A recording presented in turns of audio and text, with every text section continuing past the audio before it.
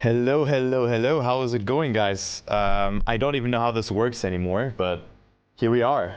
Let me quickly grab some water and turn on the light because it's quite dark.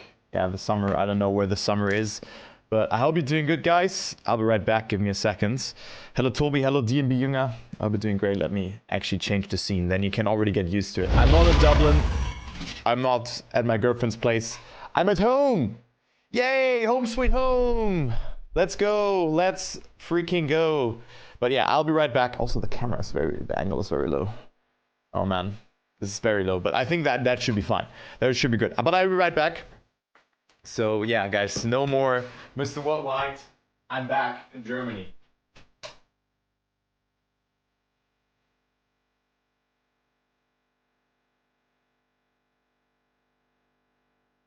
Might be a bit too bright. Oh, yeah, whatever. Whatever. I think this is good. Whew. How are you doing? I'm doing great. Currently on my deload week. Not doing too much sport. I had like 5 sport sessions on Thursday, which was a bit too much, but I hope you're doing good as well. Yeah, the thing is, I don't know where the remote control is, so I have to like just do the light switch piano. That's why I have to do that. But I hope you're doing good, guys. Nice to see all of you. It's quite unusual to be streaming, but I'm very busy with life. There's 2 very important exams coming up, which I'm eagerly training for. I'm working a lot. And also a lot of other stuff in the background, cooking, trackmania related and non-trackmania related, of course.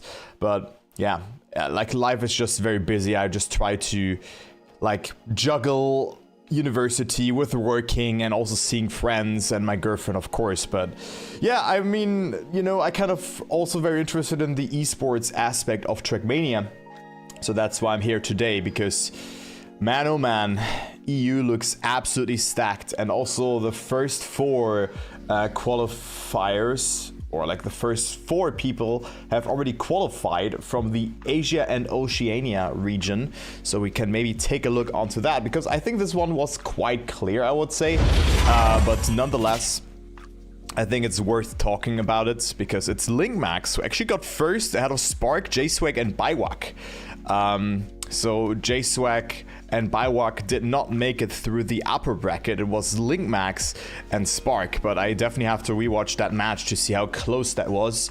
But that is very cool to see. An FWO member goes to Paris, looking forward to see what he can do, as well as Spark. He was quite unlucky in the esports, or like in the Elite Cups, I would say, where he got 65th, 66th, and so many, like, not weak positions, but he has made his way through, because both of those regions were merged together due to the fact that there were hardly any players from Asia just partaking in it. So we had 4 slots in here, and those 4 were, yeah, maybe Careless Cobra could have made some damage, but it's still very cool to see that, of course. Yeah, so that was very cool. But yeah, I definitely have to watch it. I thought about casting it, but I was still at my girlfriend's place in the morning, so that's why I didn't do it. But yeah, it's very cool to see that. So this is already concluded, and we have 4 other regions where 2 will be, like, 1 will be starting and 1 will be resuming. We have Middle East and North Africa, where only 1 spot is up for grabs. And guys, like, already Chemko, Huzo, Birdie, and Ender, and then you also have Huba Bibi in there, and only 1 person can make it. 1 person can make it in there. Like, I don't know, it will be, I mean, I hope Birdie, but on paper I think it should be between Chemko and Ender. But this is like only 1 slot in here. Oof, this will be quite something. So we're definitely gonna focus on the grand final here. And yeah, let's see. I mean, Geek will also join us for some events or some matches probably later on, especially for Europe, because Europe, guys, like, what the fuck? I'm just gonna tell you that much. Like, Europe is absolutely insane. Like, this is an insane bracket, and only 6 players can make it here. It will be an absolute bloodbath, and it already has been. I've watched the match from Evon yesterday, where he yeah, is still in. Yeah, had a deep run in the lower bracket, as you can see, here, and then another match here, and then, like, my guy's just playing a marathon. But there's just 4 good matches coming up now. But the thing is, like, this match here, the round 6 upper bracket match, this is a qualification match, because if you make top 2 here, well, you are in top 6. So this is a qualification match, so I kind of want to focus on that, even though, like, those matches are also insane. Maybe we can just go for full coverage and see what the others are doing, and I'm just gonna take the rest. I don't know. Like, what do you think? What do you think about that? Maybe we can take a look onto that. And if the match is maybe not that, yeah, exciting, we could maybe do that. But I think this could be a cool idea to do that. Yeah, I just want to see who does what. But I also lean towards the Paco match, but also then Stufts versus Wizzy and Neon and Noob Prime. Like Neon's journey, like, following that is so cool this season and also this whole year. But only, like, from those 8 players here, only 6 will make it. And then you also have to include the players from the lower bracket, of course, who still have a shot as well, right? Where only 2 will have a shot of going into the consolidation final. But yeah, like, all of those matches will be at the same time. So you can see it's at 15, and this one is at 15 as well as this one. But yeah, I don't know which one to go for. But yeah, I agree. I mean, like I think both upper bracket matches are great. I cannot really see Richie and Lego keeping up, but I can also be very much deceived by their performance. But Lego got second here, has beaten Melio and Jan, okay. And then here Richie also got second, has beaten Heave and Nitech. Like I think it's so close. It's really all about like who woke up better and who gets those, like one of those 6 sought after slots. And then of course we still have North America and South America. Don't sleep on those regions as well, because I think in North America we have 5 exceptional good players in here, and maybe even 6 depending on how much Rayston has practiced, because Rayston hasn't played the Elite Cup so far. Lingo, Flimsy, Kaknin, Exotica, and Neil, and only 3 of them will get a EWC spot. So for me, it's really about like what can Exotica and Neil do? Can they upset Kaknin and Flimsy? I think one of them can. Lingo is kind of safe, but yeah, it's very hard to tell. But here we also have a double elimination bracket to be played, so this will be very cool to see. Yeah, I don't know. I mean, this will also be a cool tournament to follow. Maybe not the first couple of rounds, because those will be most likely like bye rounds where we maybe not. Maybe some of them have prepared extensively. Maybe we're gonna see some surprises. But we also have South America, which I'm very much looking forward to, because it's only 5 players. Yes, it is. But Matt is playing. And can Matt upset Charles or Noisia? This will be cool to see if Matt just decides, yo, I'm just gonna pick up the maps like Link kind of did. Link Max did that. I mean, he played some Elite Cups, but Matt definitely capable of shocking the one another. But we have already seen him playing at the Trackmania games. He did okay. He didn't do too good. He didn't do too bad. But is it enough to beat either Charles or Noisia? As well as Nuts and Rookie. I mean, those are good players. I think everybody of them can theoretically make it if they put in the effort. But this will be a bit quicker in terms of that. But yeah, I'm very much looking forward to today. Yesterday we already had Europe, of course, starting, and today it will be concluding. But now the question is, guys, what match are we focusing on? What match are we covering? What matches are the others casting? Is there a match that maybe no one is covering right now? So we can maybe go ahead and go into that server if you think about that. We could maybe do that. But also, of course, welcome to Cactus Man. Hello, Prioxide. Hello, Pecunia. And everybody else in the chat. I hope you're doing good, guys. But I also lean towards this match here. Like, if I had to cover one match that, like, just from all of them, I would go for the Neon Stift's New Prime Wizzy match. But on the other hand, like, seeing who who goes for those kind of matches, yeah. That is also something very interesting, of course. But he also, again, we have the playoffs, point of repetition. Yeah, it's the point limit should be 120.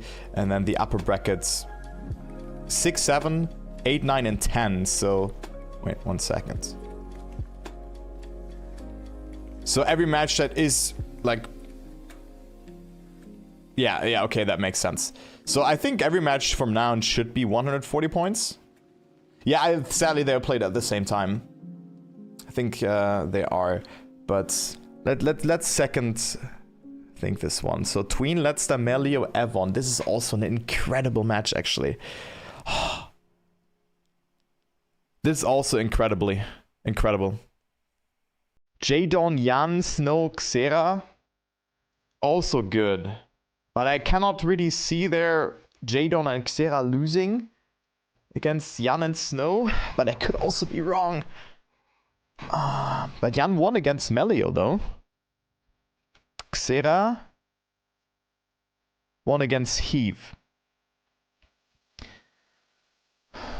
You can only go wrong here, right? Yeah, the upper bracket is a qualification, so whoever goes through here qualifies to the Esports World Cup.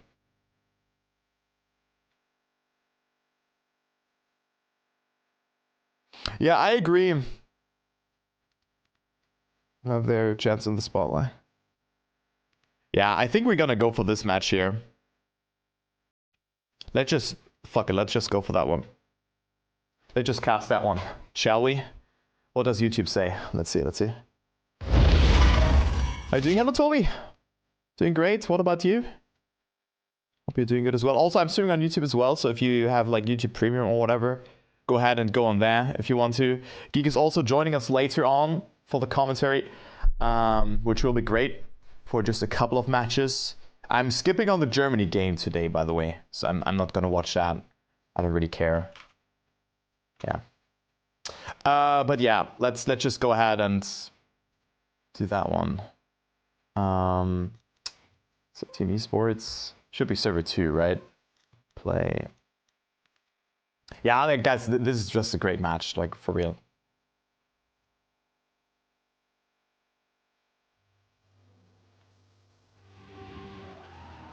This is just a great match.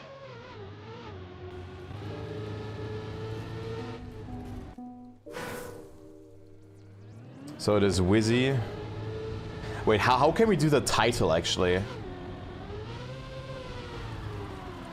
You would, yeah, I'm just gonna do it EWC online qualifiers. And then Europe. And then lower brackets, no, upper brackets. Semi.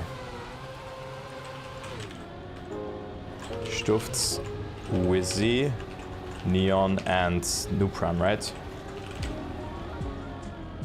Should be it. Yeah, Neon, Stufts, New Prime, Wizzy. Neon, Stufts, New Prime, Wizzy. Like that. I think that should work, right? Okay. Let's go ahead into the game. Let's see if everything works. There you go. What if Germany? Well, then the world is still spinning. Let's be honest. Then the world is still spinning. I mean, I was very shocked yesterday that Switzerland didn't win against Qatar.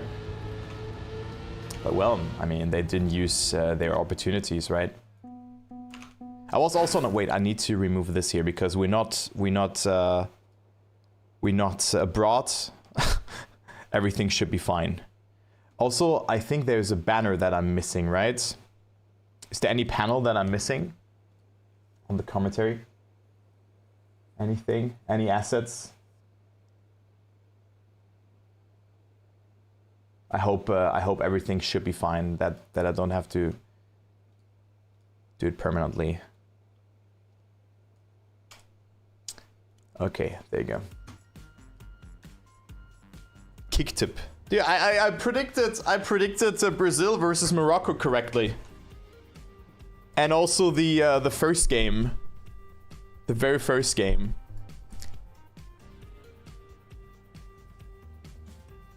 I have like 11 points right now, so also not too much. Usually I'm very good at predicting, but yeah, like I think second play day will be easier. Will be a 5-0 for Germany today. I cannot see Curaçao winning, even though they have some okay players, but that's really it.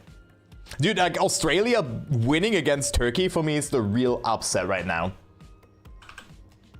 Really, it is. Anyway.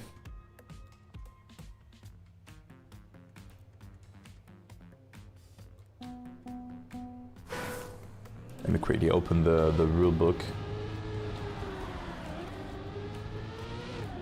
Need to check something. Oops.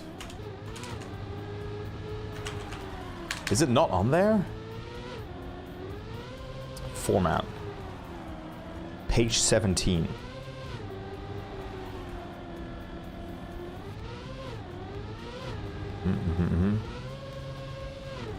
Wait, where's... Ah, there it is.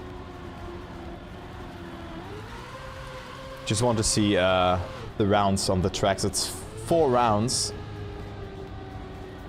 And it should be the new maps, so the maps from the spring campaign and not China and all of that. So I'm just a bit deceived. Or this one is on there, but maybe it's all 10 maps. But this should not make sense, right?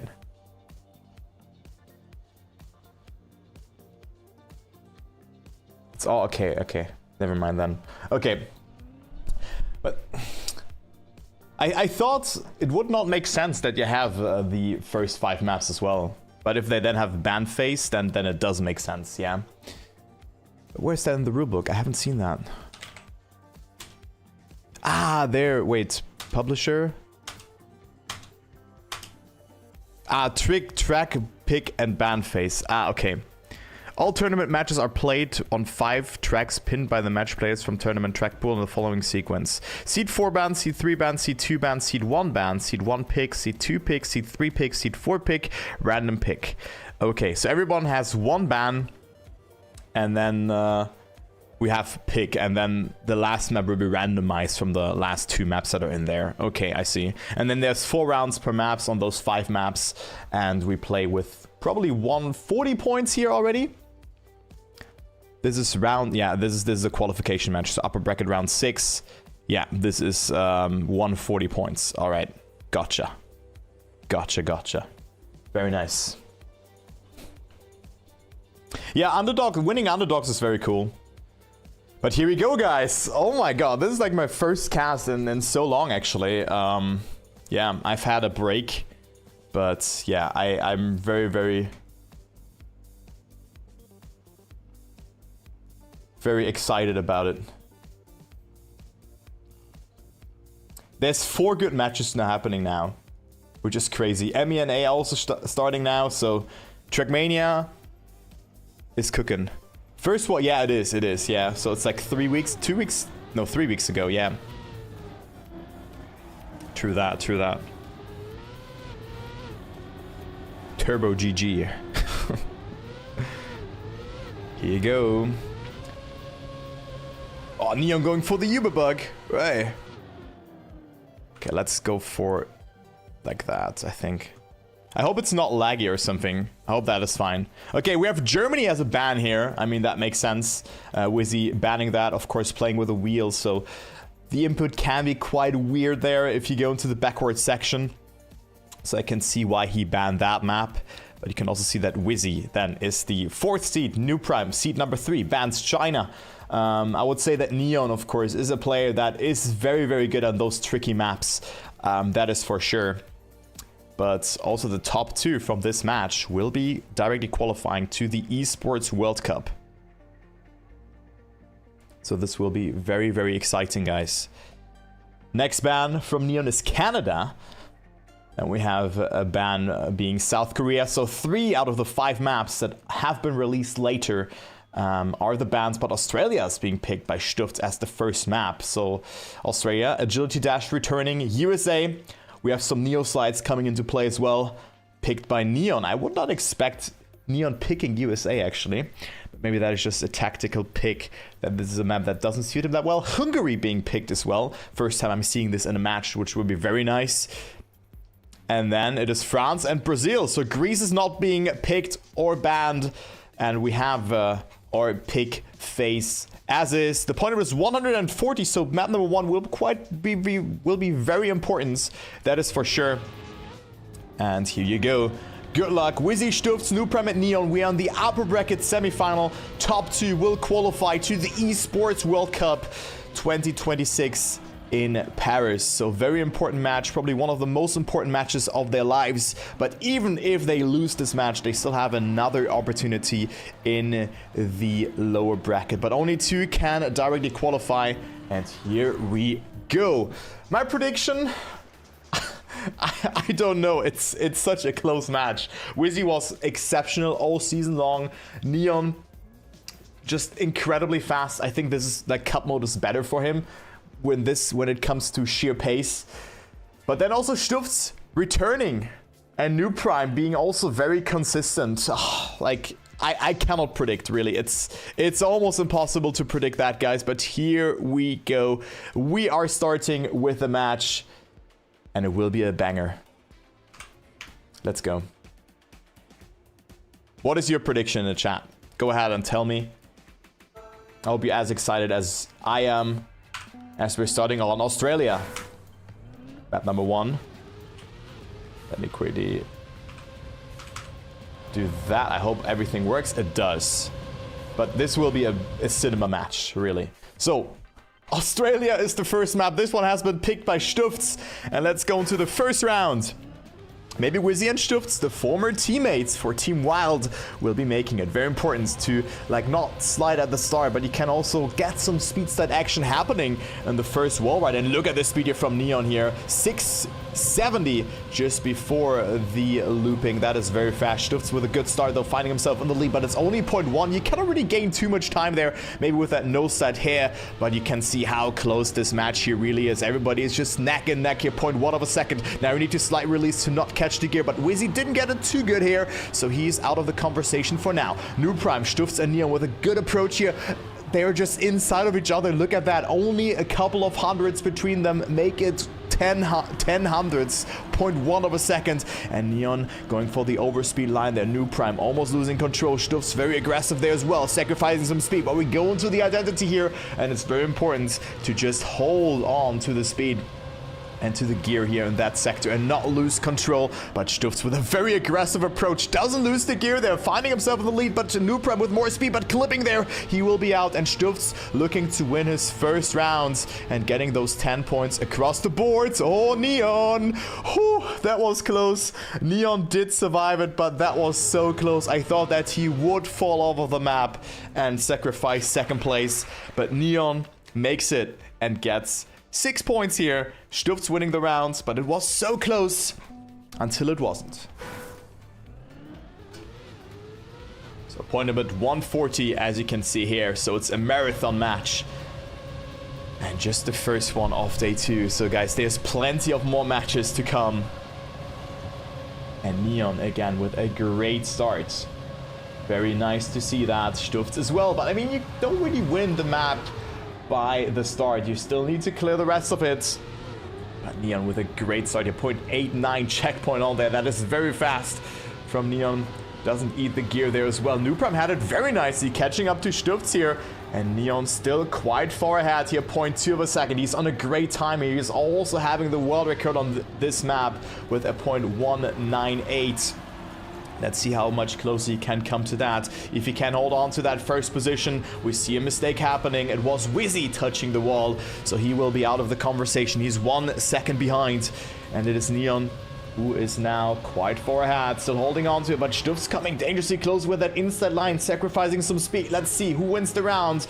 Will we see a position shuffle here as in comparison to the first round? The answer is a no, because Stufts... Neon, I'm not sure if you would actually make that mistake, because that one was a bit unconventional. He had the speed, he just turned in a bit too early and doesn't get 6 points in this round. Only 3 points, and Stufts at 20 points. He's looking very good on the identity, having a good speed, or like just reliable speed to work with, which is the key factor to just clear the identity here. In the end, you know, if you have okay speed and you have the same speed in every round, well, you just know what to do. You know what kind of angle you should go for. And Neon again with an incredible start. Let's take a look into the checkpoint. Oh, he failed the nose set a little bit. Still finding himself in the lead though. But Wizzy, who also didn't have a good start into the match, only 8 points so far, finding himself in that first position battle alongside Neon here. Wizzy, who had a very good season but didn't qualify directly to the Esports World Cup, looking to take revenge here. But Neon with a much better turn here. Wizzy losing control, still on second place, but New Prime and Stufts are chasing him down. Let's go ahead into the identity for the penultimate time. Stufts again, good speed here. Going very inside, but makes it across again, but Wizzy's attacking him, and Neon looking to survive, but oh, he almost clipped there. Oh, Stufts is failing now, and Stufts dropping all the way down to P number 4. Neon wins the round with a 0.5, 0.1 ahead of Wizzy. New Prime on third, and Stufts only with 3 points, but Neon with some well-needed 10 points, up to 19 points here.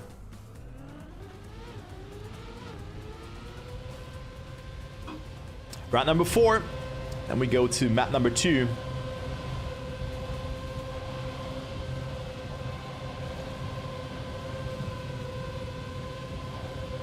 And it is Neon again with a great start. New Prime, we haven't really seen too much from New Prime in this match. He got 1 second place, of course, but other than that, he needs more than that, that is for sure. As he's also here falling a bit behind, so maybe this is not a good map for him. I mean, something like Hungary suits New Prime very nicely, which comes up very soon as well, but 13 points out of the first 3 rounds is not too much, that is for sure. And also here, he has been clipping on the inside, and he's out of the conversation for now. Maybe he can overtake 1 or 2 players with a respawn, or having to respawn, but it is looking like Stufts will win this round, unless he fails the ending, which he has done already. But here he has lost the gear, and you really want to hold that gear. So Wizzy going into the lead. Neon is attacking, though. Incredible line from Neon, from the young Polish player, but oversteering there a little bit, and it will be Wizzy winning the round by 8 thousandths of a second. Stufts on third, and New Prime, well, no one is making a mistake other than him, and he's only getting 3 points. But that was a great round there from Wizzy, but also Neon, by just slightly adjusting there, losing some speed. But also Stufts, you can see how much the gear costs you in the end. That is the risk of going so aggressively inside. And now we go to USA, which was the pick from Neon. I didn't really expect Neon to pick this map, to be honest, because this one is just very basic, I would say. Maybe it's the Neo slides, maybe it's a target pick, maybe Wizzy is not that comfortable on it, but I didn't expect USA to be picked by Neon. But maybe he has prepared something, who knows, who knows. And let's go into the first round. Points are as is, only 3 points between first and third. That is incredible. Only New Prime is a bit further behind, but it's a marathon and not a sprint. So New Prime can definitely bounce back with a good map here. Okay, very aggressive there from New Prime. Slightly over jumps. Didn't have a good angle there, I would say. Maybe a bit too inside. And just sacrificing a lot of speed. I mean, it's just so hard to adjust anything there if you jump so directly. And also Wizzy with a mistake. 2.4 seconds behind. Neon finding himself on the lead alongside Stufts here. As you can see here. Very good approach from both of them. But Stufts having good speed, but struggling to get a good exit from this up downhill sector. And also Neon touching on the outside, risking a bit too much. Maybe it was a good risk though, because he was in contention with Stufts, but I think that was really his round to lose. But now he only gets second place with that 1 minute 3. Also not the fastest winning time that we have seen on this map, but enough of course here to win the round. Stufts up to 37 points. Neon capitalizing from that slightly as well. Up to 31. And then Wizzy at 27 points. New Prime at 20 points. Still plenty of Trackmania to be played today.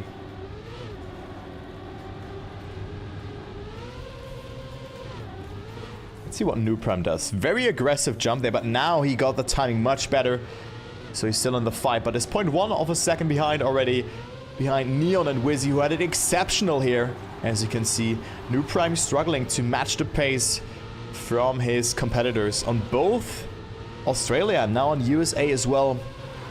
New Prime has to go more out of his comfort zone to have a saying here. But look at that. It's so close between Stufts and Wizzy in this round. New Prime 0.3 behind, and let's focus on that battle for those 10 points. Oh, we see a mistake from Wizzy. It's again Neon versus Stufts. Stufts with a great slide, but gets a no slide there, so he's out of the conversation. Neon, I thought for a second he has failed that one as well, but he did not, and wins the round with a 0.7. New Prime actually gets second place because Wizzy also has made a slight mistake, and Stufts with a no slide having to respawn. Only 3 points for him, and that is particularly good for Neon, who jumps up to first position, and now it's 9 or even 10 points between first and third, or second and third. So this is looking great.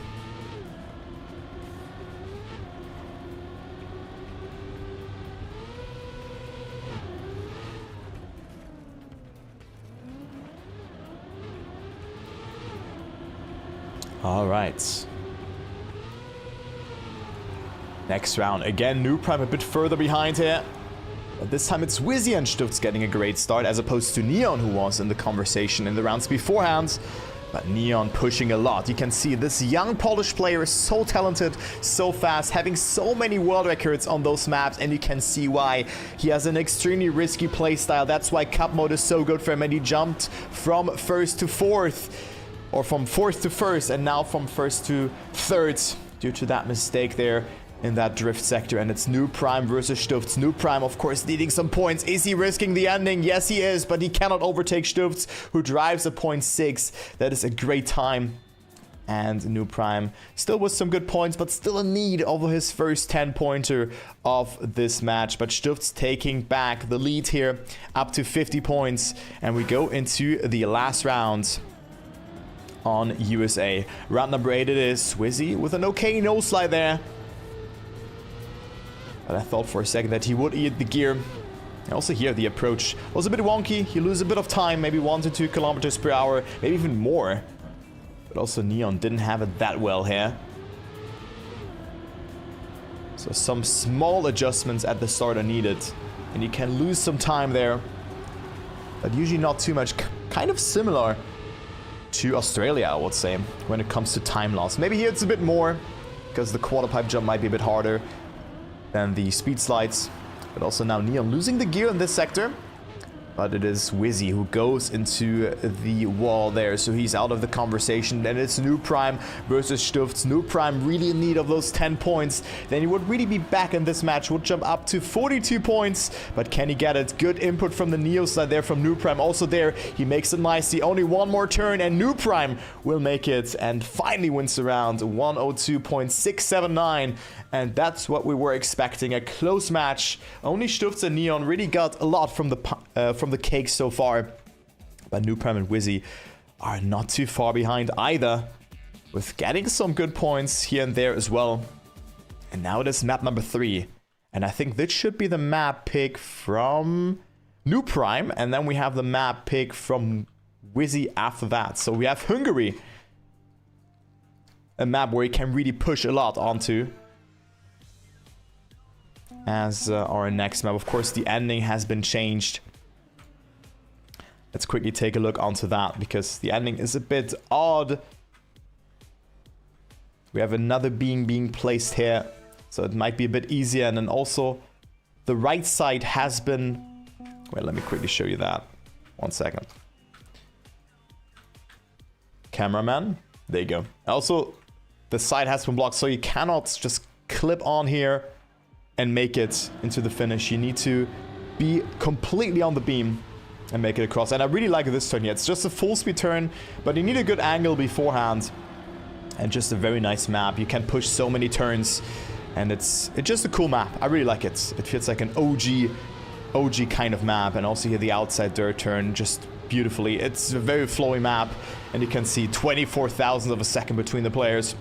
And now the ending sector comes into play. This turn here, and then the repetitive slide to the right up here. Stutz and Neon finding themselves in the lead. Wizzy not too far behind, but clips the inside. And also New Prime had some problems in this round. But now we go into the ending, and Neon presses the jump button. It really looked like that. And it will be a Stutz win here if he survives the ending. And yes, he does. Wizzy on second, New Prime on third. And Neon gets third. 3 points here after the jump key has been initiated. But the ending, of course, a bit easier with that additional beam being placed. But still, you can fail it, that is for sure. But this for me is one of my favorite maps. I'm really a fan of it. And also the small air brake here that you can utilize. Then jump into the drift. Very cool map. Go wide, hold the gear. And set up for that drift. Can go wide as Neon does that. Go for some overspeed. Neon will come a bit closer, as you can see here. He cut up a bit of time. But then this outside dirt line will be very hard to clear. And Neon steers in a bit too early, so he will be out of this round. So it is really Stutz right now who's capitalizing the most. And looks to come closer to the 140 point limit.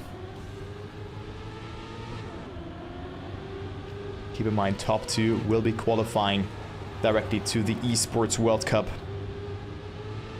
Bottom 2 will drop into the lower bracket, and Stufts having to release their good adjustments. And it was Wizzy who came closer, but was clipping himself, so he couldn't overtake his former teammate. Still getting some good points, but currently it's Neon really struggling. Only 4 points ahead of Wizzy and Nooprime. And Stufts now 22 points ahead of second place. Looking very good for Stufts, who played a very strong season. Has qualified to the Esports Nations Cup already. But he wants to qualify to the World Cup and the Nations Cup. That is for sure. And currently it's looking like that he's going to do it. As we have Wizzy with a mistake. Nooprime certainly not out on this match, as it didn't look that good for him. Because he didn't really get any 10-pointers. Only in 1 round so far. But he could get another one. There's only Neon in front of him.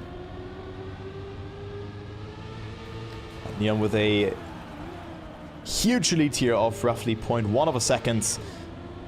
Having more speed in this sector as well. Neon survives that part here. Would be huge for him to get those 10 points. But Nooprime is not slowing down. Is he gonna get it? The answer is a no. He will even drop down to last position due to the slow-mo gates that are attached to the outside of the beam if you don't make the jump. Nooprime with 3 points and not 6. Neon wins the round. Stufts overtaking there as well as Wizzy. So very important there. And Stufts up to 80 points with that. So one of the best scenarios there for Neon, that Nooprime did not overtake him. With that very risky line, that was really all or nothing for him. But I think even then, if he had gotten this one through, I think it would have not been enough to overtake Neon. But a lot of what ifs. We don't know. Of course, with that, Nooprime is dropping further and further down the line. But also in this round, he's in the conversation for first position. But Neon now with a great start yet again. Stufts 0.1 behind. Neon having to readjust there. Maybe drifting a bit too much. Or maybe having to release due to a poor apex. But this really, like, it's a pace map. And one slight mistake can send yourself, like, all the way down the pack. And it's only 0.1 between the players here. This is a great round between them. Wizzy in the lead. Stufts made a mistake. Wizzy with a great line, though. Nooprime coming closer. Will it be enough? Wizzy jumping there. And Nooprime risking again. And doesn't make it across. Wizzy wins the round, even though he has been jumping a little bit beforehand, before the beam part. But maybe that gives him a good setup. But he wins the round. That is what matters. And if it works for you, well, that is great. And Wizzy with that. Only 4 points away from Neon. And now we go to France. I would say a map that is very, very good for the likes of Neon as well. But here, like, if you lose momentum in the end, you're just dead. You just lose up to 1, maybe 2 seconds even. Like, not even counting a respawn, but this will be a great map to follow. This map has been picked by Wizzy. And currently the standings are as is. Stufts at 83 points. Still 13 points out of Neon. And then Nooprime dropped a bit further down the line. 13 points away from P2 right now. So all eyes on the German. We're still in the upper bracket, so he still has one more shot, of course. You can still lose a match and then make it through. And I really wonder how the other matches are looking like right now, actually, because there's 3 other matches being played at the same time as well. So 4 in total. 2 in the upper bracket, 2 in the lower brackets. And it is Wizzy who could certainly drop into the lower bracket and play against one of the winners from the other matches that are happening right now in the lower brackets. It is Stufts with a great start here, finding himself in the leads. Nooprime going for the nosedive. And Stufts not with the best landing there. Will have good exit speed there by the looks of it, but Neon and Nooprime have accumulated more speed in this sector, so that's why they are battling for first position on Nooprime. I really like that line. No side in that sector. Having good speed and a good approach for that sector here as well. Nooprime can finally win another round here if he survives the ending. Will it be enough? It will be so close. Neon with a better landing there. And Neon wins the round here with a 107.293. Certainly not a bad time. Every time that goes into the 107 low area, or even 106, of course, is considered fast. and Neon wins the round. But New Prime being a worthy opponent in that round, but only got 6 points. And this really is the story of New Prime in this match.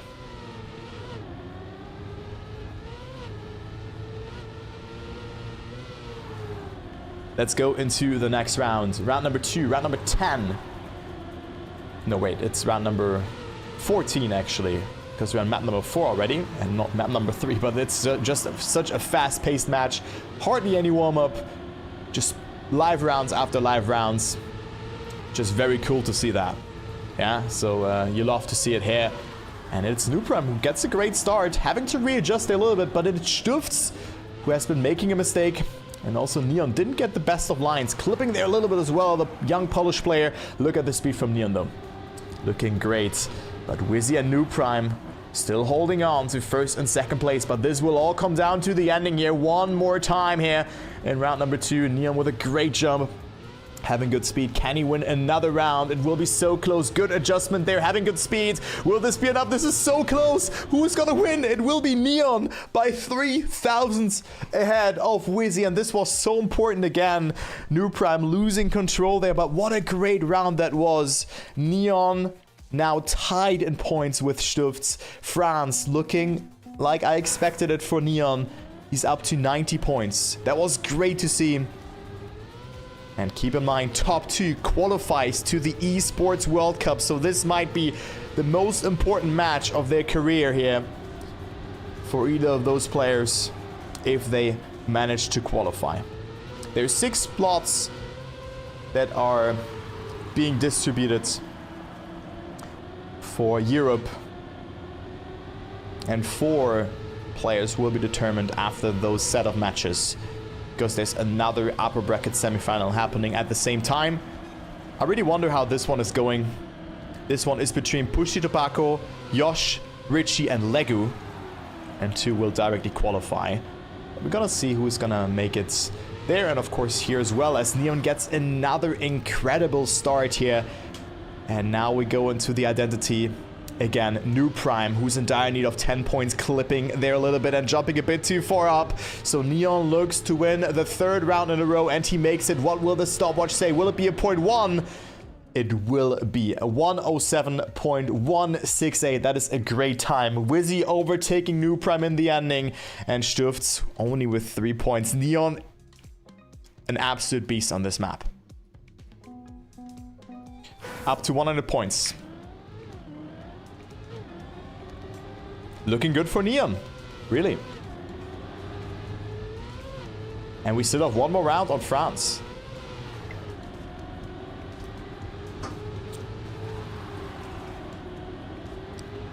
So Neon with a splendid day today.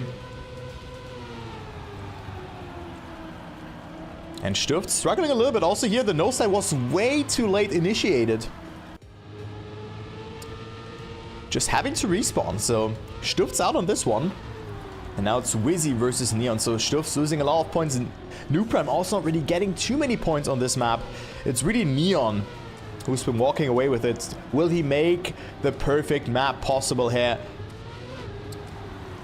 with a good ending? Or will Wizzy overtake him due to a mistake, or maybe a faster approach? Oh, Neon looking great, and this was so clean again from Neon, clipping there a little bit. It's Wizzy coming closer, and Neon with a mistake there. Wizzy also didn't get it too well, and it is New Prime who overtakes. This was so important for New Prime to stay ahead of Wizzy, because he comes so much closer to Stuft, who's also able to finish. But Neon maybe thought a little bit too much about it and will not even finish the round here. This is the duality of Neon. He can be incredibly fast, but if something goes south, well, it goes south very, very quickly, and sometimes even results in a DNF. Unlucky, unlucky.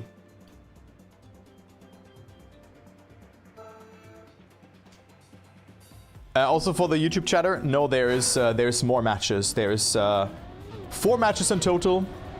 I'm just gonna send the bracket in. I'm not sure who's commentating what, but you can just browse other streams. But that should help, hopefully. Alright, here we go. We go to Brazil. This will be exciting. Neon also very, very potent on this map. I think everybody is quite good on this map. That is for sure. I'm going to open ECM for the next match, that is for sure. And see their times on the respective maps. So it's hard to open 10 maps. Maybe just the 5 maps that we know of. Or just clicking through, just copy-pasting the names. That should be good. But Neon now 0.2 behind. So he'll not play a significant role in this round. New Prime and Stuff's looking great though. So this is of course the random map. This one has been randomly picked. The other option was Greece. And it was Brazil who won the coin flip. And New Prime with a great start, having to readjust there a little bit though, so he loses a bit of time.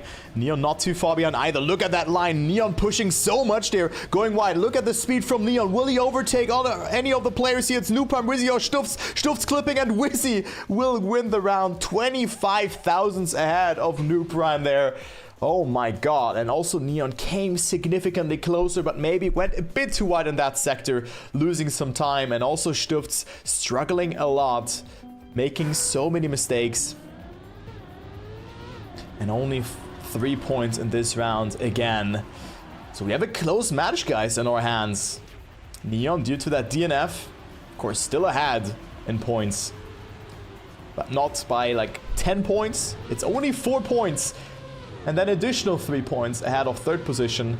And then if New Prime can just win 1 or 2 rounds, well, he's in the conversation as well. So this is a great match. The match that we were expecting. But keep in mind that we go to map number 1, which will be Australia.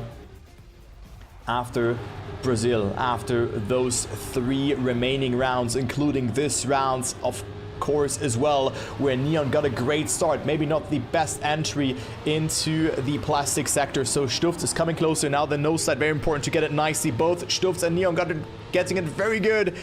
And they're neck and neck. Only 1,000 tearing them apart. Neon pushing so much, almost losing control. You could see his car lifting. And he will win the round here. But Stuft came significantly closer. But Neon is pushing so much here. And I think this will be a DNF for New Prime. His cars got affected by the water. You're just floating over it. You're actually not getting watery tires. And well, New Prime wasn't able to control it, and he will be out. And does not finish. So Neon up to 114. Wizzy 101 points, and then Stuft's up to 106 points.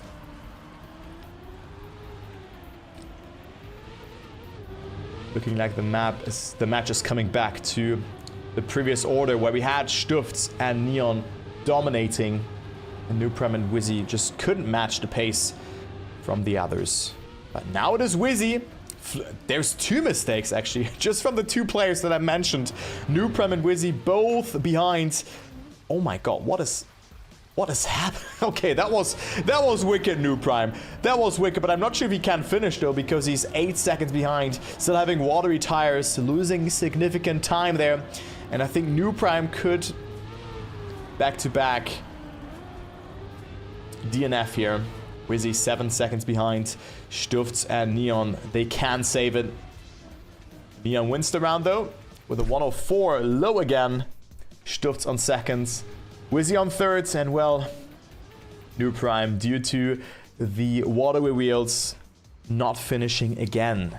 That is very unfortunate.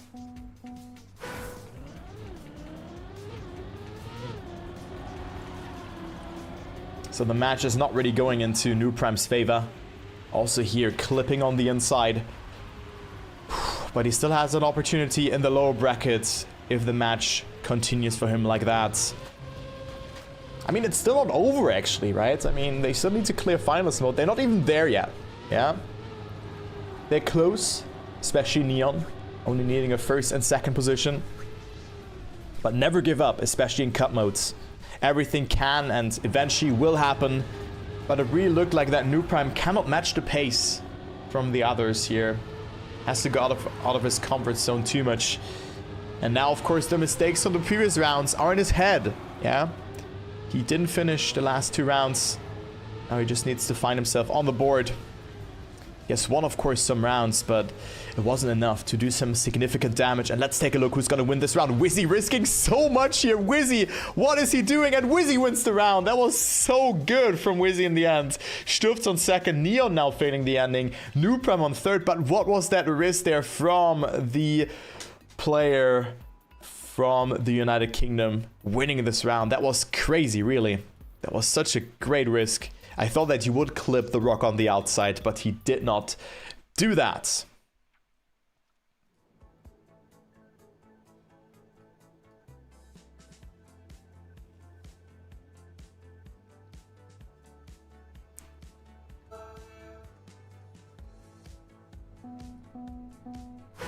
We go back to map number 1. Stufts looked great on this one. He had 30 points, I think, after the first 3 rounds or something like that. Also, Neon had some good points. So, second rotation. But also Wizzy, only 3 points away from Stufts, who was leading in this match for a long time. But then it was the Neon show on France that we have witnessed. He has won the first 3 rounds and then had to DNF the 4th and final rounds on France. But again, it's Neon and Stufts with an amazing start. Nuprem a bit further behind as well as Wizzy. And it is very important for Stufts to deny Neon those 10 points, because if Neon wins this round, well, he only needs to finish the next round and he will be guaranteed finalist. Can he make it happen? It's only one more identity to Neon and 137 points. Well, Stufts, with a mistake, has been heavily penalized, losing a lot of speed and will drop down to 4th position. And it's a 1 second gap, so Neon can just save it, but saving this identity is hard.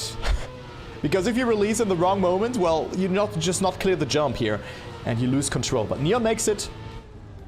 1:14.8, also a solid time. Nuprem on second, Wizzy on third, and Stufts on fourth. Everybody surviving the identity. And Neon at 137 points. One more finish and he will be a finalist. Again, I cannot stress it enough. Top 2 will qualify to the Esports World Cup in Paris, France. And the bottom 2 goes into the lower brackets. And still having a longer day ahead of themselves. So very important to use your finalist attempts while you have them, while you're alone. And Neon wants to be alone for a bit longer because he can deny points to the others as well if he gets that first position. Looking great, but losing a bit of time there. 1,000 of a second between him and Wizzy, but we see 2 mistakes happening from Wizzy and Nuprem in that drift sector. So now it is Stufts who's on second place, 0.15 behind. But it looks like that Neon will just win this round yet again, and he will be a finalist. Stufts is his closest contender in this round, also in points. He's 2 points ahead of Wizzy. But Stufts would be in dire need of a 10-pointer. But again here, he goes very inside, loses the gear now. And then this jump gets significantly harder. And of course, you sacrifice a lot of speed. Look how much time he lost due to that gear loss. And Neon will win this round, denying points to the others. And of course, he had some DNF rounds in the past. So if he had finished all the rounds, well, he would have already closed it out. But with that, Neon is in finalist. It's one first position that he is away of making it to the Esports World Cup 2026 with a shared prize pool of $500,000. It's probably the most important round of his Trackmania, of his young Trackmania career for the young Polish player, and he gets a great start. As you can see here, he is in close contention with Nuprem, who had it very, very nicely as well. Good nose slide there, but the others had it great as well. But Neon was really shining through in the ending. He is finalist. He is the only finalist, and he leads the race right now. Will Neon qualify to the Esports World Cup? Is there anybody else who can have a saying in this round? He's 0.14 ahead, and Neon could make it here, but there's still the ending left to be cleared, and you cannot save it. You have a lot of pressure on your shoulders when you go into that part, and you just know you have to clear it one more time to make it to the Esports World Cup. Stuft's in very close contention here, goes for the aggressive inside line, having good speed, but Neon having it a bit better, and it's only a couple of jumps here onto the plastic, and Neon will make it. This is looking good. Neon is qualifying to the Esports World Cup 2026, and this is very much deserved. Wow, what a performance. Neon made it. GG.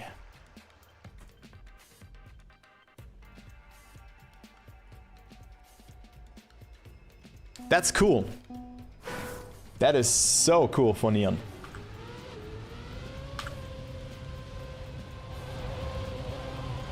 The top 6 guaranteed. But we still play it out for one more spot. It's Wizzy, Stufts, and Noob Prime who batting it out, and Noob Prime with a mistake. So it will be the former teammate Stufts and Wizzy fighting it out here. And this is so important. This round is so important because if Stufts wins, he's finalist. If Wizzy wins, he's denying Stufts the finalist mode.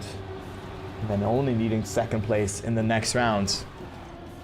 Looks like Noob Prime has like mentally already given up a little bit, also in Brazil.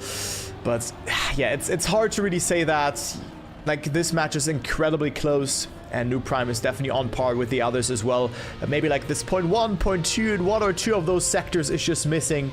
But I surely know that he can bounce back, and he will be a threat in the lower bracket. That is for sure. But firstly, let's see if Stufts or Wizzy like can close it out here. Stufts will be our second finalist. Yeah.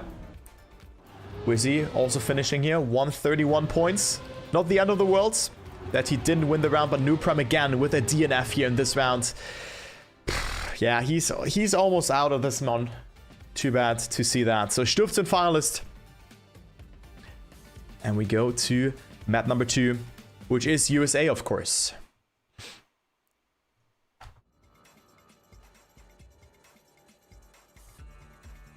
So the seed from Neon from the Elite Cup was seed 24. And he has made it. Like, what an impressive performance from the young Polish player. Congratulations. And definitely someone who can deal damage. Always there. Always has the potential to drive a world record, to just mess up a match. Yeah? So very cool match. And this could be the last round of this match. USA 2026. Stufts is in finals. Wizzy in need of a 10-pointer. And Noob Prime, well, he had, I think, 3 or 4 no-finish rounds. So he could have been like at roughly 120 points. And now he's at 105, so quite far away from Wizzy and Stufts. He needs a miracle to make it into finals mode. I think he has only won 2 or 3 rounds in this match. Sadly, not really dropping too far behind. He has gotten plenty of second places, but this match sadly doesn't go in his favor. And look at the start from Wizzy. We could see a double final situation. How poetic would that be? Wizzy versus Stufts. Like, it would be so cool to see that, really. Stufts going into this one as seed 2, Wizzy being seed 3 from the Elite Cup. And if Wizzy survives the ending, we have a double final situation between the former Wild players. This will be so poetic. Wizzy makes it. And there you go, 103.316. Not the fastest time that we've seen all along, but here you go. Wizzy and Stufts are fighting it out.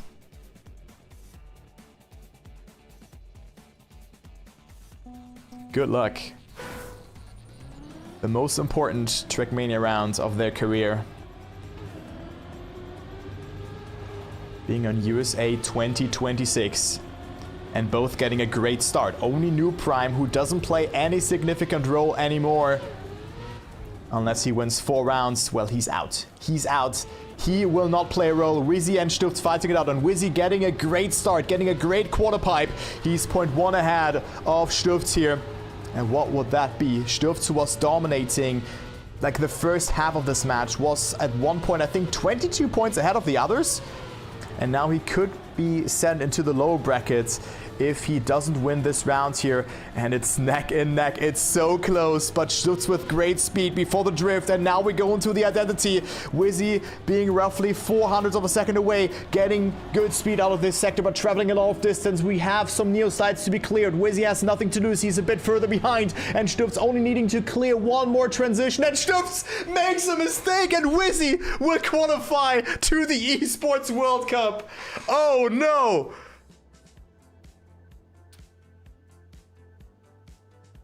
Oh my! Wizzy makes it!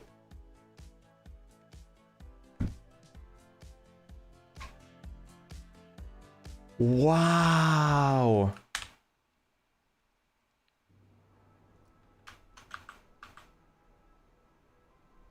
Wizzy makes it. He is through. Congratulations to Wizzy. And there's still, I think that was this the last match? I think this might have been, oh maybe there's one more. One second. How I'm not. Oh my, okay. Paco already made it. And then it's Yosh versus Richie. Okay. There's also upper bracket, by the way.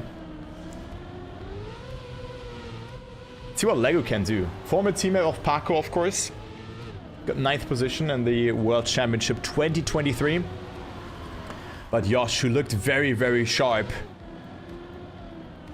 all season long, can close it out. He is 0.5 ahead of Richie, who made a mistake. But also Yosh, not with the best of landings. So Lego coming closer, but Yosh will make it. And Yosh also qualifies to the Esports World Cup. GG's to him. Lego and Richie still having a shot, of course. Wow. So we have Paco, Yosh, and then also from our match, we have Wizzy and Neon, who have been qualifying. But Stuft's, like, this is the big upset. Stuft's not making it. Wow. Wow, guys. So now let's take a look what happened in Middle East. No, wait. The MENA is already going, right? Yeah. It should be at 15:30 actually. But I'm not jumping into that one. We're gonna stay Europe. 1940 is the grand final. I really want to watch that. And then Europe grand final is at... Let me see. Bruh. My god, I hate the view sometimes. 1 second. At 19. Okay, so we can... I think we're just gonna stay EU most of the time now. Let's take a look onto the standings, shall we? Yes. Whew. I think we need to go to ECM, right?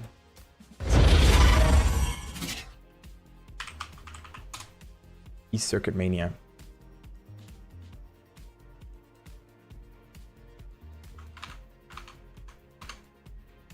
I think we should go there. Tournaments.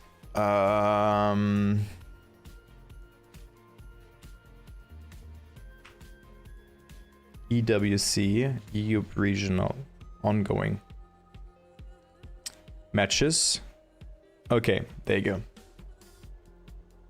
Desktop. All right, there you go. So we have Paco and Yosh qualifying, as well as Neon and Wizzy. Then Tween and Melio knocking out Letster and Evon. And then Jadon and Snow knocking out Young and Xera. Xera only 98 points, wow. And then we have upcoming matches happening. Richie, New Prime, Jadon, Melio. Stuft's, Lego, Tween, Snow. Guys, those are bangers. Really, those are banging matches. Question is which one to follow. Wow. Like, for real, those are great matches.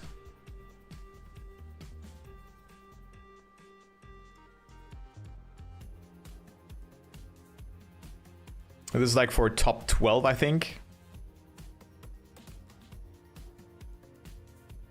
Or is it... Wait 1 second. No, it's already... Yeah, okay, it's top 8, I guess. So like 9th to 12th is being determined there who's getting eliminated.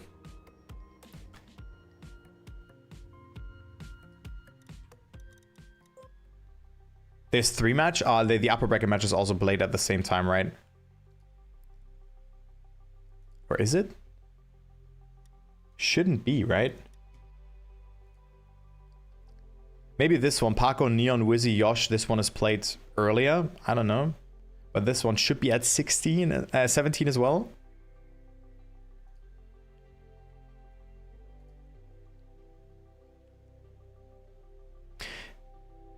I kind of want to see what Tween does.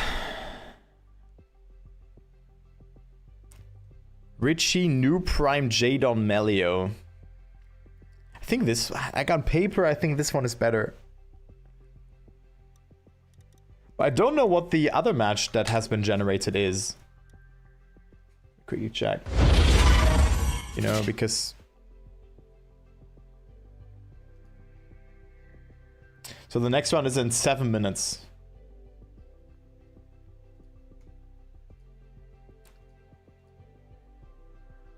Yeah, I wouldn't say they're... Like, the thing is... Stufts Lego. Lego was not too far behind. Stufts is in the mud, mentally. Because he was the clear favorite. Tween and Snow... like, Richie... like, both matches are great. Yeah, I agree.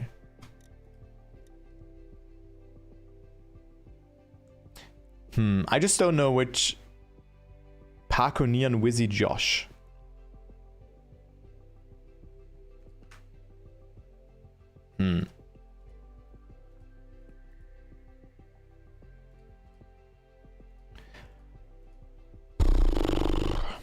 What is the majority of the others casting, though? Or what do you guys want in chat?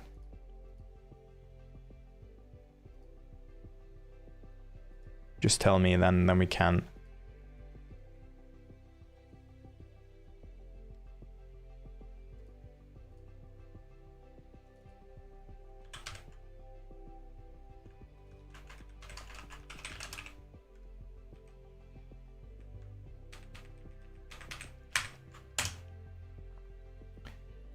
Let's just go for the... Kind of want to see Tween, though. Kind of want to see the Tween match. So it would be... Stufts... Lego... Tween... Snow. Let's go for that one. Stufts, Lego, Tween, Snow. So this should be server 2 then. Or 3. New Prime is on here. What about server 1? Is the upper bracket match being played now? I mean, Paco is on here. I'm not sure why the upper bracket match is being played. So it's server 3 then. Okay, I'll be right back. I need to go to the toilet. But yeah, I want to see this match. I have a good feeling about this one. Let's go for this one. Nice. Already farming some clips, guys.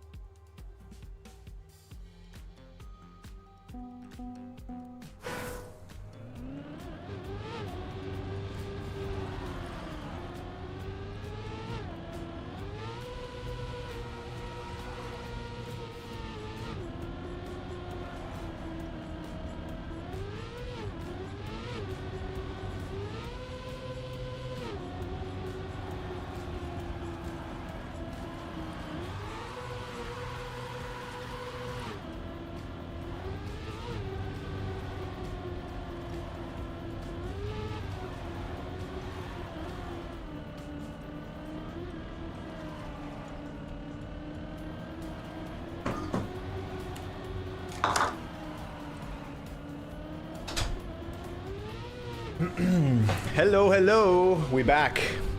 Got myself something to eat as well. And let me also change the title on YouTube. There you go.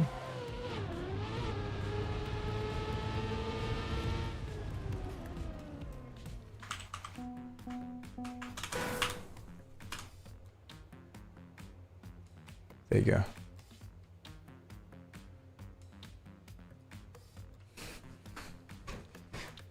Got myself some mozzarella. I'm gonna eat that now.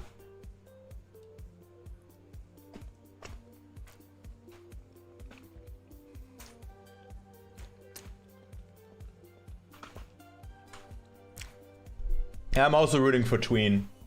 Tween and Stifts, but Snow and Lego are also incredibly strong.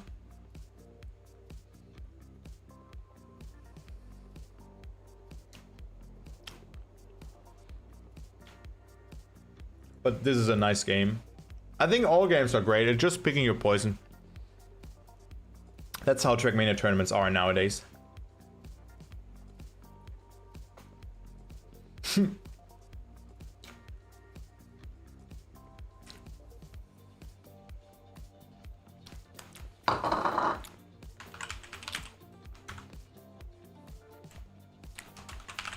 France. Okay, France from Lego makes sense.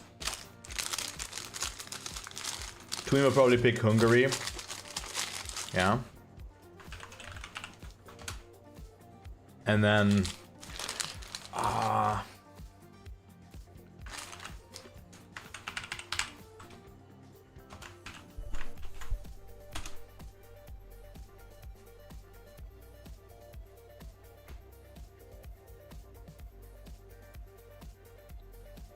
all right.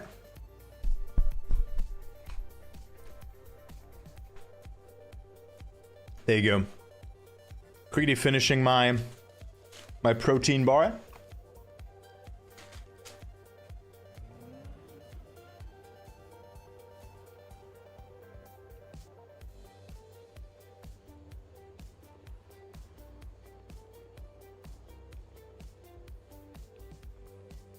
Then we're good to go.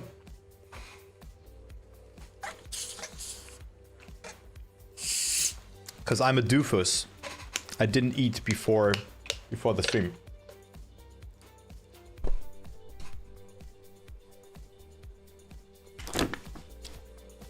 And I knew that this will be a long one today. But isn't that crazy? That from those 8 players that are in the lower brackets, only two will make it. Only 2 players will make it from Richie, New Prime, Jadon, Melio, Stifts, Lego, Tween, Snow. Only 2 will qualify to the Esports World Cup. We already have 4 players that have qualified by the likes of Sparta Shield. If you don't want to hear it, just stop the video, stop whatever. Pussy to Paco, Neon, Wizzy, and Yosh. They have been making it. But then Stifts. I think it should have been Stifts. Because Stifts was quite far ahead in the match that we have focused on. But let's go into the first map. This map has been picked by Stifts. And this is Canada. Also a remake for a map that we've seen multiple times from Slalom. I think this is like the 3rd or even 4th remake of this map.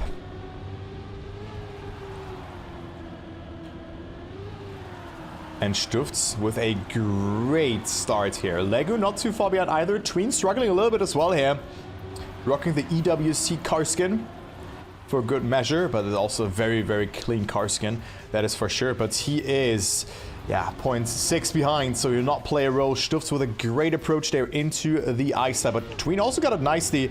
Oh, and Stifts dropping all the way down to P4 with a poor ending. Lego thereby wins the round. Followed up by his fellow countryman Snow. Tween on 3rd, and Stifts only with 3 points.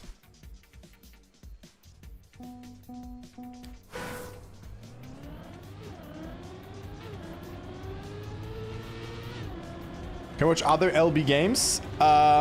Sure.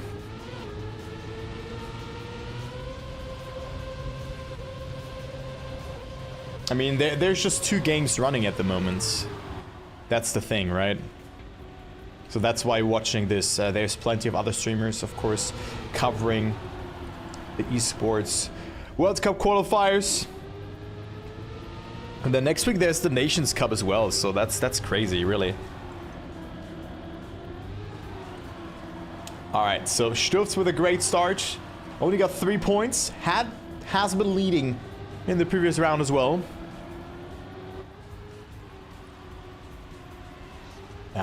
I mean, there's also the other qualification happening right now, so like I don't blame anyone to not or to watch this. And Stufts fails it again. Stufts. Like Stufts absolutely in the mud after not closing out the match last time.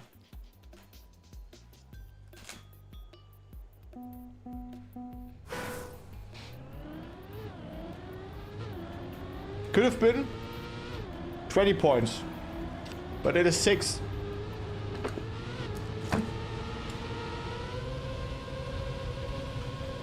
And the point limit here is 120, and this is even Stufts' pick. Oh man.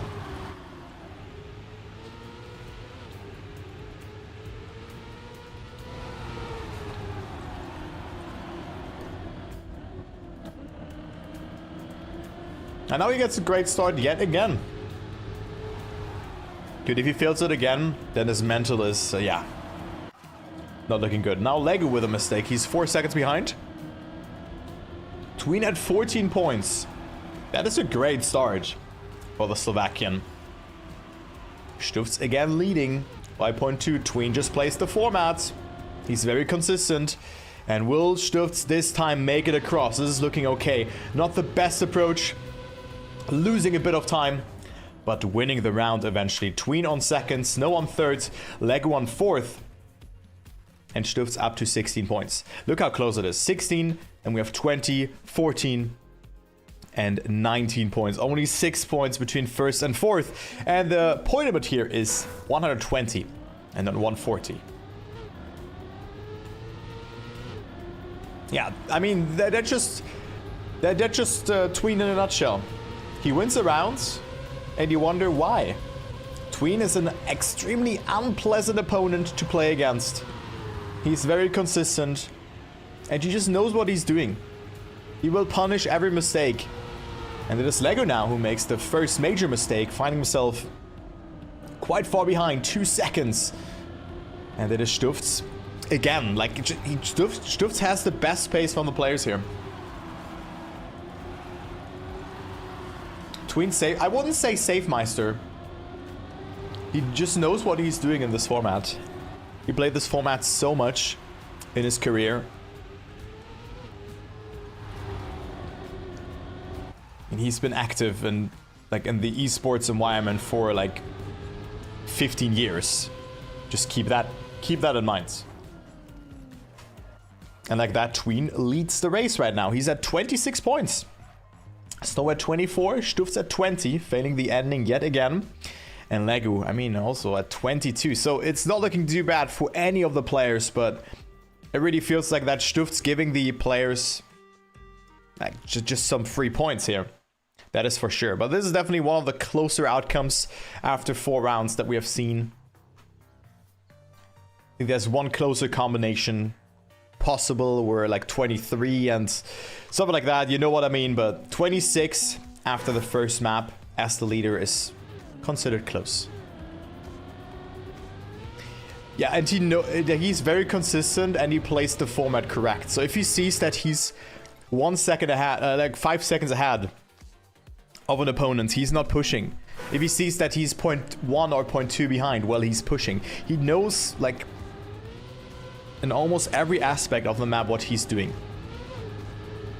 He's consistent, but also plays the format. And that's how he just collects the most possible points for his playstyle. I wouldn't say he's safing.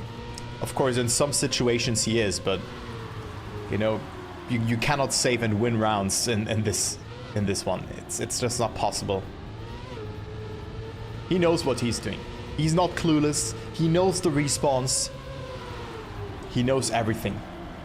Yeah, that's what I would assume. And also here, very good approach there. Stuff's going for the nosedive. Doesn't work out for him that nicely, but also Tween didn't get the best landing there. As you know, in France, which should be the pick from Lego, actually. Okay, Lego. Lego, who is currently battling out with Tween for P2. Stuff's with a good lead here, but jumping quite far there. And Lego coming close as well as Tween. Lego clipping there a little bit, but also I think Tween didn't get the best landing here as he jumps a bit too far. And Lego wins the round. Stuff's dropping from 1st to 4th again. Like, and I cannot believe this, that Stuff's is just throwing away his run like that at the moment, really. Just play and you will be fine, Stuff's. Does he know that? No. I think like overlay, but cars... Overlay, yes, but cars, no. That's a very specific thing that you do. Sometimes you can go for that, but... You rather focus on like overlay sometimes. But I don't know, like it could be that he plays HUD off, but... Because some people find this distracting. To just see the times. Because you have in the bottom corner, you have like, or bottom part, you have, you see that the player is behind in the checkpoint, right? Oh wow, that was a very risky jump from Tween, losing a lot of time there. But no one there to capitalize. And again, like Stuft is absolutely in the mud. He didn't finish the previous rounds. And I mean, just pace-wise, he is the fastest player, and now Tween with a mistake here. And Stuft finally, like really finally, wins a round. And drives a PB as well, and hopefully this is enough for him to... Yeah. Just recover, I would already say, from the previous match. Because, you know, it sounds a bit biased here, but you just hate to see if the favorite just drops out like that. Yeah. And now we see a mistake at the start. Who has been making that mistake? It was Tween. And that is... Oh, yeah. I mean, if you clip here, you sometimes cannot clear the jump here. Let's see. How far behind is he? Yeah, he will not finish this round. That is for sure. 10.5 seconds behind, and Tween with the DNF. And this gives Stuft the opportunity to bounce back into this match, even jump up into the second place here. If he stays in front of Snow, which is currently looking very, very nice. Oh, good jump there, though, from Legu, and also Stuft didn't get it so good. That was a very wonky apex from Stuft. Losing a lot of time with that. He's 0.4 behind. You can see how important this landing there is, and what did Legu do there? This was very uncharacteristic.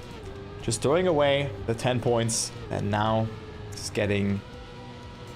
Or goes to the account of Snow. Stuft's on second.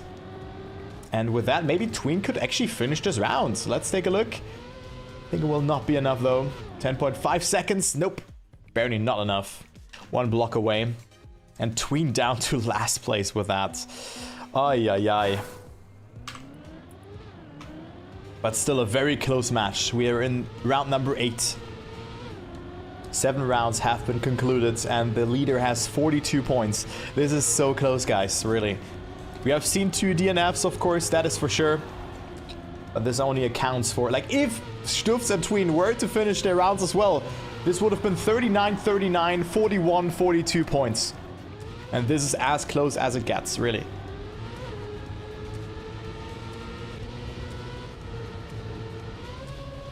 And here again, great start from the players, only Snow a bit further behind. Stutz with an okay jump, doesn't jump too far to the right this time. Getting good speed, smooth landing from his car as well on this last round on France. Lego and Tween fighting for second place. Lego, who is right now leading the race in points. Only 1 point out of Snow, who's on last position. But this is a great jump here from Tween, overtaking Lego here. Will Stuft able to get that first position? The answer is yes. With a great ending, Tween is getting second. Lego on third. And Snow on fourth. And Stuft with a new PB as well. Up to 46 points. And with that, jumping from last, or tied last, to first. tied now with Lego. And it's 4 points between first and last. I cannot believe it. This is an absolute banger of a match.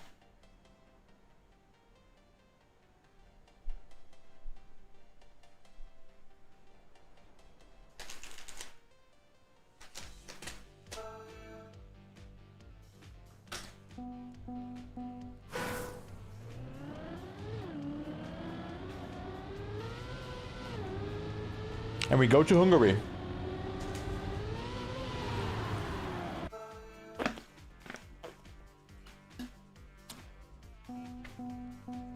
This map has been picked by Tween. And is map number 3 in this rotation. What did Tween prepare on this map?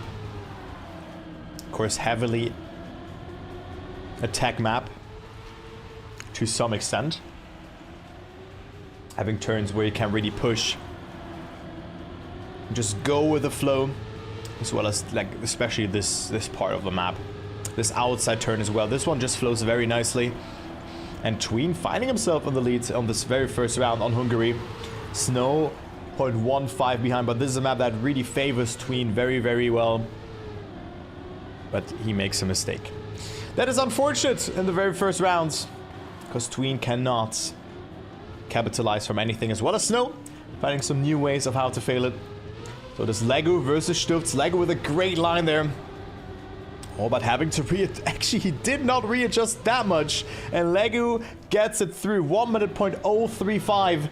And I think Snow will not be able to finish. What about Tween? Tween is. Snow too far behind to have a saying. And now we have another DNF. But I mean, the finish time is only 10 seconds. So that's how quickly it can go.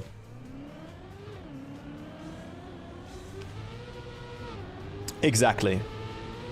That's very well put, Peroxide.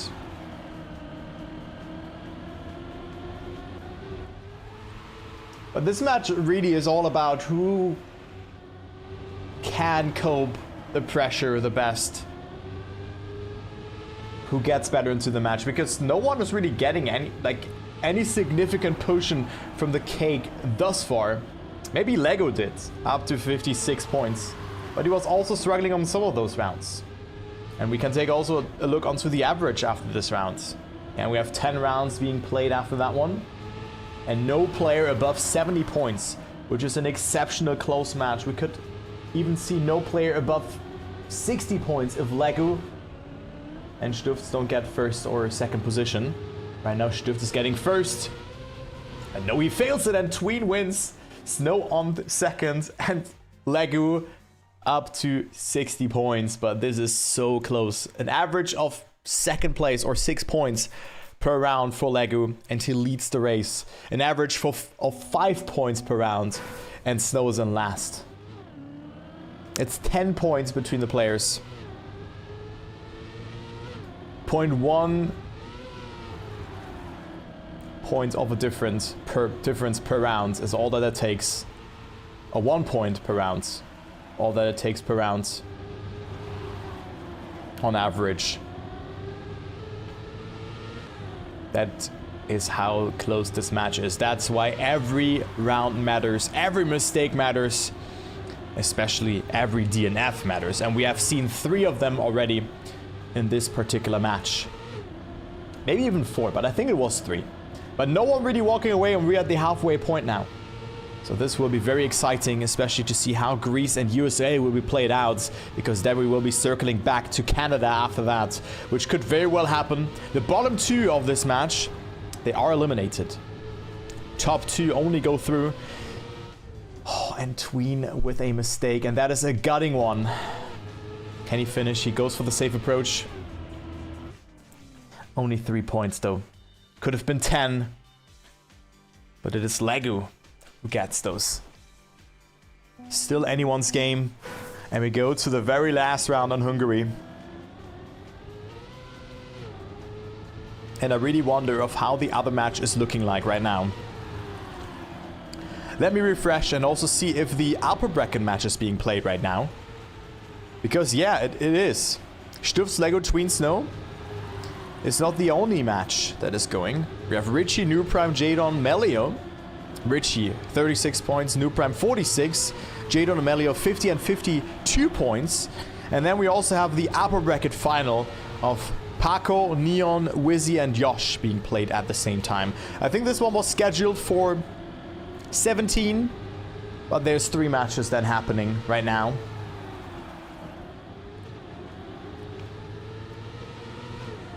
And then we only have seeding matches after that. But it just show matches. It just shows us the pace. Will be still very good to see, right? And Tween now winning the round. Snow with a bit more speed, but he didn't take it. And Snow will only get 6 points, but Stufts with 3 points in that round. What an ending was that, guys. This was so close yet again. Oh, wow. Like, this ending is always providing content. But still, no one is walking away with any significant point gain. 12 points between first and last. And currently Stufts is on last place, like, tied with Snow. Tween at 69, Legu at 74 points. We have again a small warm-up before we continue with our match.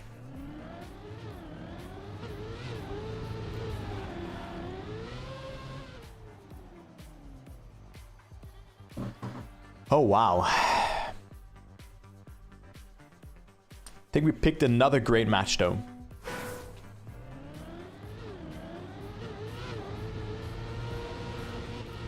All right, first round of Greece.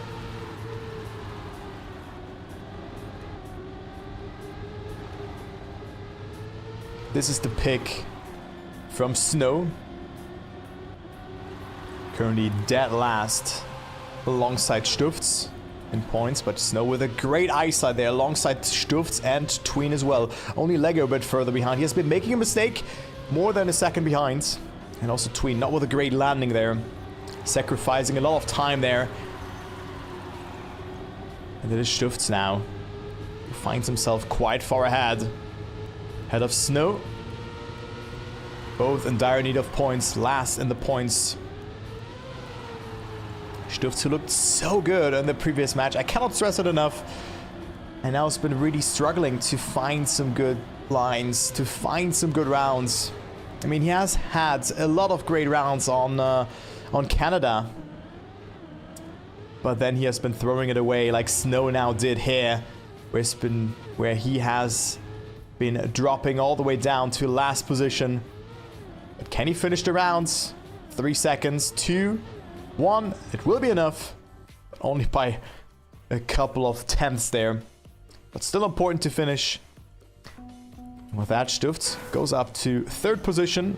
Only 6 points away from Lego, so only 1 or 2 more good rounds. And Stufts will regain his momentum that he has lost on the previous match. It just seems like nothing is working out for him. But in this round, it looks a bit different. Only Snow getting a great start, but not the best landing there. But had a great landing afterwards, and that's what matters. He slowed down significantly beforehand on the penultimate staircase jump. But then, yeah, adjusted nicely. And got good speed afterwards. So Snow now in the lead yet again. Tween and Legu, quarter of a second behind. And Stufts getting a great line in the dirt sector. And look how much closer he comes. But Snow with a much better nosedive will have a bit more speed. But no, Stufts traveling less distance in this part. But overheating a bit there. And Stufts from potential first position to last. And Snow wins the round. Lego on 2nd, Tween on 3rd, and Stufts still able to finish. But again, only 3 points for the Dutchman. And Snow coming back. Now tied again with Stufts. Tween and Lego getting some good points as well, though.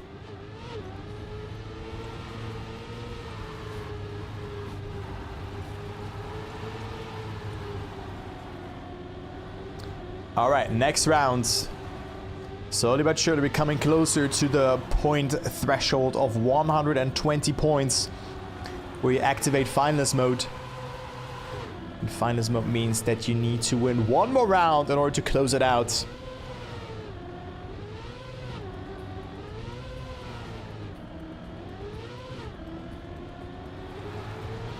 And the bottom two are out of this tournament. They will not qualify to the Esports World Cup. The top two will play one more match, or like even more matches, but they need to survive one more match against the other winners of the other lower bracket match that happens right now. And currently we cannot really tell who's been making it. We could also see a four-way final situation in this match if this continues like that. You can really feel that the pressure is on. You know, it's a high octane trackmania match where a lot is on the line. You know, futures will be shaped. It's one of the most important trackmania tournaments of their lives. €500,000 or dollars in cash prize, which is an amazing amount. And already just being part of the top 32 is a huge honor. But the players in this match still have a long way to go. From those 8 players in the lower bracket, only 2 will make it eventually into the top 6. And 6 of them will say bye-bye. So a lot of dreams will be crushed today. But also dreams will just be reality. Only for 2 players. Snow, Snow and Legu, especially Legu, playing a very silent match.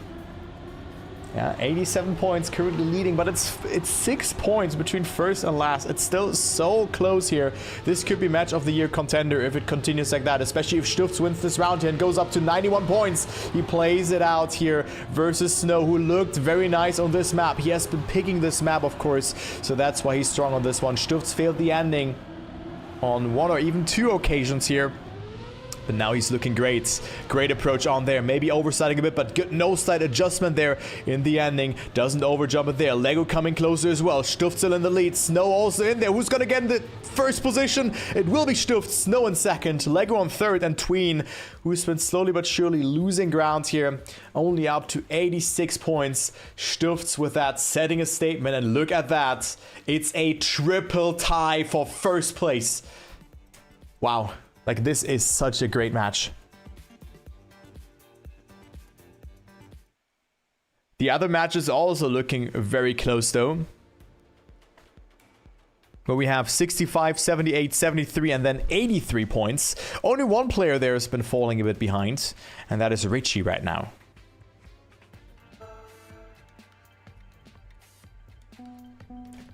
Now we go to USA. Oh, let's see if it continues like that.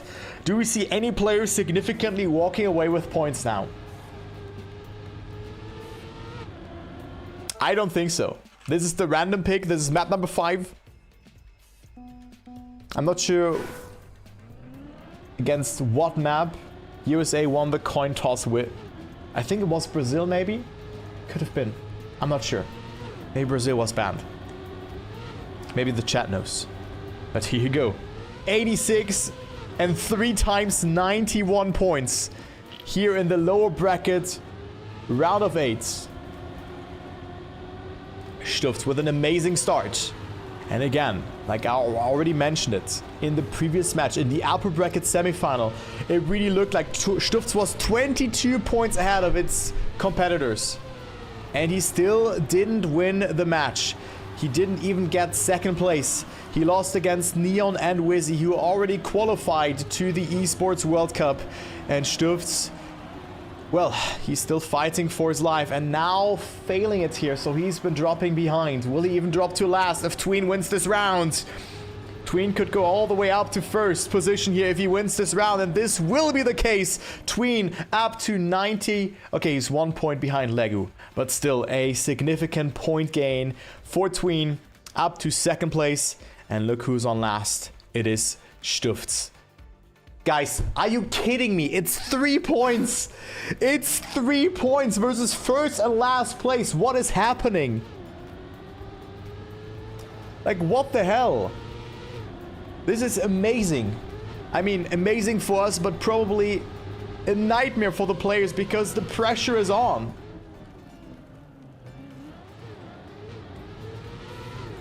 Wow, really? Snow with a great start though. Lego a bit further behind. I think he has been jumping too far up the quarter pipe. Then also Stuft's almost making a mistake on the exit from the dirt there. And look at the speed from Tween, but he goes into the outside of the wall there. He's out in this round. He will not gain any points in this one. But it is Stuft versus Snow. But look who's coming closer after a good dirt flick.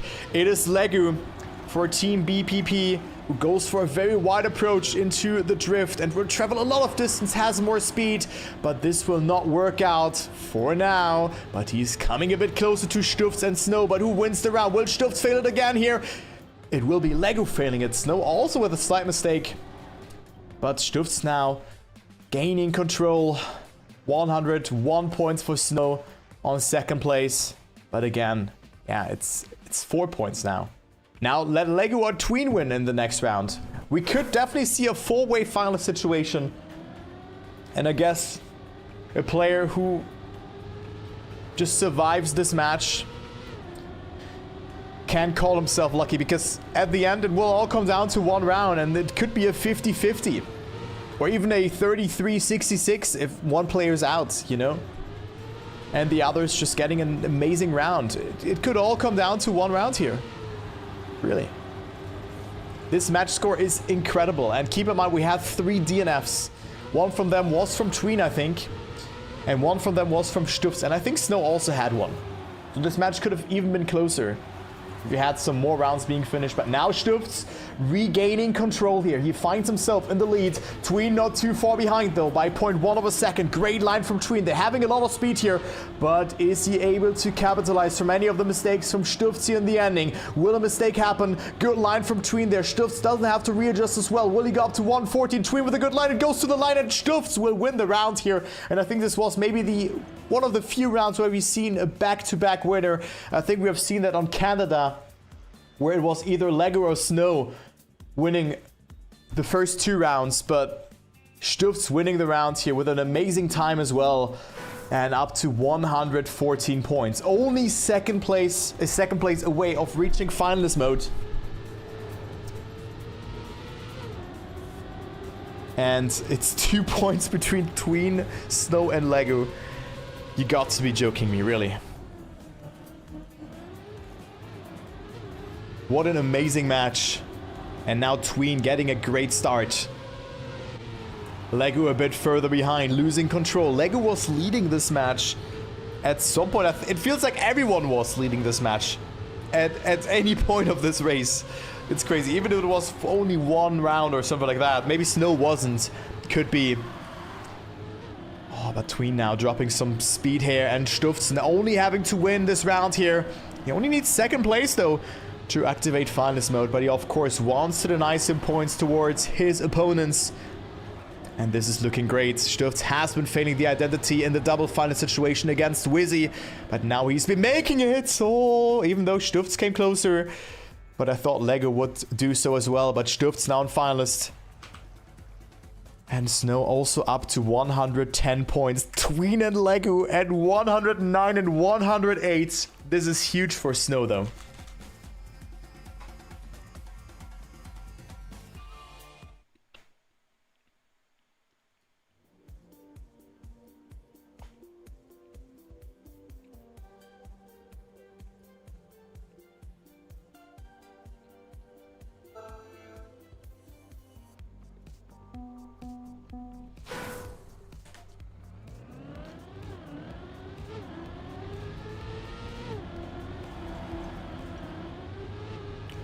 Here you go, guys. It's crazy. We're in round number 21. And we only have 1 finalist. And no one has closed it out so far. Like, this is such a close match. Really. Let's see if Stuft will go into the next lower bracket round or not. Will be the lower bracket final. And he has a great start. Looking great here. top 8 will be guaranteed for him, but only top 6 make it to the Esports World Cup in Paris, France. And Stufts. Guys, we had the situation already, round number 1, 2, and also 3, where Stufts was leading by quite a lot, but then he has been failing the ending. Will history repeat itself, or will Stufts go into the next lower bracket round here? Only one more turn to go, and Stufts could make it, and this looks great. Oh, good readjustment there, and Stufts makes it. He makes it. It was not the cleanest of endings, but enough to close it out. And also Snow and Legu, or Snow, doesn't get any significant points. Stufts is through. And 115, 114, and 111 points. Hear me out, guys. There will be 2 finalists maximum after the next round.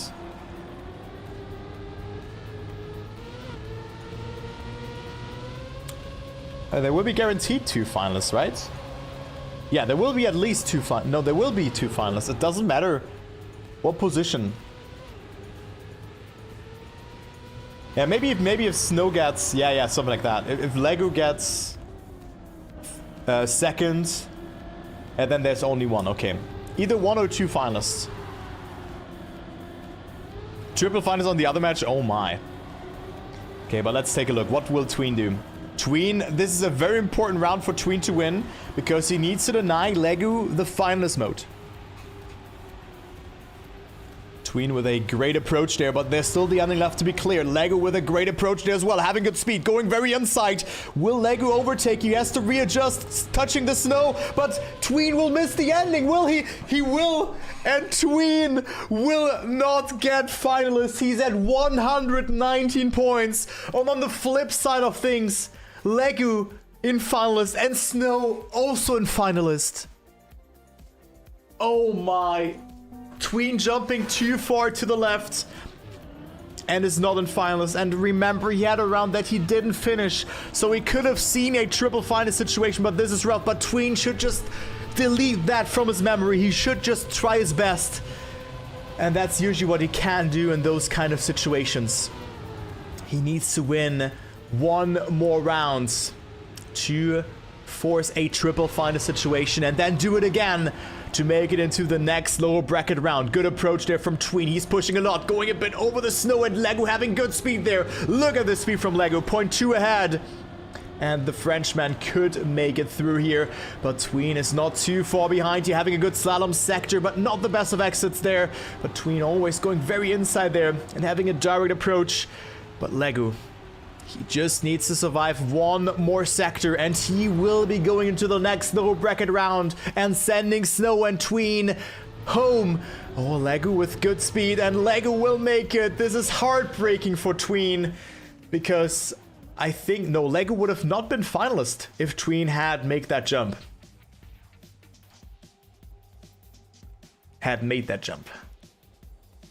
So Lego and Stufts are through. Tween and Snow are eliminated. Oh, wow. What is happening here, guys?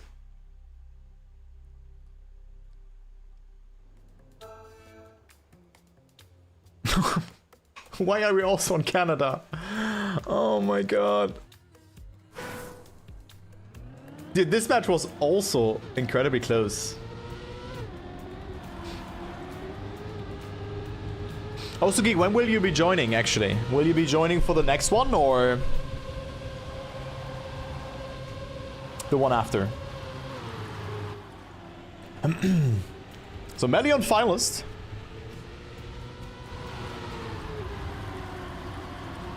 Three laps to go. 3 laps to go. Oh, Melio is in finalist, and he has been making that mistake. Richie in the lead, and if Richie and Shadon getting like top 3, they will be finalists as well. It could be another triple final situation. Melio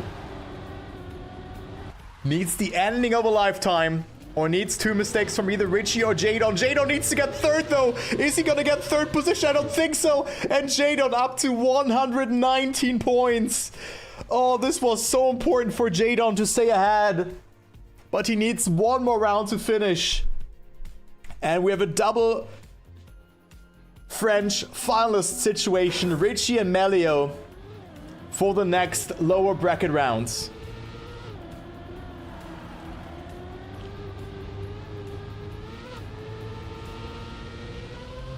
Jadon, the face slap, 119 points for the Onyx esports player.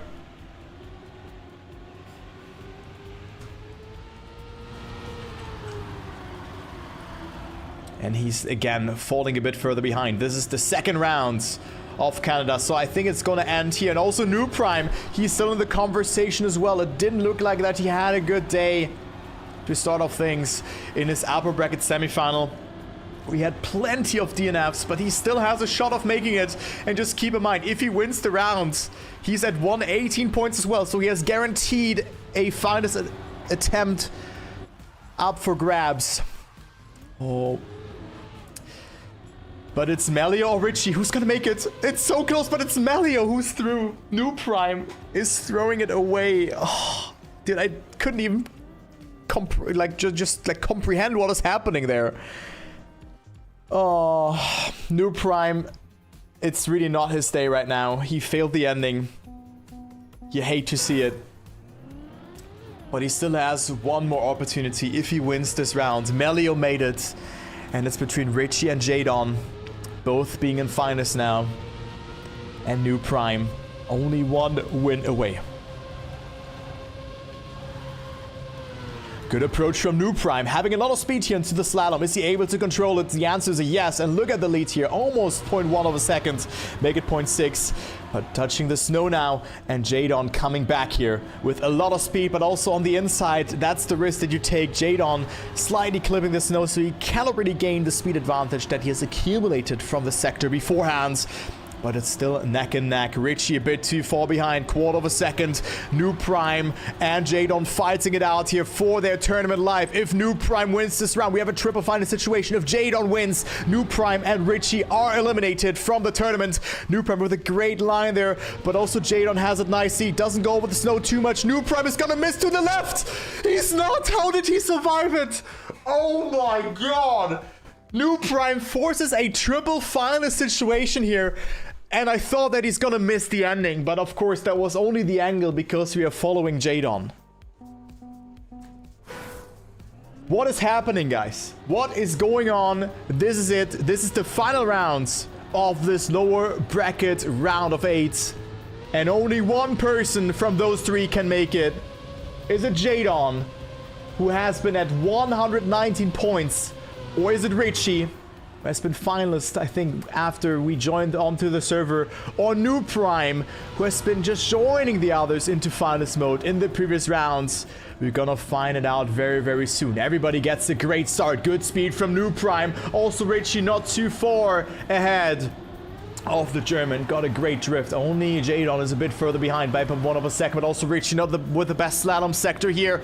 This is all coming down to the ending here between the 3 players. Noob Prime with a great approach here. Richie not slowing down either. Will it be 2 Frenchmen going through, or will one be eliminated? Noob Prime with a great approach. Is he failing it again? It looks like it, and Richie can make it if he doesn't miss the ending. Does he miss it? No, he will not, and Richie makes it. What a hectic match that was, and Noob Prime again had it in his hands and he didn't make it. Richie and Melio are through into the next round, and Noob Prime and Jadon are eliminated.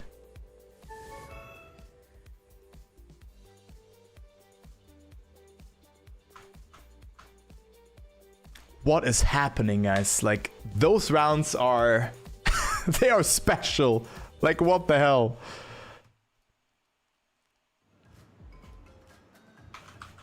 What a match.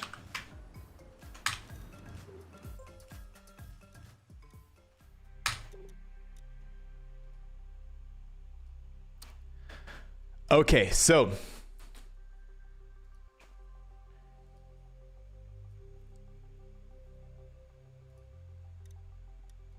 we still have a match going, right?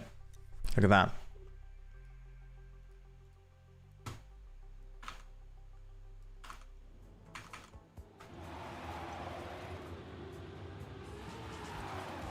This is only for the seeding, right? Because those players have already qualified to the Esports World Cup. Paco already in the grand final. It's only for seeding, I guess. Not sure how important that seeding is, but I would say it is. It's quite important.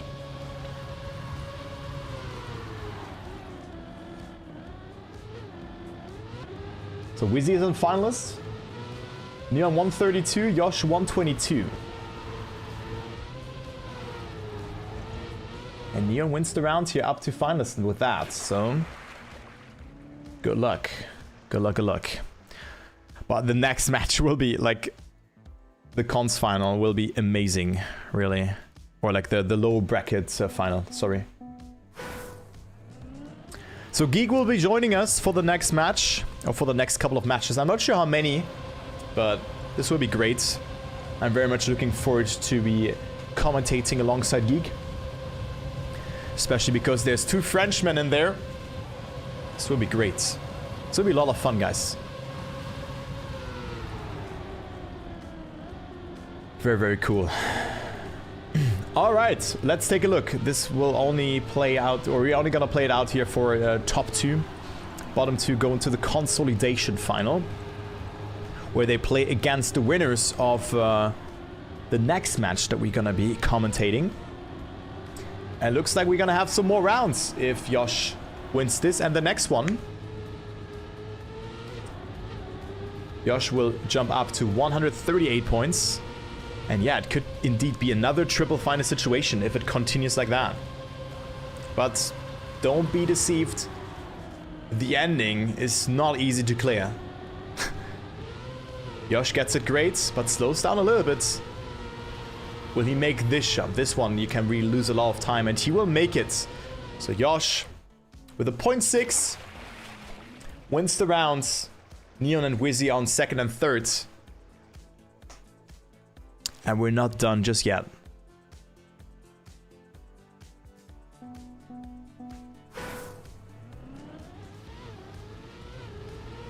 Let's go into the next round. Could be like round number 28 of this particular match. Just a marathon. And Neon and Wizzy are in finalists. Yosh is 2 points away. Yeah, those players here are already qualified. But we can go through that. But yeah, those 4 players here, they are qualified. And then we have 4 players from the Asia and Oceania region already qualified as well. With Biwak, J-Swag, Spark, and Linkmax. And well, it looks like, guys, we have indeed a triple. I mean, this one doesn't really matter too much. It's only really about the seeding. I think qualifying is the main goal for the most players, and then seeding is just the tippity top. And well, Josh does it. We have one more final round, and we go to round number 29 then, by the looks of it. So this will be map number 3. I'm not sure who picked it. Yeah, Neon qualified. Paco, Neon, Yosh, and Wizzy, they have qualified to the Esports Nations Cup. Yeah, Esports World Cup, not Nations Cup. Did I say Nations Cup all the time? Of course, World Cup. I'm getting lightheaded. EWC. Yeah, Neon is a very young prospect.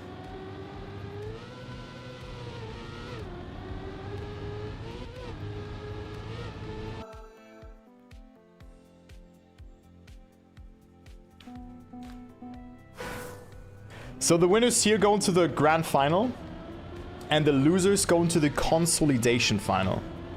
And from the other match, well, it's the lower bracket final, but we're gonna go. I'll explain the bracket after that. After the triple final situation that is happening here between Wizzy, Neon, and Yosh, only one person will qualify to the grand final of the Europe qualifier here of the Esports World Cup.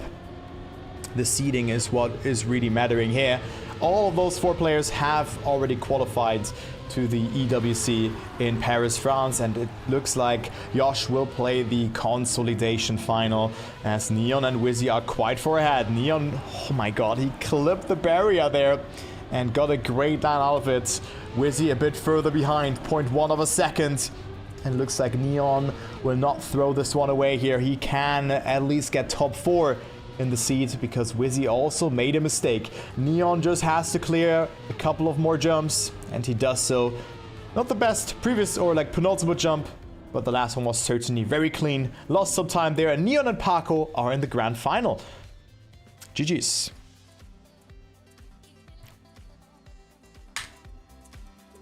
Yeah, it's very hard, or it's very easy to lose just the overview in this particular bracket.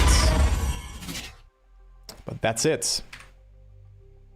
Alright, so the online qualifiers in Europe. Oh wow. So we have seen Richie, New Prime, Jadon, Melio, Stutz, Lego, Tween, Snow. We have seen 2 winners from each match. And now Melio, Stutz, Richie, and Lego will play 1 match. This is also a qualification match. The top 2 qualifies to EWC. The bottom 2 is eliminated. And who better could I ask to join me on this occasion than the one and only Geek? Like, I'm very much looking forward to this match, and I could not ask for a better co-caster than Geek. Hello, hello. How's it going? Hello, I'm starting to cook a fair bit because I just rejoined my room and it is very, very hot with the sunshine that kind of is peering through my window. But I've just had a wonderful weekend watching the Le Mans 24 Hours with Toyota winning in the end, watching Formula 1 and finally get it there, Lewis! Finally a win under Ferrari colors, and maybe, just maybe, 2 Frenchmen going into the Esports World Cup with the lineup that you've evocated, Kai. Of course, coming into the I call it Consolidation final in the sense it's more lower bracket final. Stutz, Melio, Legu, Richie. This is going to be one heck of a matchup. Yeah, I agree. Like 2 Frenchies going through and you joining me as the co-caster will just be absolute cinema. Yeah, Richie, and I mean one of them will make it, right? Like two qualifying. It's guaranteed one of them will make it, but who is going to make it if it's the only one, or will there be 2 making it? Who is going to be the 2 making it, and who's going to be the one left on the curb? That's going to be the main question. Yeah. So Stutz, Melio, Richie, and Legu will be our match, casted by Geek and Turbo, and this is lower brackets final in caps. There you go. Like so many things, so much trackmania. Oh wow, guys. But I don't really want to predict. It's like I don't know. I hope just Stuff's gonna. I would rather not make predictions either. I think we're just going to see what is going to happen now, because this is really the only thing you can do at this point. Yeah, it is, and I'm also quickly gonna take a small break. When is it starting? At 17. Oh, wow. So I think we have a longer break, actually. An extensive break now happening. But maybe we can just go through the bracket and all of that and just let everybody catch up what is happening today, what will be happening. Does that sound like a plan to you? Sounds like a plan, yeah. Yeah, because I think it's quite chaotic to just follow everything. Because here you have players qualifying in this and that and whatnot. So it is really something else, this particular bracket. But in EU... we have 6 players who directly qualify to the EWC. Top 6. Top 7, 8th are eliminated. And we already have a top 9 to 12 being determined with New Prime, Jadon, Tween, and Snow. And of course, we then have one more bubble match, which will be Melio, Stutz, Richie, and Legu. The match that we already alluded to. We're only from the lower bracket matches, like just from 8 players we go down to 2 who make it. It must be so heartbreaking if you get like top 10, top 9. Wow. This is going to be the pain one. And the pain was measurable in the messages I wrote, because I saw one of the players that I've followed for so long in Trackmania, since the dawn of my casting career pretty much, Tween, getting knocked out in such an unceremonious fashion, whereas he had the guts and the pace to actually make it to the Esports World Cup. Such a shame to see Mara getting bumped out that way. Although I do want to fill the viewers in to something that was discussed at the very beginning in between the players.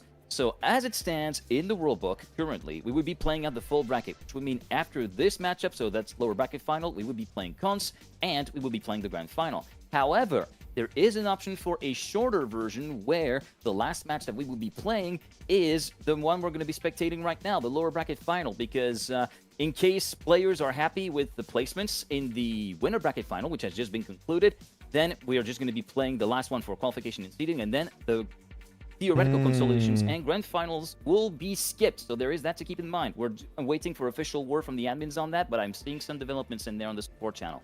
Yeah, we're going to keep you updated, but very well put. And I mean, is the seeding like very important anyway in this regard? I mean, what position would you then get? Would you get like, if you get seed 6, let's say, would you then get like, let's say, top 30? And if you're seed 1, you would maybe get top 17? Something like that? You know, the ballpark that I mean? This is definitely a little bit something that I haven't really looked into. I haven't really had the mind to look into all the rule book stuff. Yeah.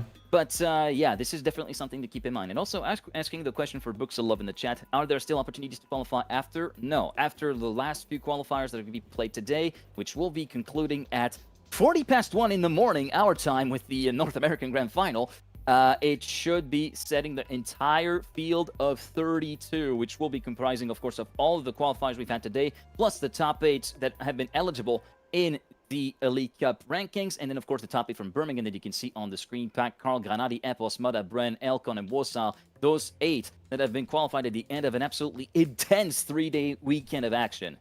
Yeah, so here you can see the overview again.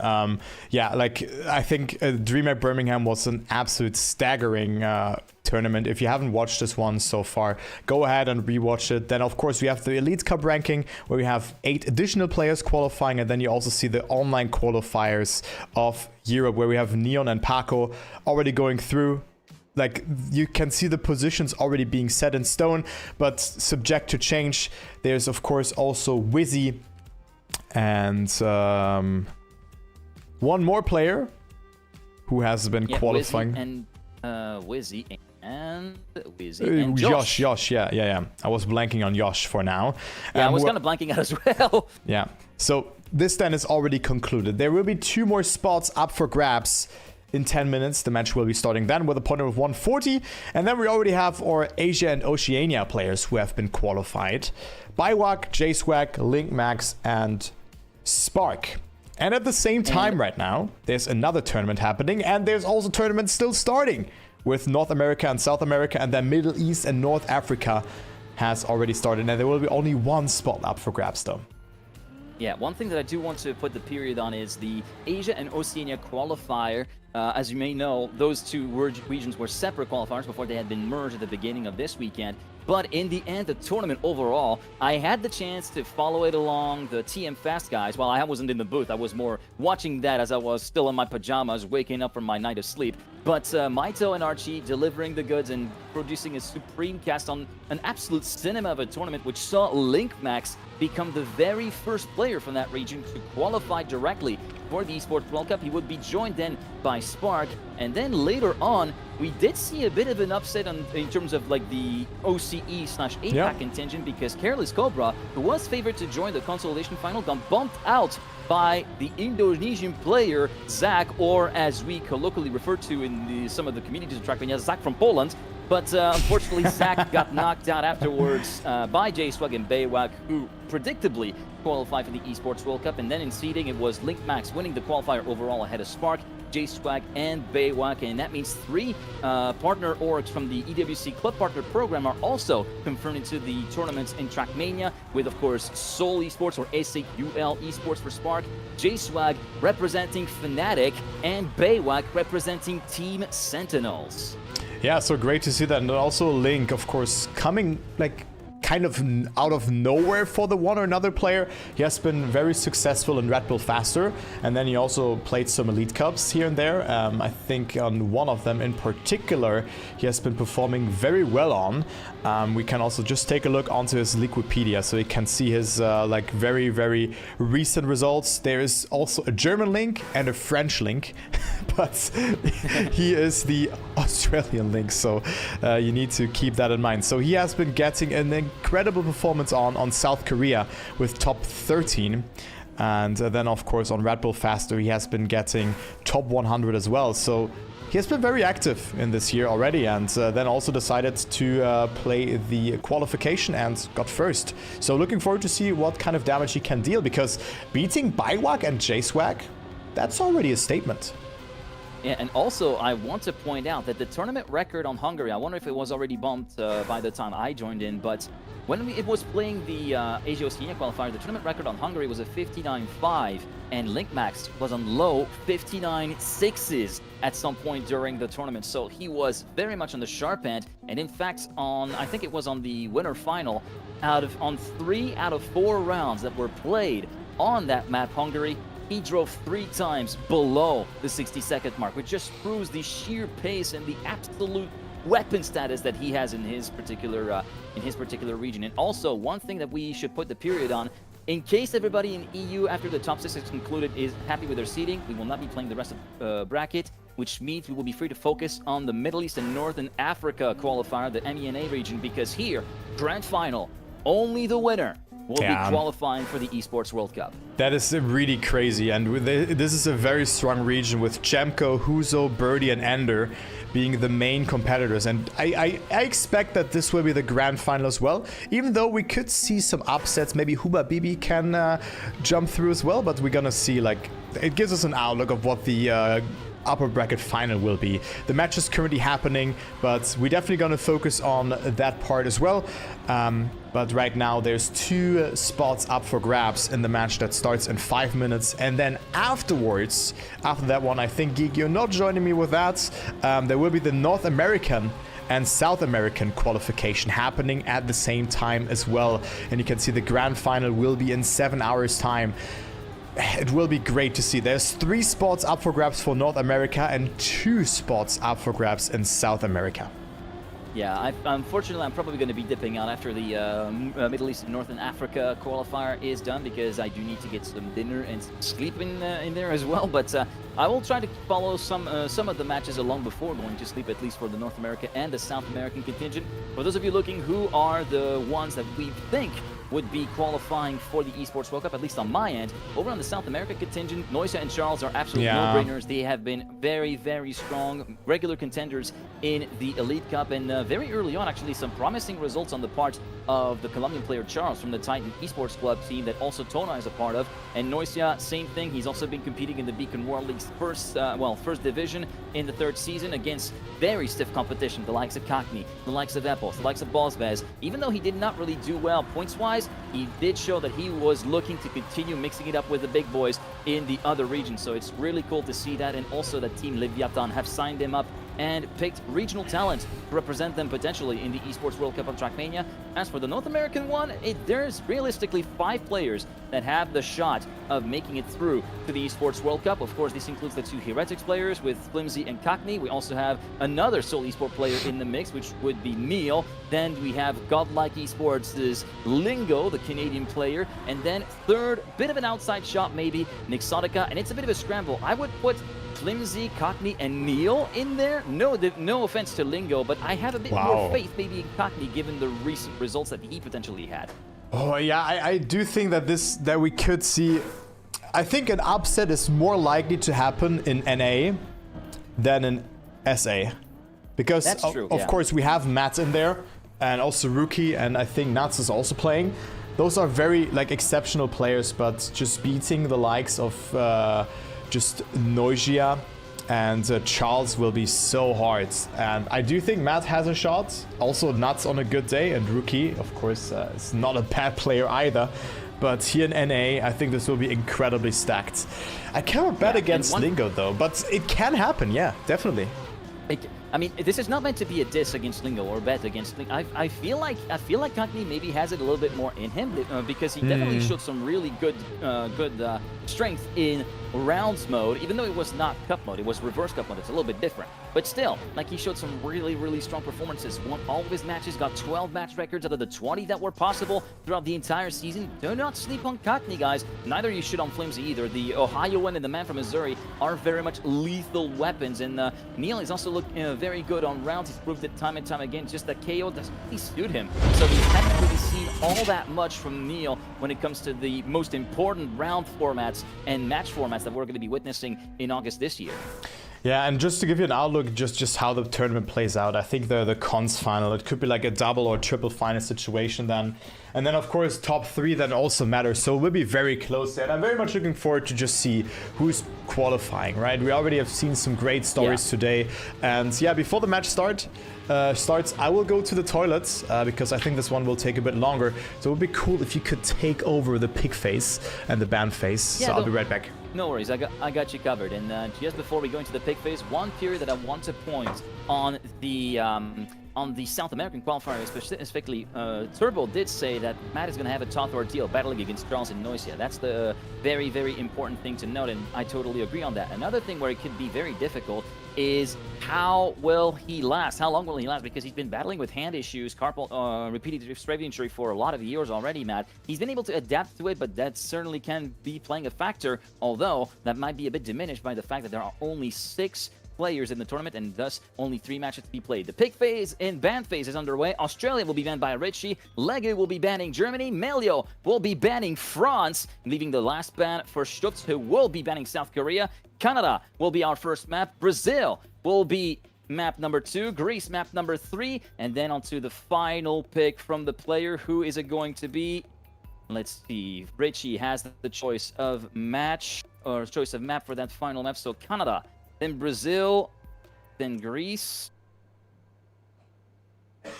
And now we're pondering the choices on the part of the man from Team Wumbo, formerly of Team Tescat. Of course, Tescat having disbanded earlier on during the month of June, which is always a sad scene to see an org leave the ecosystem. It will be USA on the last pick by Richie, and then that will leave China as our map of the rotation. So Canada, Brazil, Greece, then USA, then China. Your map order here on this very final match of potentially the European qualifier. And I was going to put the period on Richie. Richie, of course, formerly a member of Team Tescat. Tescat, which has disbanded in late June. Always a bit of a sad scene to see. Tescat, who, of course, started life under Team DNF, and with Richie, they tasted some of the greatest successes that they've ever had, with a 4th place in the 95 King of Fields, which kind of revealed Richie and put him on the map before he went on to do a absolutely scintillating run in the Ascension Lille qualifier, where he managed to make it to the main event in Montpellier and put on one of the most bewildered faces ever, which I like to dub the Pentium brain, because he just could not process what he had done at that time. One of the players who is occasionally at the sharp end of the field in the French scene. And of course, Richie, well, always a pleasure to see him compete and in with a shot at potentially qualifying for his very first World Cup style event. Yeah, and you were just naming it. Like, this really reminds me of the reaction that Coco had as well, which was just as kind of similar to the one from Richie. So, like, very, very good player. He has been improving quite a lot. And I think we have another pig face. Maybe there was some accident happening. Here you go. Maybe there was a reset. So, Canada, Brazil. Oh, Hungary will be picked as map number 3. Then I guess I'm just going to remove the pin that I had. Okay, I'm guessing I was following along with the wrong pick screen then. Sorry for that. No, I mean, they just had some issues. So here it is, Canada, Brazil. Then we have Hungary, USA, and China as map number 5. So, like, it was probably just an error. It's basically almost a carbon copy of the erroneous map pick that we've seen, with the exception of Greece being swapped out for Hungary for map 3. Yeah, it is. It definitely is. And Hungary, I mean, it's been a very, very... just a map that was liked by a lot of players. It's short. The identity is, of course, quite hard, but you can push a lot. And usually the gaps are not that large on this one. But, Geek, this is the most important match for the 4 players on here. Lego, Melio, Richie, and Stufts. 2 of them will qualify to the Esports World Cup in Paris, France. And 2 of them will be eliminated.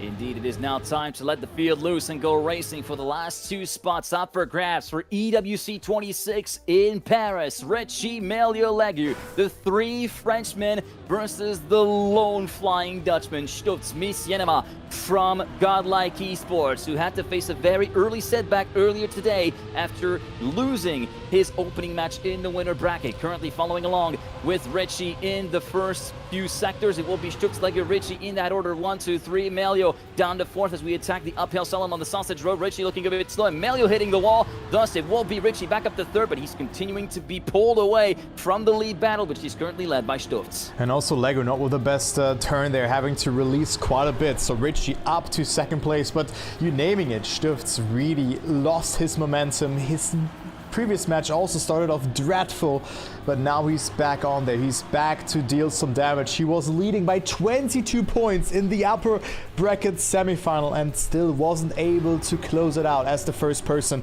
In his previous match, he has been fading this part multiple times. He could have been up to 20 points, but he only had 6 points after the first 2 rounds. But now he wins it. Stutz ahead of Richie and Legu and Melio, both with the mistakes, only with 4 and 3 points.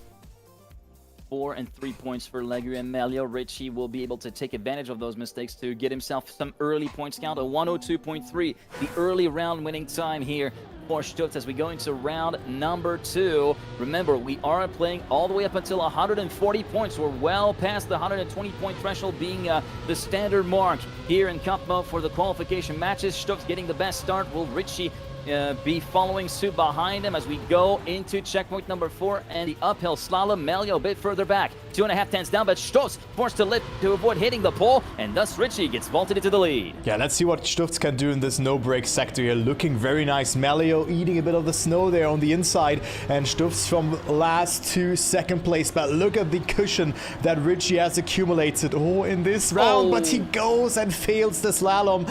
The input wasn't quite there, so Stutz on his way to win another round. This would be huge. This would be a great start for the Dutch player who just returned to Trackmania. I think he even played Fortnite professionally, but then he, after the Esports World Cup and the Nations Cup has been announced, he came back, and you can see how he came back. Like, he's there to deal some damage, and he wins another round. Legu getting 6 points though, but Melio, of course, being the biggest loser of the first 2 opening rounds. Only 6 points, and Stutz, comfortable start for him as 21 people are on the server actually. I just see that on the top left.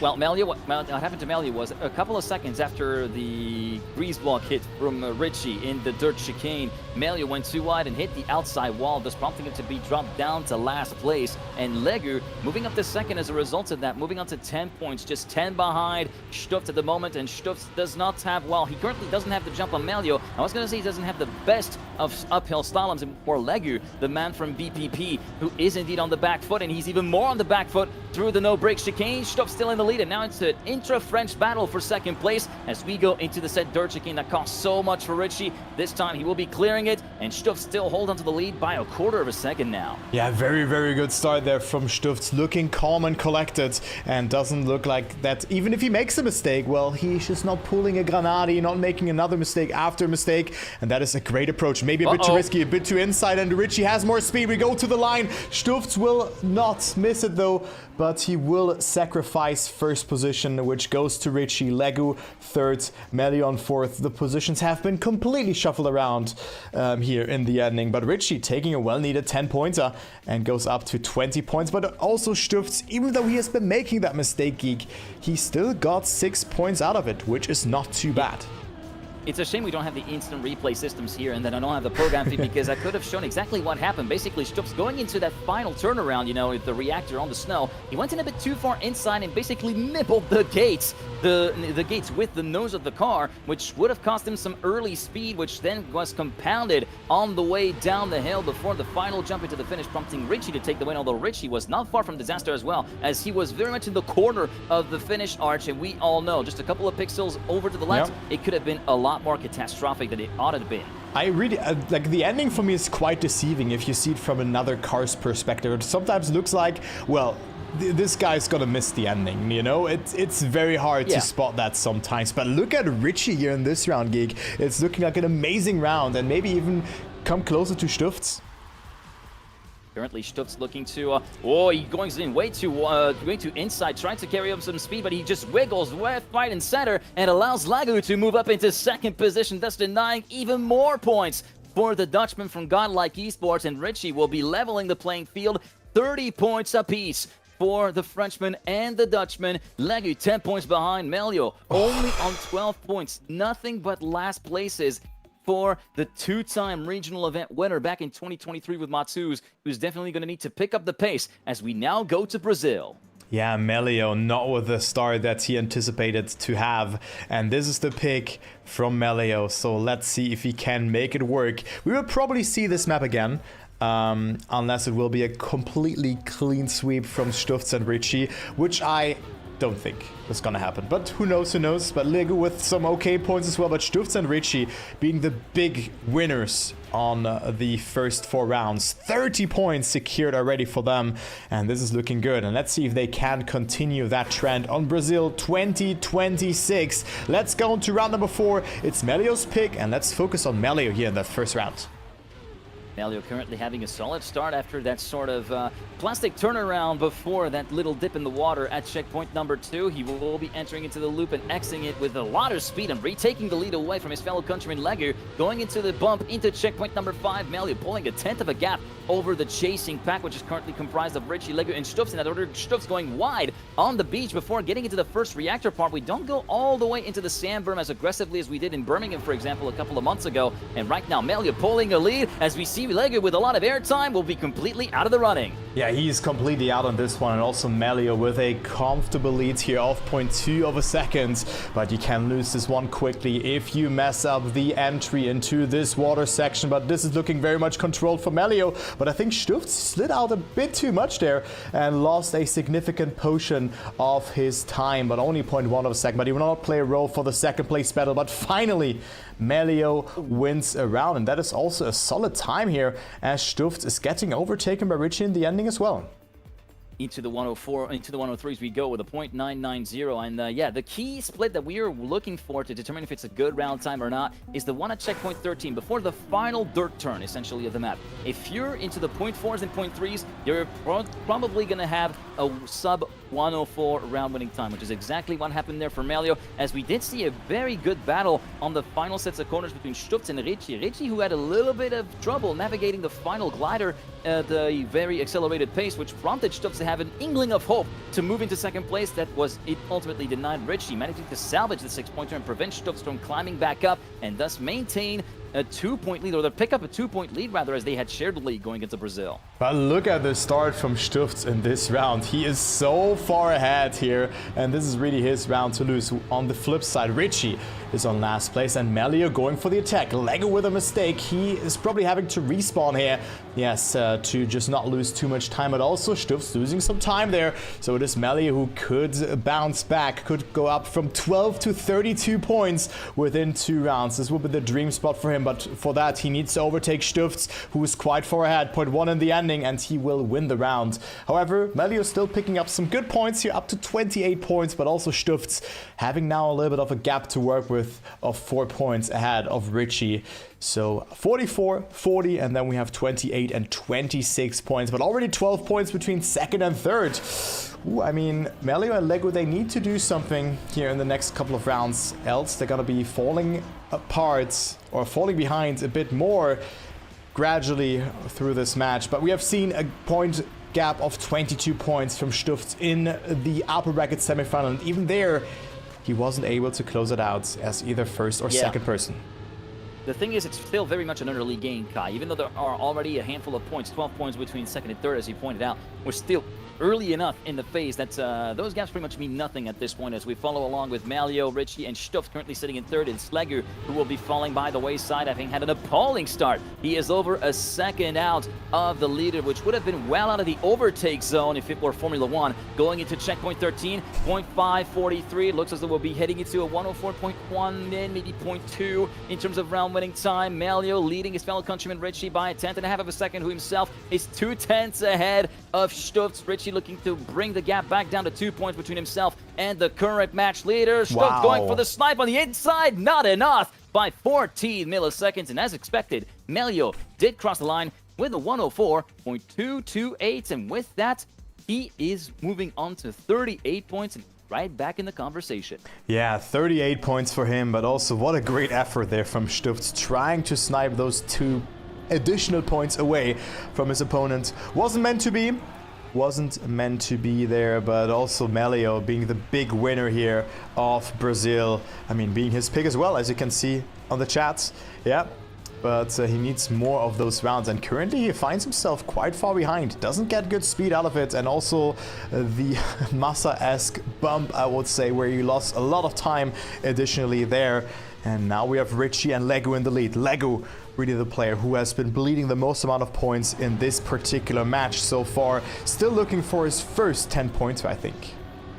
And Lego can somewhat act as Richie's best friend or worst enemy, proverbially speaking, because right now he's right on the tail of Richie's car. As we cross the checkpoint 13 split on the 0.605, we're going to be living a little bit more time on the table again. This time, Richie, Lego first and second, and Stufts down in third. If Lego is staking in the second place, it would be advantage to Richie, but all three are regrouped now, and Lego makes his move for the lead of the race. Stufts looking to make it to second, and Lego will full stop pick into the finish gates. Richie promoted up to first, and with that, this is the best case scenario for Richie, who thus gains 6 points on Stufts and retakes the lead, 56 to 52, 41 for Melio, 32 only for Legu. And whilst Melio did manage to get some work done on getting the pain from Canada away, it hasn't been completely alleviated as we now move on to Hungary for map number 3. Yeah, what a round that was, and of course not really allowing Legu to gain any kind of momentum by winning a round. It's 11 points versus second and thirds, and Richie and Stufts certainly are our favorites right now, but this can all change within 1 or even 2 maps, you know? And Hungary could be one of them, and this map has been picked by Legu, who currently sits in dead last when it comes to points. 35 points out of 8 rounds.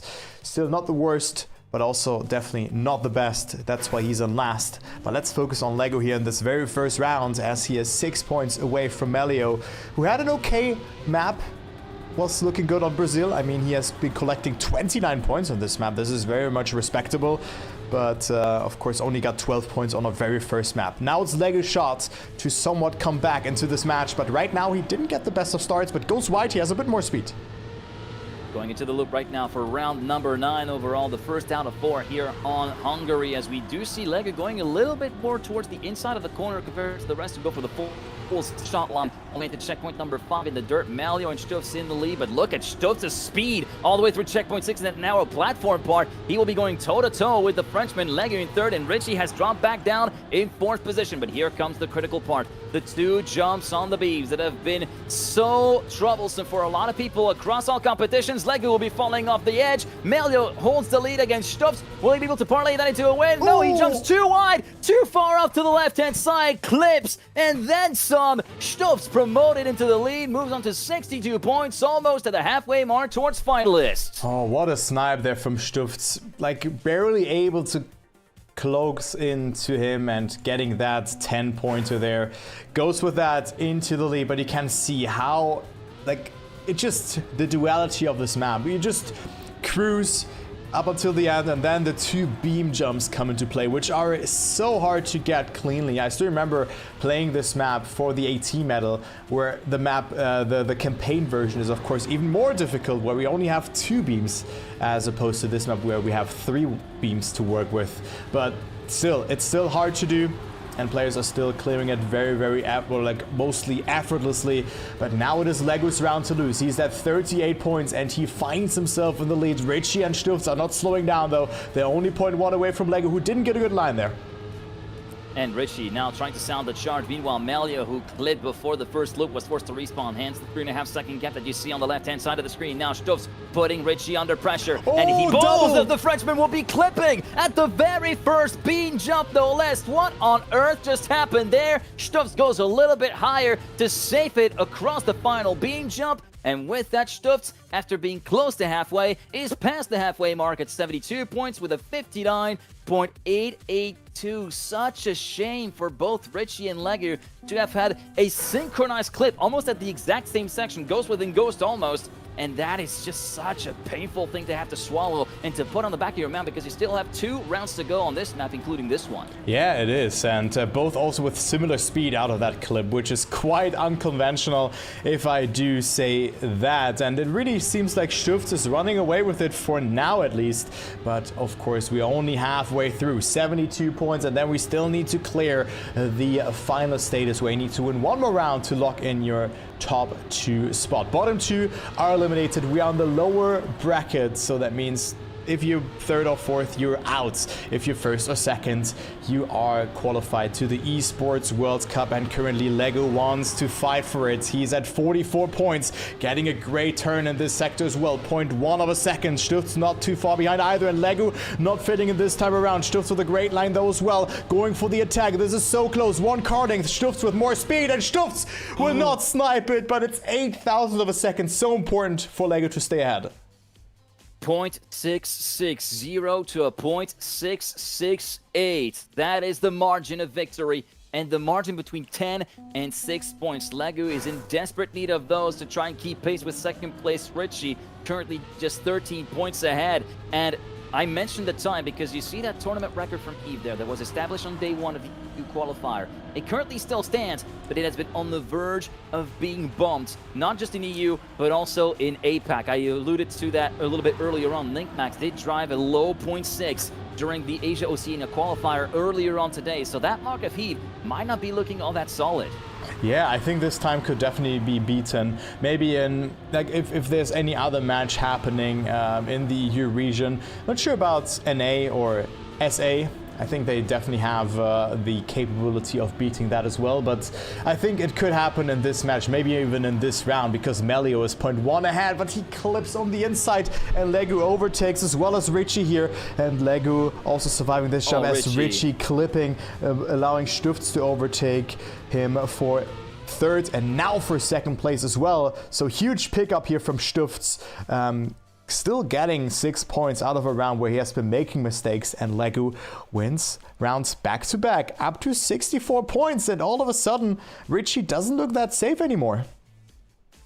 Richie does not look that safe anymore indeed, as we're going to be moving on to our 4th map, which is going to be USA. We're going back to the Winter 2026 map pack here in this qualifier with this little trip to the United States of America, as we're going to be circling into the gaps. It is 84 points for Stutz, 70 for Richie, 64 for Lego, as you've alluded to, guys, 58 for Melio. Melio still within remote distance of that whole battle here, but he definitely cannot afford too many slip-ups from now on, because with 2 players past halfway and 1/3 player on the verge of getting halfway past the finalist status mark, it is going to be a very, very critical time for the Frenchman to really pick up his game. Yeah, Melio really just like a roller coaster. Like, first map was an absolute downwards spiral for him, 12 points only. Then it didn't look that bad on Brazil, 29 points. You know, he went up to 41 points, and then the previous map, Hungary, 17 points, not too bad, that is for sure, but he needs more than that. He's not too far behind though, and he gets a great start on this particular round here, where he's been battling it out with Richie, and then Stufz, of course, being lonely in the lead, but now makes a mistake, allowing the others to gain significant points towards the young Dutchman. But who is it going to be? Who of the 3 French players is going to get 10 points? It will not be Melio, who went fully into the wall. It is Richie, and Lego won first and second place. Melio getting breeze blocked really hard at the exit of the dirt flick there, allowing Richie to inherit the lead with almost a Bolivar ahead of him. A 3/10 gap to manage to Legu, as we are now tentatively getting close to the finish line. It will be a 103.012. We understand the fact that we just lived a little bit in that last sector, considering how many fates have been sealed and how many hearts were broken during the first day. And it's painful for me to say this for some of the French people out there, but of course, Yves, Razi, and Yves, Razi, and I think it was Zera during their match, and Zera versus Razi, with Yves way far back. Finalist status for Zera as well. It was Razi's round to win if he wanted to force it into a triple, but Razi going a bit wide, as we've seen so many times at the finish here on USA. Ended up overextending, slowing down dramatically. Zera came through to the win, eliminating both the Croatian player and the Frenchman from Weibo Gaming on the spot. Well, same for Stufts in the round that he had against Wizzy, against his former teammate. Stufts failed the last part as well, getting demoted into the lower brackets. So like it's a common mistake that happens to players here. And now Stufts having a commanding lead in this round, getting a good dirt flick as well. But also Richie didn't have it too bad. But look at the gap here, 1/4 of a second between first and second, and Stufts only having to survive the ending, slightly clipping, but he's still ahead. Richie with good speed though. Will Stufts fail it? It doesn't look like that. He drives a 0.7, and this was a very good time there if he just didn't clip there, because I think he lost 0.1 of a second there. Yeah, 0.7 is still a very strong time. I think there is nothing to scoff at this point, as Stufts is almost in triple-digit territory with 97 points. As long as he reaches the finish line here in this round, he will be making it into triple digits. Of course, Richie on 86 is getting a little bit further away from Legu after the scare that he suffered during the last couple of rounds on Hungary. The man from Team Wombo definitely looking to pad out his advantage, and Melio continuing to suffer round after round. It just never seems to end. And of course, we were referring to the fact that the ending can be so very easy to mess up here on USA, but it also have netted some of the craziest snipes that we've seen in this year. Just throw back to Birmingham during the last lower bracket qualifying match with Warsaw playing against Massa and Ozak. Warsaw coming from behind to take the 8th and final spot for the Esports World Cup that has taken that year for 0.003 of a second. Right now, it looks to be very contested between Stufts and Richie as they crest the gate of checkpoint number 9. It will be Stufts, the Dutchman from Godlike, currently a 10th ahead, but Richie able to gain some time back at the first corner of the identity, still piling the pressure on the Dutchman, but he seems to have him covered. Going into the final crest of the hill, Stufts with a very hefty clip will slow down to a 0.760, but with Richie in second, a 10th back, he will still be triple digits for Stufts, moving on to 107, sorry, from 97, 92 for Richie, 77 for Legu. And whilst the score is nice to see on paper, considering Melio's trials and tribulations, it does not have that sweet taste. Yeah, the roller coaster seems to go more and more downwards for Melio, as he's at 69 points, 8 points away from Legu, who's on third, an additional 15 points, so 23 points away from top 2, which you are in dire need of to just have a chance of making it. Stufts gradually picking up momentum up to 107, and look at the start here as well. He could go up to 117 points. Amazing performance from the godlike esports player here, and he just continues where he has stopped on the previous 2 rounds.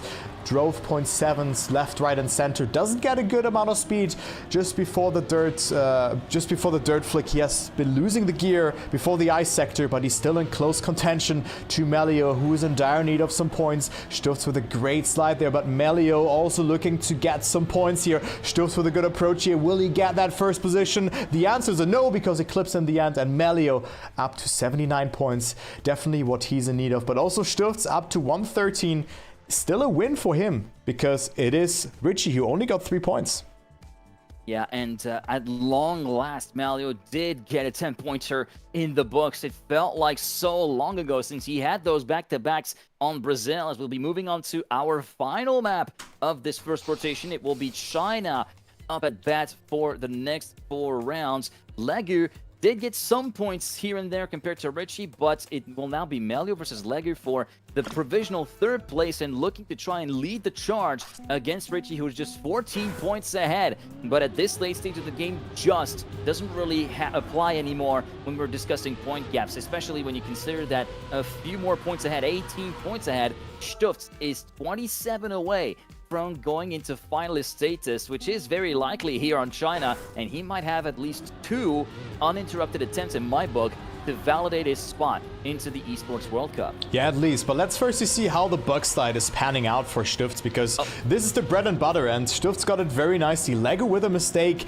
Melio losing a bit of speed, but everyone kind of surviving it. No respawn happening, but Richie and Stufts getting it exceptionally well. But this really is the most important factor about this map. That's why this map has also been banned quite a bit, Geek. Players, I would say that this map is not too popular when it comes to playing.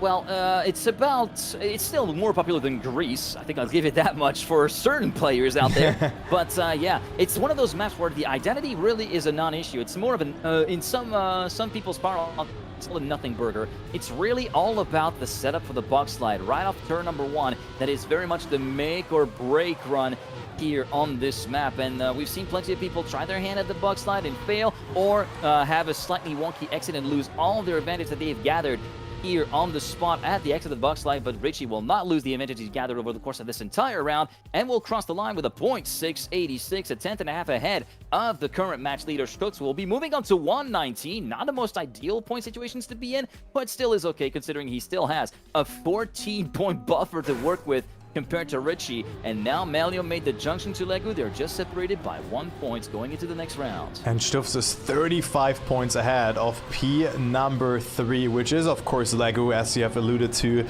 beforehand, who's 1 point ahead of Melio. But look at the start from Legu here. He's the only player who has somewhat survived the bug slide. Melio looked also okay, but again lost some speed. But that's usually your experience on China here. The bug slide is very, very important. That's why players go for it, especially in cup modes. That is for sure. In knockouts, we've only seen really Elcon going for it in the first iteration of the Elite Cup, which has been won by Muda, of course. But Legu in dire need of some points, and it's his round to lose. So let's take a look what he's going to do in the ending. I mean, he can just save it, and it's also an identity that you can save quite well. You know, just release and break a bit more. You don't have any speed checks to work with, and yeah, the turns are getting a bit easier with less speed as well. And well, it is Legu finally winning another round. Melio getting second, Richie and Stufts only with 4 and 3 points. So Legu and Melio coming a bit closer, but they need plenty more of those rounds. Yeah, this was a very odd round to follow, with Stufts completely faltering at the very setup of the box slide, and then midway through the dirt part, Richie also having issues of his own, which sent the back markers all the way up to the forefront of the field and allowed them to get those 10 and 6 pointers respectively. And Richie again suffering at the setup for the box slide, and he will be leaving it a 3-way fight for the lead, make it a 2-way fight as Melio again has a bit of a sluggish exit from the box slide, and it will be Legu, the man from BPP, taking the lead ahead of Stufts as we go into the ice slide at checkpoint number 4. We haven't seen any big slide outs so far here on this match to be worried about, but Melio gets a very solid ice slide exit, and Stufts clips the bottom of the convex platform, and the Flying Dutchman is once again in the doldrums, potentially only coming away with 3 points. Richie way too far back to have any sort of word to say compared to his other 2 Frenchmen. Legu potentially going to go back-to-back, but he still has to fend off the attacks of Melio, who puts it all on the ground and nothing more, nothing less. He leaves it all on the road, nothing else left to take. It will be Legu still leading going into the first turn around, but look at the speed that Legu has, slingshotting himself off with speed to the tune of 15 Ks. Legu late surge to the line, it's not enough, and with a .748 to a .756, Melio goes on to 99 points, 1 point behind triple digit, and by proxy Legu, who continues to eke away at the gap that he has compared to Richie. But both with 16 points in the last 2 rounds. That is an exceptional kind of comeback situation from Melio and Legu. So this map is definitely working out wonders for them, but now Legu with a mistake. But this could be the comeback arc for Melio if he holds on to the lead, that is for sure. Stufts on second place, Richie, actually overtaking Stufts after a wonky entry into the ice slide there. Oh, so Stufts is way out. Yeah, Stufts is out. It's not really a good map for him, as Legu also overtakes Stufts, who didn't have any speed to work with. But now it's Richie's rounds to, like, the gap's already set in stone. There's only a battle between 3rd and 4th position here, but even there, the gap is 0.2. So Melio, win this round and you're kind of back into the match. Yeah, and remember, this is not a map that has been chosen by any player. This was the map that was picked in between the 2 remaining maps in the opening pick phase. So here was a little bit of luck of the draw that turns against Stufts here in this very late rotation as Melio moves on to 109 with a 0.771 in the books. One of the 2 players along with Evan that got promoted into Division 1 of Overdrive continues to show why he was promoted to Overdrive Division 1 with this performance right now. Moving on to 109, past Legu again, 5 points ahead and just 10 points behind Richie as we are circling back to where it started it all with Canada. Yeah, Canada as our first map, but also let's quickly talk about Overdrive, because I think this also gives players a very good environment to practice competitions on those kind of maps. We have the Elite Cup, of course. We've had DreamHack Birmingham, but this also being played online, it's kind of, you know, not the same situation. You don't play in the dual formats, but you play the same maps plus 5 other maps that you might have played in the Elite Cup as well, right? So, like, playing China in the Overdrive League certainly will not harm you in any way. It will help you, and that's why maybe Melio has been playing so well in this tournament as well. You know, 109 points, and I'm honest, we have a match again. Only 24 points between the 4 players, and it could be anyone just reaching finalist mode on this particular map, but it is Melio with the poor start here, making a mistake, and Legu could go up to 114 points, but Stufts with an amazing drift into the first slalom we go. And first slalom, which is going to be netting him a 2/10 lead, almost a 10th.5 going into the no-break chicane, and still Stufts holding onto the lead. A little bit of a patch of snow for Richie, which is going to be slowing his progress and working in favor of Stufts right up ahead. And Richie has Legu right in his toe, making it a 2-way tandem in 5 per second position. And Stufts continues to just pound on the round and continue building his advantage to almost 3.5 tenths to 4 tenths of a second by the time we reach the identity. Here comes Stufts, but here comes that nibble again of the gate, and Legu has more speed, but he's forced to lift a little bit before the final jump, and that is going to be a big sigh of relief for Richie, who takes the 10-pointer to move on to 129, and Stufts will reach the finish line with 2 seconds to spare. He will be going on to 131, and now 2 points the gap between first and second, and Melio sees Legu jumping up the bit as well, just 3 points behind him, whilst he does not get any inroads on the top 2 whatsoever, still 16 points behind. But still, Stufts, like, it's his pick, and he has been making so many mistakes on that map. Either he's an absolute genius on it, and he usually dominates from the get-go. He's always first just before the identity, but then he just always, like almost always throws it away. And also in this round, he's in need of a first position, and he's the one to really lose this round. Maybe it's the pressure, maybe it's the match from beforehand, where he demoted into the lower brackets from. But here as well, like, what a beautiful approach from Stufts. Look at the exit speed as in comparison to Legu. Stufts in the lead, but Richie and Legu are not too far behind either. This is so important. Stufts with a victory will be finalist.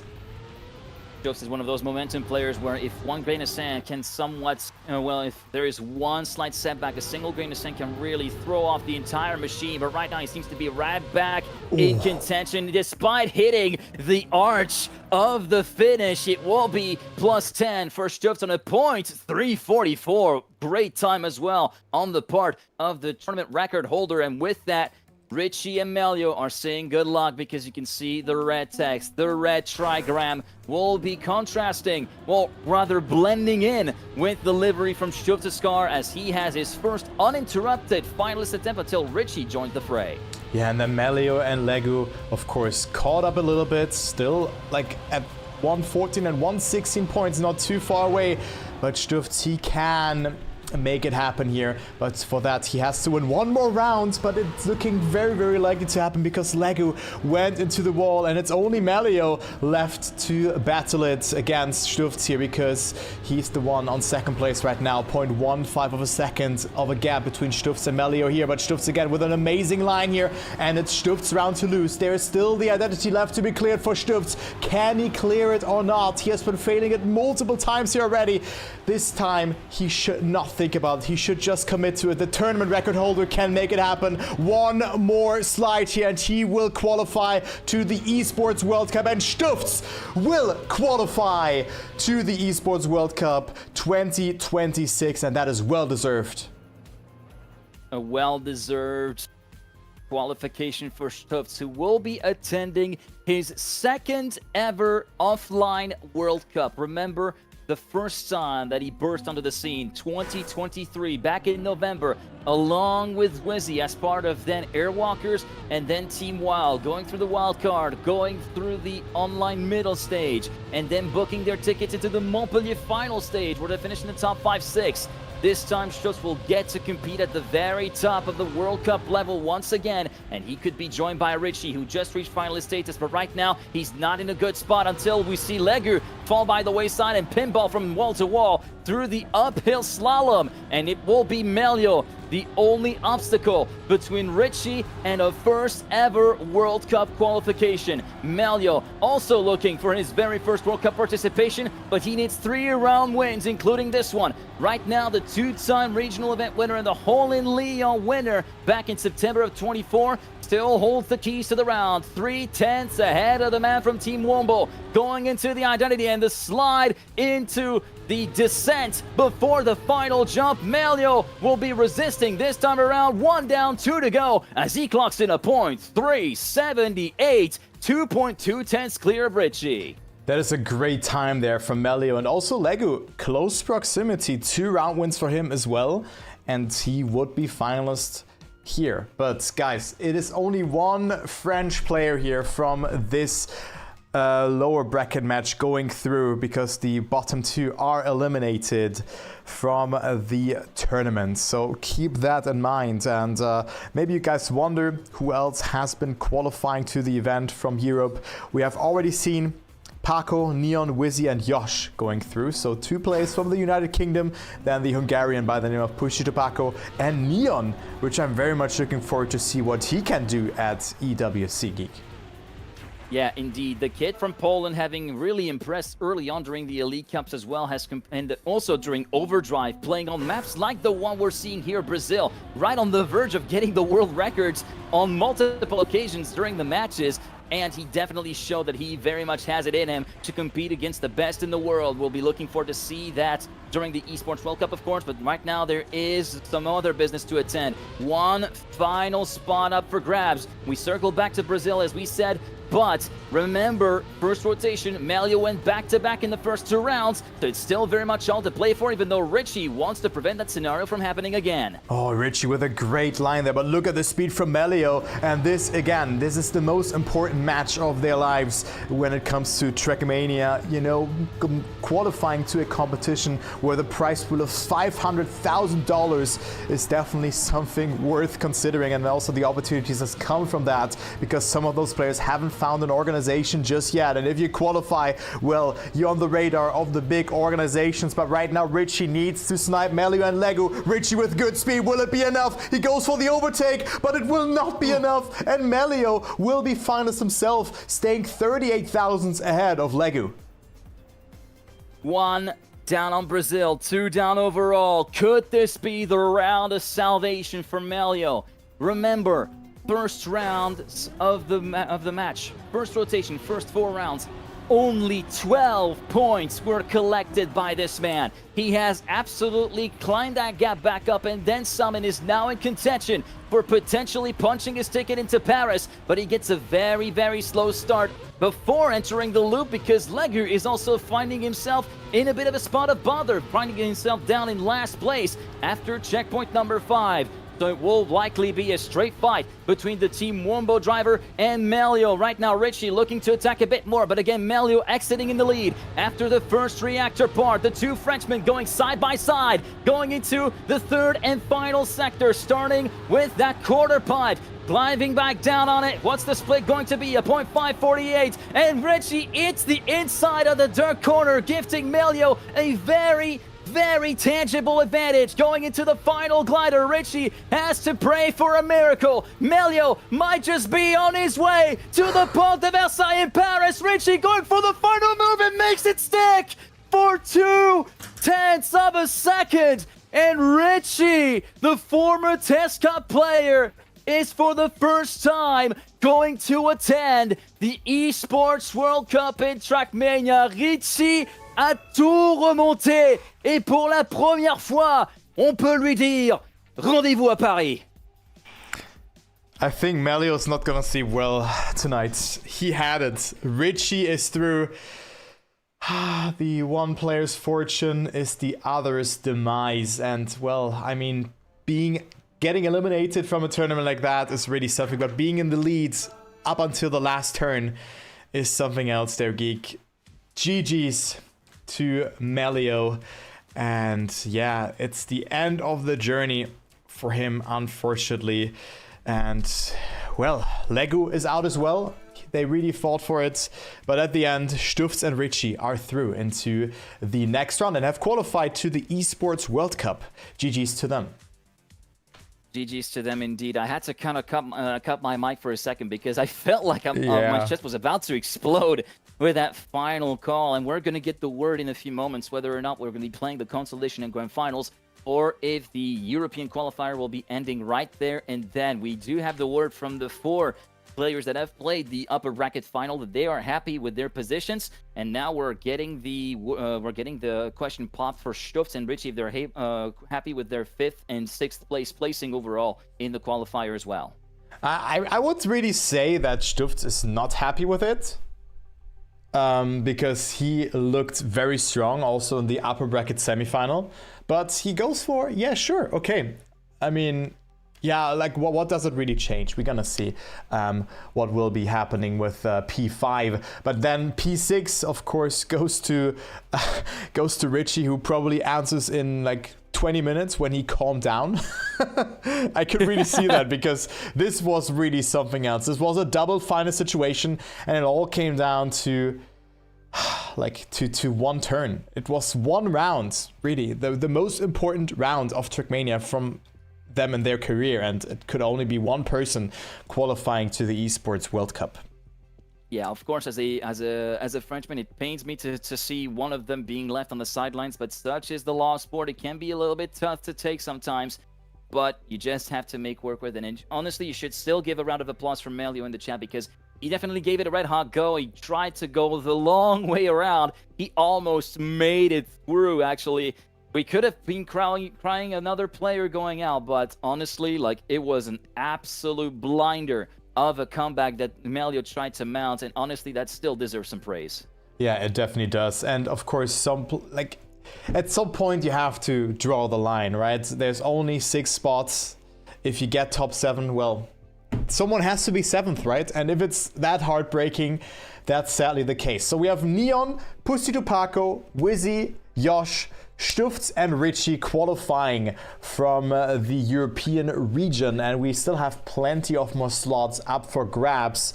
And the MENA region only has 1 slot that will be determined. And yeah, I wonder who this is going to be, because we of course have our clear favorites by the name of Jemko, but Ender, Birdie and Huzo, don't sleep on them as well, as we're currently waiting still for the results to be locked in. Cam still needs to ask Richie, who's the last player who would then get seat number 6.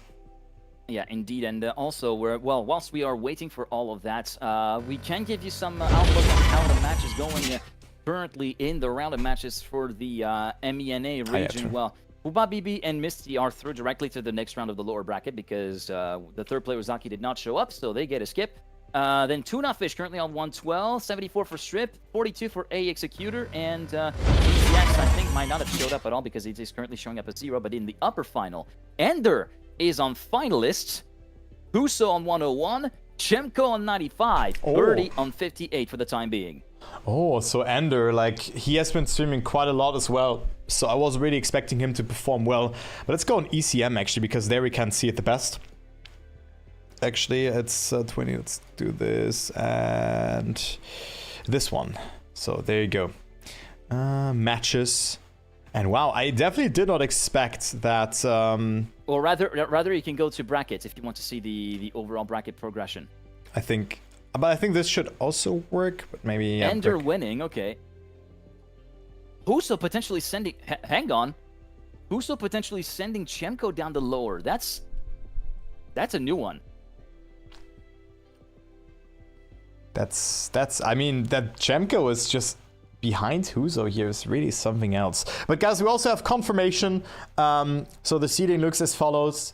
Paco getting seed number 1, Neon seed number 2, Wizzy 3rd, Josh 4th, Stufts number 5, and Richie seed number 6. GG's to them qualifying to the Esports World Cup in Paris, France. And yeah, it's just a big step for the one or another player, especially for the likes of Neon and also any other player who hasn't found an orc yet. They can prove themselves and definitely gonna provide some upsets here. I would really say that.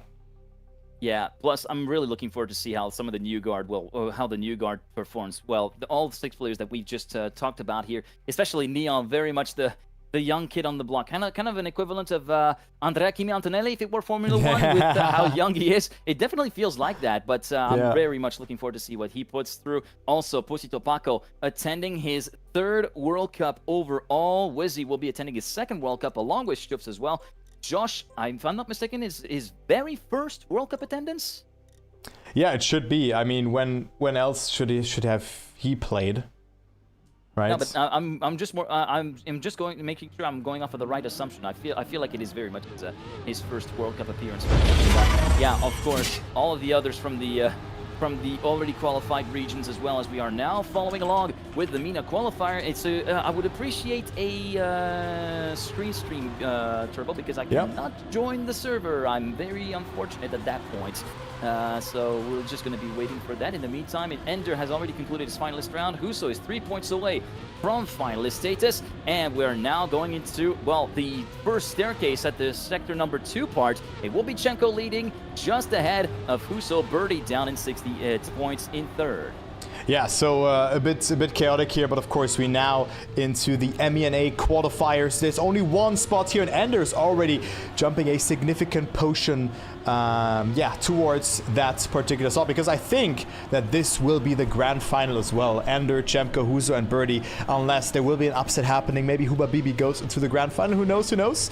But yeah, this is the next region that will be played out, and then we still have North and South America being played after that. But of course, we still see who's gonna directly qualify to the grand final here. It will be Chemko who doesn't get first. Huso denying some points, but definitely didn't expect that Chemko is dropping so many points, and Huso will be in finalist. All right, so now you can stop the stream, Kai, because I've been granted access to the server. So now we can, or maybe I could still keep in there in case you want to show me what you're showing. But yeah, sure. we can definitely make it work with both. As we are going to be moving on to Brazil then, which is going to be our next map, as picked by Ender. So I'm suspecting, I'm thinking maybe Ender was higher seeded, so he has the map pick. I'm not quite sure how the pick and bans went there in their order. Yeah, I think so as well, but it's great to see Ender coming into this tournament as well. He has been very active when it comes to streaming and all of that stuff, so this is very cool to see. And yeah, it's just like a very important opportunity. Just too bad that there's only one slot for this particular region on the line, right? Which would have been cool to maybe see 2. But of course, you cannot let everything. You have to like somewhat draw the line and be like, okay, where do we draw the line? I think the players who have qualified to the Esports World Cup already are high class. And even someone like J-Swag and Biwak, who a lot of people slept on. But guys, do you remember who has been beating Scrappy and Dexter? I do. It was their particular duo in the World Championship qualification in 2023.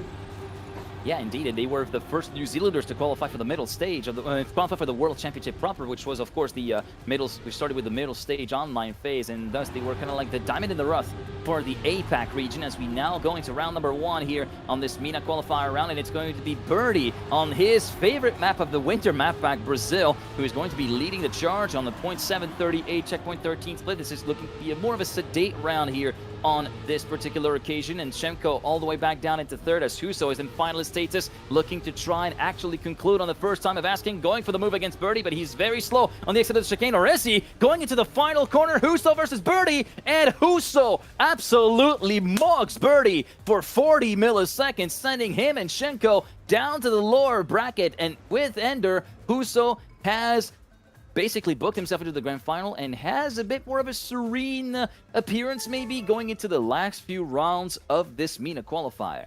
Yeah, and also gives Huso maybe just a couple of minutes to think about what will the strat be, because he lost a match against Ender. And will he target ban something? Will he practice last minute 1 or 2 lines? And I do think that something will be happening. It will not be the same match, of course, happening there. And then also Jamco and Birdie, they might have a free match, but they can also be upsetted by the likes of Huba Bibi, who could go into the grand final themselves. Keep in mind, there's only 1 spot left on the line here in this particular region. And yeah, there will be the consolidation match happening, I think, in due time.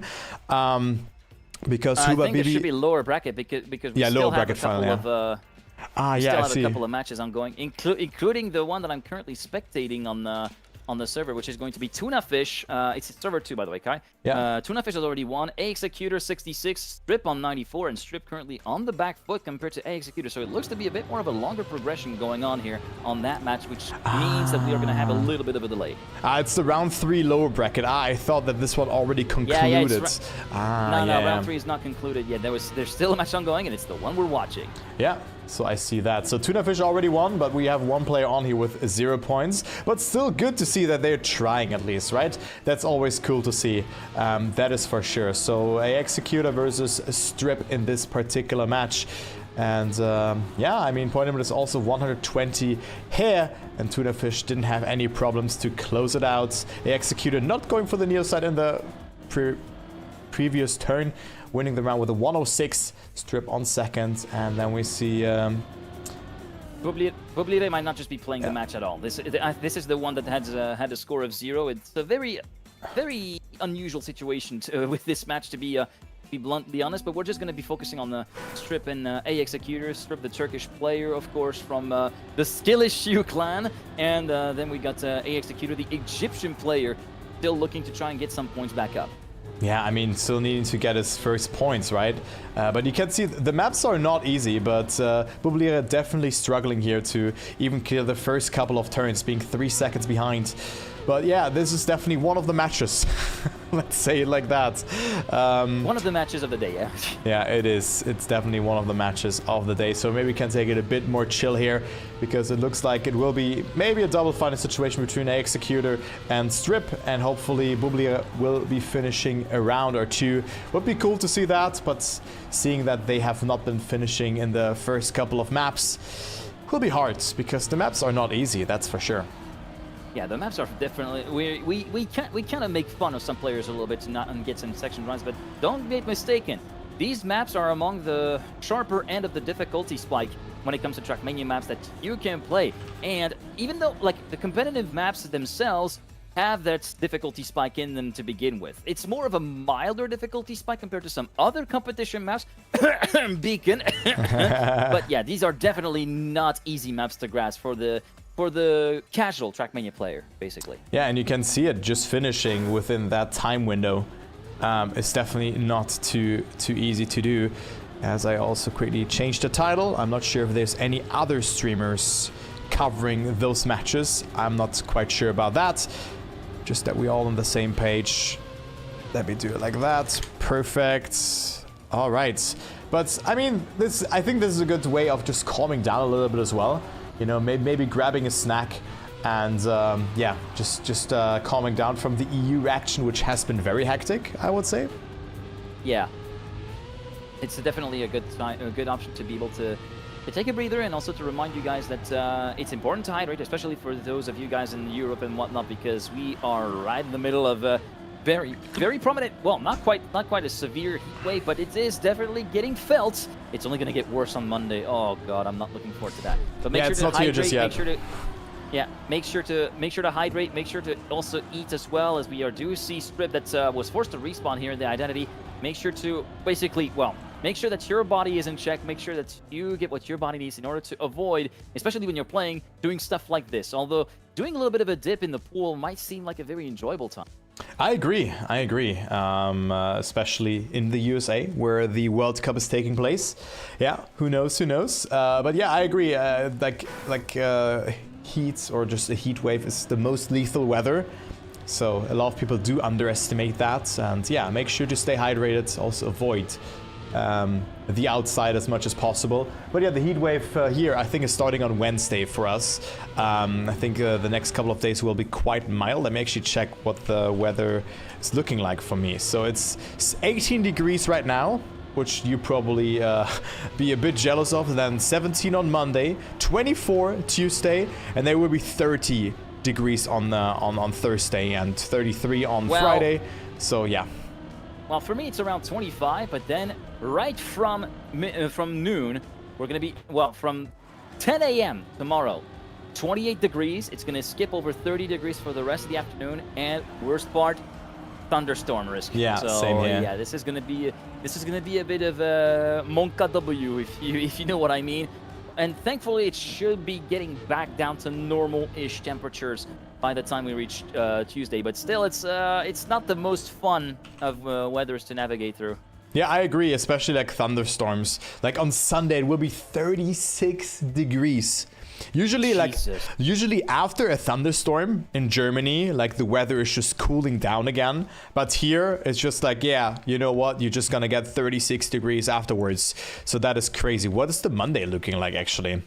Man, whenever you talk about the Germany weather report, I have some thoughts for my grandmother, or rather the German side of my family, who, well, they live close to the French border. But they get, since it's not continental zone, they also get affected by like really hot weathers. I remember like going into like really big heat waves where it's like 36 degrees or something like that in the shade. Like it's really not fun. Yeah, it is. Especially like they're from like border area, right? Are they? Like, yeah, like right around the border area, yeah. Yeah. So like here it's really unstable. So the weather is great for like 3-4 days, but like insanely great, like 35 degrees, and then boom, thunderstorm, back to 24. It's just not holding here. Like that's the problem. Yeah, and one thing that I have to say is, boy, are thunderstorms loud when they land into your freaking courtyard. I had that once when I was very little. We had the door like not fully open, like just like open at the top, right? And then all of a sudden, lightning struck, if not in our courtyard, like very close to it, and that fucking gave me a heart attack. Like it scared the absolute crap out of me. Yeah, it can be so loud. I mean, here the windows are very well isolated in my area, so if there's a thunderstorm, I only hear it when it's like just somewhat coming down very close to me. Yeah, soundproof. Yeah. Like I don't hear the the ambulance anymore. Oh, also here. Yeah. Strip versus A Executor. Strip will not have a lot of speed to work with. Strip full stoppix. Executor takes the lead after Strip had the crash at the first turnaround. But the Executor not with the best of lines, but he makes it, and he will deny Strip the entry into the next round. And thus, we move on to 112 for Executor. He couldn't really pull it off and try to bump Strip off, who was very much the leader in the race for second place in that match for a long time, judging by the ETM gaps. But a couple of very, very bad rounds on USA have completely turned the tide around, so maybe the Egyptian player might still be in it to win it. Yeah, and we're still looking for the first points for Boblire, but he is just struggling to navigate through the turns, sadly, so he will most likely not get any points here, unless he survives in this round. Actually doesn't look too bad. Would be cool to see him finish, though. Yeah, it would be cool to see him finish, although the 10-second finish timeout is very, very tight whenever you're struggling to find your way around like this, as we do see A Executor take advantage of a bit of a setback on the start from Strip at the buck slide, and thus we are going to be getting our double finalist guy. It will be Egypt versus Turkey for another spot in the lower bracket final. Surely nothing will happening in the end. Surely. Yeah, I mean, it would be cool to see a double final situation, but the ending is also quite hard to clear. We have seen some players struggling with it, and you can lose control here quite swiftly, and Strip does it great, but also Executor slows down a little bit though, losing a bit of time. Half a second, Strip will have more speed. Will it be enough? The answer is a no, and we indeed have a double final situation. Also a PB for Executor. And unfortunately for Bublita, he will be way far out wide. He even messes up the first ice turnaround. He will be crossing. He will be around 2 checkpoints from the end, there or thereabouts. And this will still be on a completely blank score. And it will be very likely the final round of this match. Strip versus A Executor. And here comes the very first choke point, the buck slide and the turn 2 setup. It looks as though we're not going to be going for the buck slide. It's more of the safe way, but Executor going a bit further inside at the expense of exit speed. So Strip is still very much in the hunt, and both are going to go side by side, actually going into checkpoint number 3. This might be the most contested round so far. Yeah, that's a great round from both players here, from Strip here for Team Skill Issue, and then Executor going a bit wide there, but will have a lot of speed. Is he able to control it though? Yes, he is. Not putting in any input, but he should have done it there. But also Strip, not too far ahead here, 1 second. You can definitely lose that, and I mean, Bublé nowhere to be seen. It will not collect any points here, but still very good to just partake in this particular event. It just seems like that they have just picked up the game. Yeah, it's a fresh account because I don't see any trophies on their account. So, like, mad respect to just sign up for a tournament like this. But let's see who wins it. Doing a tournament like this as your first quote-unquote trackmania experience is a crazy thing to think about. But Strip will be coming across the finish line with a 107.828. Good time. Not a bad time, all things considered. And A Executor crashes into the finish, but will be crossing the finish 4 seconds down. Bublé will be ending the match on a completely blank score. Tunafish and Strip, the 2 Turkish players from that match, will thus advance to the lower bracket final and thus try to compete to go 1 round further in this MENA qualifier for the Esports World Cup. Yeah, and we still have a couple of matches to go there, because now there will be the lower bracket round 4 match between Huba Bibi, Misty, then we have Strip, and well, Strip and Tunafish. Yeah, and Tunafish, of course, because Tunafish has been qualifying already. So this will be the next match that we're going to be focusing on. Let's see when this will start, actually.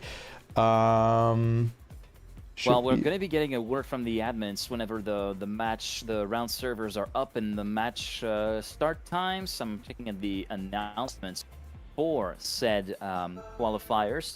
The admin team, of course, which is definitely working overtime, also resolving some of the issues that we had early on during the qualifier on Saturday. But overall, it's been a pretty smooth experience ever since, almost ever since the tournament started, bar for some match restarts due to picks getting a little bit early on, as we are getting a message potentially being typed in from one of the admins. Just give us a couple of seconds. But yeah, next matchup will be Huba Bibi, Tunafish, Misty, and Strip. The winners of that matchup will be playing against Chemko and Birdie for the Consolidation final, which is going quite a while to think about. And we have gotten the word from the admin team. The next match will be starting in 10 minutes. All right. I think it's then time for us to take a break. So I'm just going to mute us, and yeah, I'm just going to get something to eat. So we will be back in like 8 minutes, because yeah, I've been on here like non-stop for the last 4 hours, so it's time to take a small break. So we're right back, guys. You're a trooper. You're a trooper. Be right back, guys. Stay with us.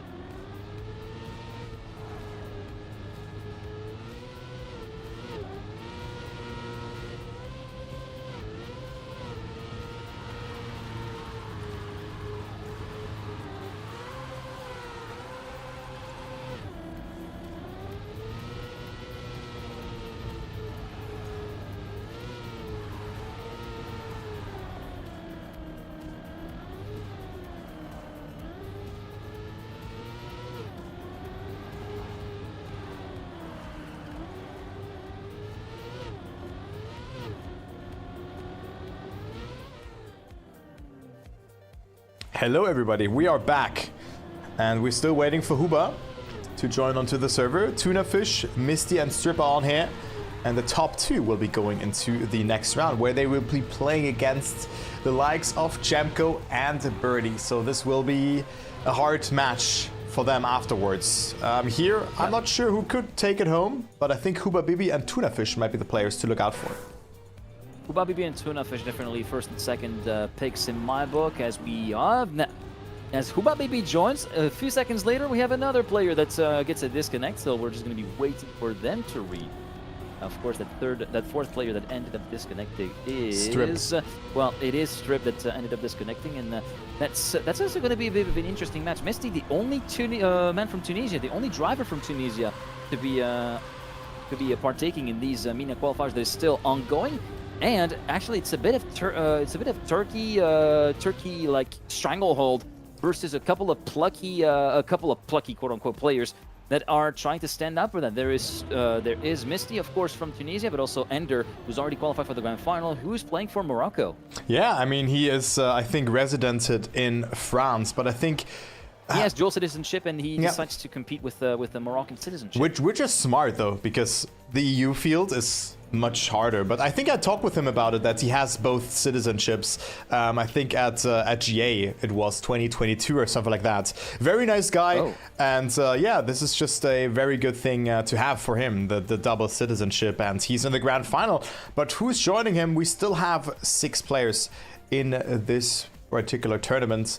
And this is the third last match. We still have with this one included, lower bracket, 3 matches. We call it lower bracket final. We are calling it the lower bracket final because the match after, which is mistakenly called lower bracket final, is what we call the consolidation final, because you consolidate the bracket. Yeah. Remember that, kids. Don't let anybody tell you otherwise. Don't let daylight in on magic. All right. Yeah, so it's not bans consolation. Are started. We see. We're going to see Canada being banned by Strip, Germany being banned by Misty, Tunafish banning South Korea, and Brazil being banned by Huba Bibi, which will leave Huba Bibi to pick up the first match between China, France, USA, Greece, Australia, and Hungary. That's quite the pick to try and decide on. Have you seen South Korea already, actually? On EU, probably not. On APAC, yes, we have seen it. That's for sure. USA will be the first map. Yeah, USA being picked by Huba Bibi, and also the point limit here should be 120. I think it should be 140 for the next round. But yeah, I really want to see what Huba Bibi is able to do, because to me, he is the only realistic player, prove me wrong, players, please prove me wrong, who could have a chance of making it to the grand final alongside Chamco and Birdie. Yeah, and Tunafish picking up China, and just to correct you, I think 140 is only for grand final, because only the grand final is a qualifying match. True, only the qualifying match, yeah. Only. Yeah. So China picked by Tunafish map 2, Greece is map number 3. This leaves France, Australia, and Hungary. Australia being picked as map 4 by Strip, which leaves Hungary being picked as the random map. So France being put by the wayside. And it's been since the Asia-Oceania qualifier that I've seen Australia being played on. Well, I've seen it a little bit on some of the EU stuff. But Australia has been somewhat left aside, especially by J-Swag, who was not a fan of that map. I think Schufts picked it in his match in the winner bracket semifinal, where he was, I think, seed 1 as well. But yeah, it's definitely one of the maps that players don't pick that often. But also Greece not being picked that often as well. I would say maybe it's been a target ban as well. Something like France as well. And then China, I would say it's a very unconventional map pack other than Hungary, I would say. Like USA maybe being a bit easy as well. But China, Greece and Australia, definitely, not the easiest maps to pick up. But here we go. Top 2 will go through. We have Tunafish, Huba Bibi, Misty, and Strip battling it out. And I think as well that the point limit should be 120 here as well. Yeah, point limit will be 120 points here on this match, as it will be for the next match, which will be the consolidation final for the MENA Middle East and North Africa qualifier, as we are going to be starting on USA as our first map, as picked by Huba Bibi, remember, early on in the pick phase. And yeah, as we've alluded to earlier, it is 3 Turkish players against 1 lone Tunisian player in the form of Misty, who's going to be doing his best to try and hold his own against Huba Bibi and Tunafish, who are our 2 favorites to make it through to the consolidation final and thus lock in top 6 in the MENA qualifier, as we are ready to get started here on USA. Yeah, let's go to USA here once more. Then we are starting. Point limit is 120 points, and there's 4 rounds per map, 5 maps that we have already seen the pig face happening beforehand. Point repetition is 10, 6, 4, and 3. You should be all familiar with that. And our favorites of this match are Tuna Fish and Huba Bibi, Strip and Misty. We have seen Strip playing. He made it through in a double final situation. I have not really seen Misty playing, but everybody surviving the start, which is great to see. Yeah, it's great to see, although it is safe to say that Strip does not really take this map into his heart very much, as he was very much struggling when we were witnessing him play against Dane Executor earlier on during the matchups. Currently, Huba Bibi and Tuna Fish, as expected, break away at the front 1 and 2. Tuna Fish going way wide before the jump into that little track corner before the ice patch and the dirt flick, and Misty makes it a 3-way fight for the lead until we exit the dirt flick, and a huge airtime over the crest from Tuna Fish, dropping him down to 4th, and it will be Huba Bibi inheriting the lead with Misty up into 2nd, 2/10 down.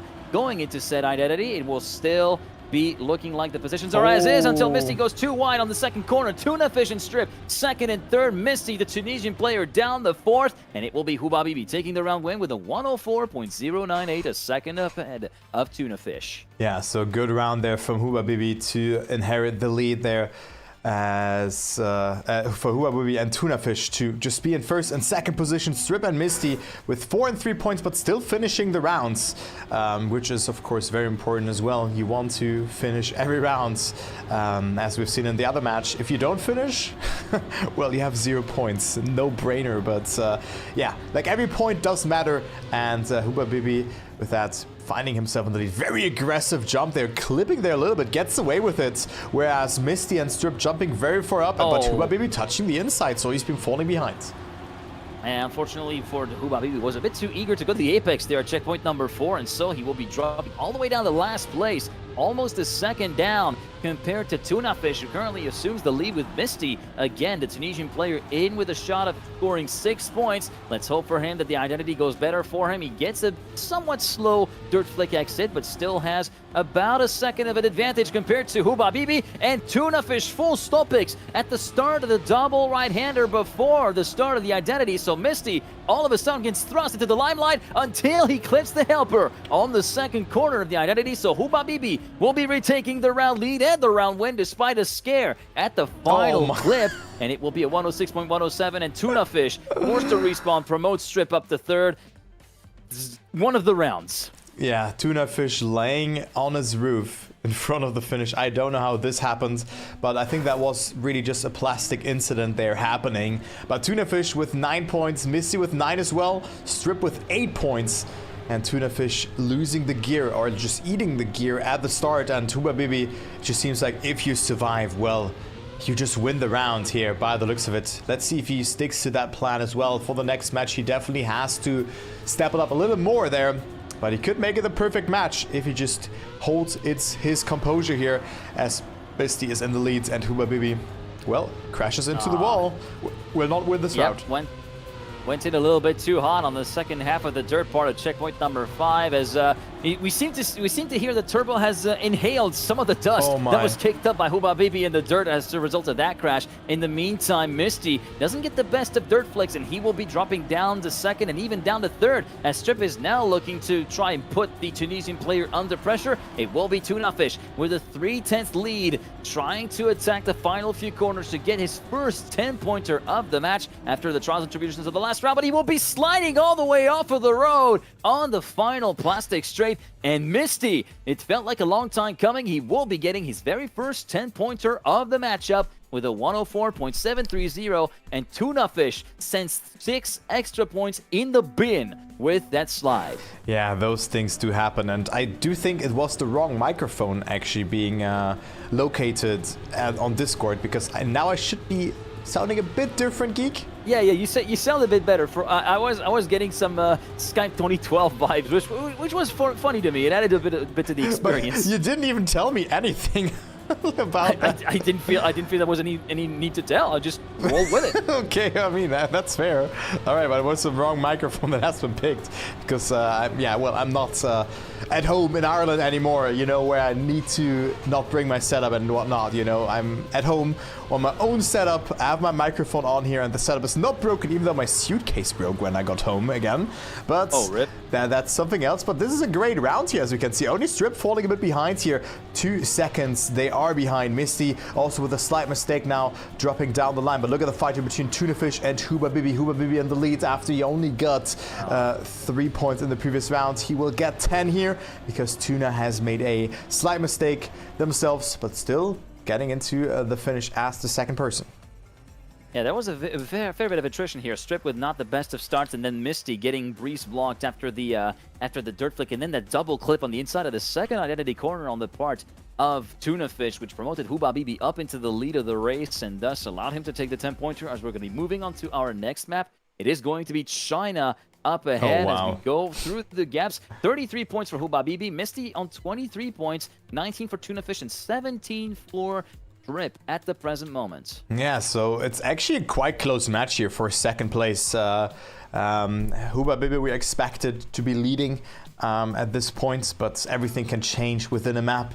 The map before and was picked by Hubabibi, who is the top seed, and now this one is the pick from Tunafish, who is seed number 2. So here we go. Of course, we have the Bucks at the start. I'm not sure if players will actually go for it. I doubt that, but here you go. Very unlikely. I don't think so either. Very unlikely. I mean, this is something only really the pros, even like in Overdrive Div 1, Div 2, it's been a bit of a 50-50 case, maybe sometimes even 60-40 of people not going for the bug slide, opting for the safer routes, and some going for the bug slide, but sometimes it just ends in disastrous consequences and results because the setup for it, it's so thin in terms of the margin that you have to put your inputs in. If you go a little bit too far for the right-hand side or steer just a little bit too late, well, either you mess up the bug slide completely or you just hit the pole on the inside and that's going to be game over for you. So everybody is just going to be opting to go from A to B in the safest way possible and just rack the points. Yeah, that is for sure. I agree with that. It's a very difficult angle and line to have at the start, and Hubabibi has a great start here, finding themselves 0.7 ahead of Strip, who we have seen qualifying on this particular map. Was struggling a little bit with the ending, but this is certainly not a bad run. I think he drove a 107, so he could jump a bit closer towards Tunafish, could even tie him in points, but Hubabibi is long gone. I mean, he will go up to 43 points, so that is just a great match that we're witnessing from him. A 107 and also PB from Strip. Tunafish and Misty also only 2 seconds behind, so the gaps are not even that far away from each other. Yeah, low 0.7 actually as a new Strip for, PB for Strip, who's very much happy with it, as you can see on the bottom left corner of the screen with that little smiley face. But yeah, definitely Strip looking to try and slowly but surely pad out his time and looking to make it a very interesting 3-way fight for the second spot into the Consolidation final, as Hubabibi has very well and truly put himself a bit further ahead of the rest, as Misty didn't get the best of starts. He will find himself around half a second down after a bit of a messed up setup in turn number 2. Meanwhile, the 3 Turkish players, Hubabibi, Strip, and Tunafish in that order, going into checkpoint 4. Any slide outs? We go way high on the part of Strip, though. He will not slide out, but will be dropping down quite significantly compared to the top 2. Yeah, still good speed from Strip, but traveled so much distance, and it's also hard to just control that particular line here. And Hubabibi versus Tunafish is the battle that we are focusing on here for those 10 valuable points here. Ooh, Hubabibi losing a bit of control, but also Tunafish not with the best amount of exit speed. They're losing the gear.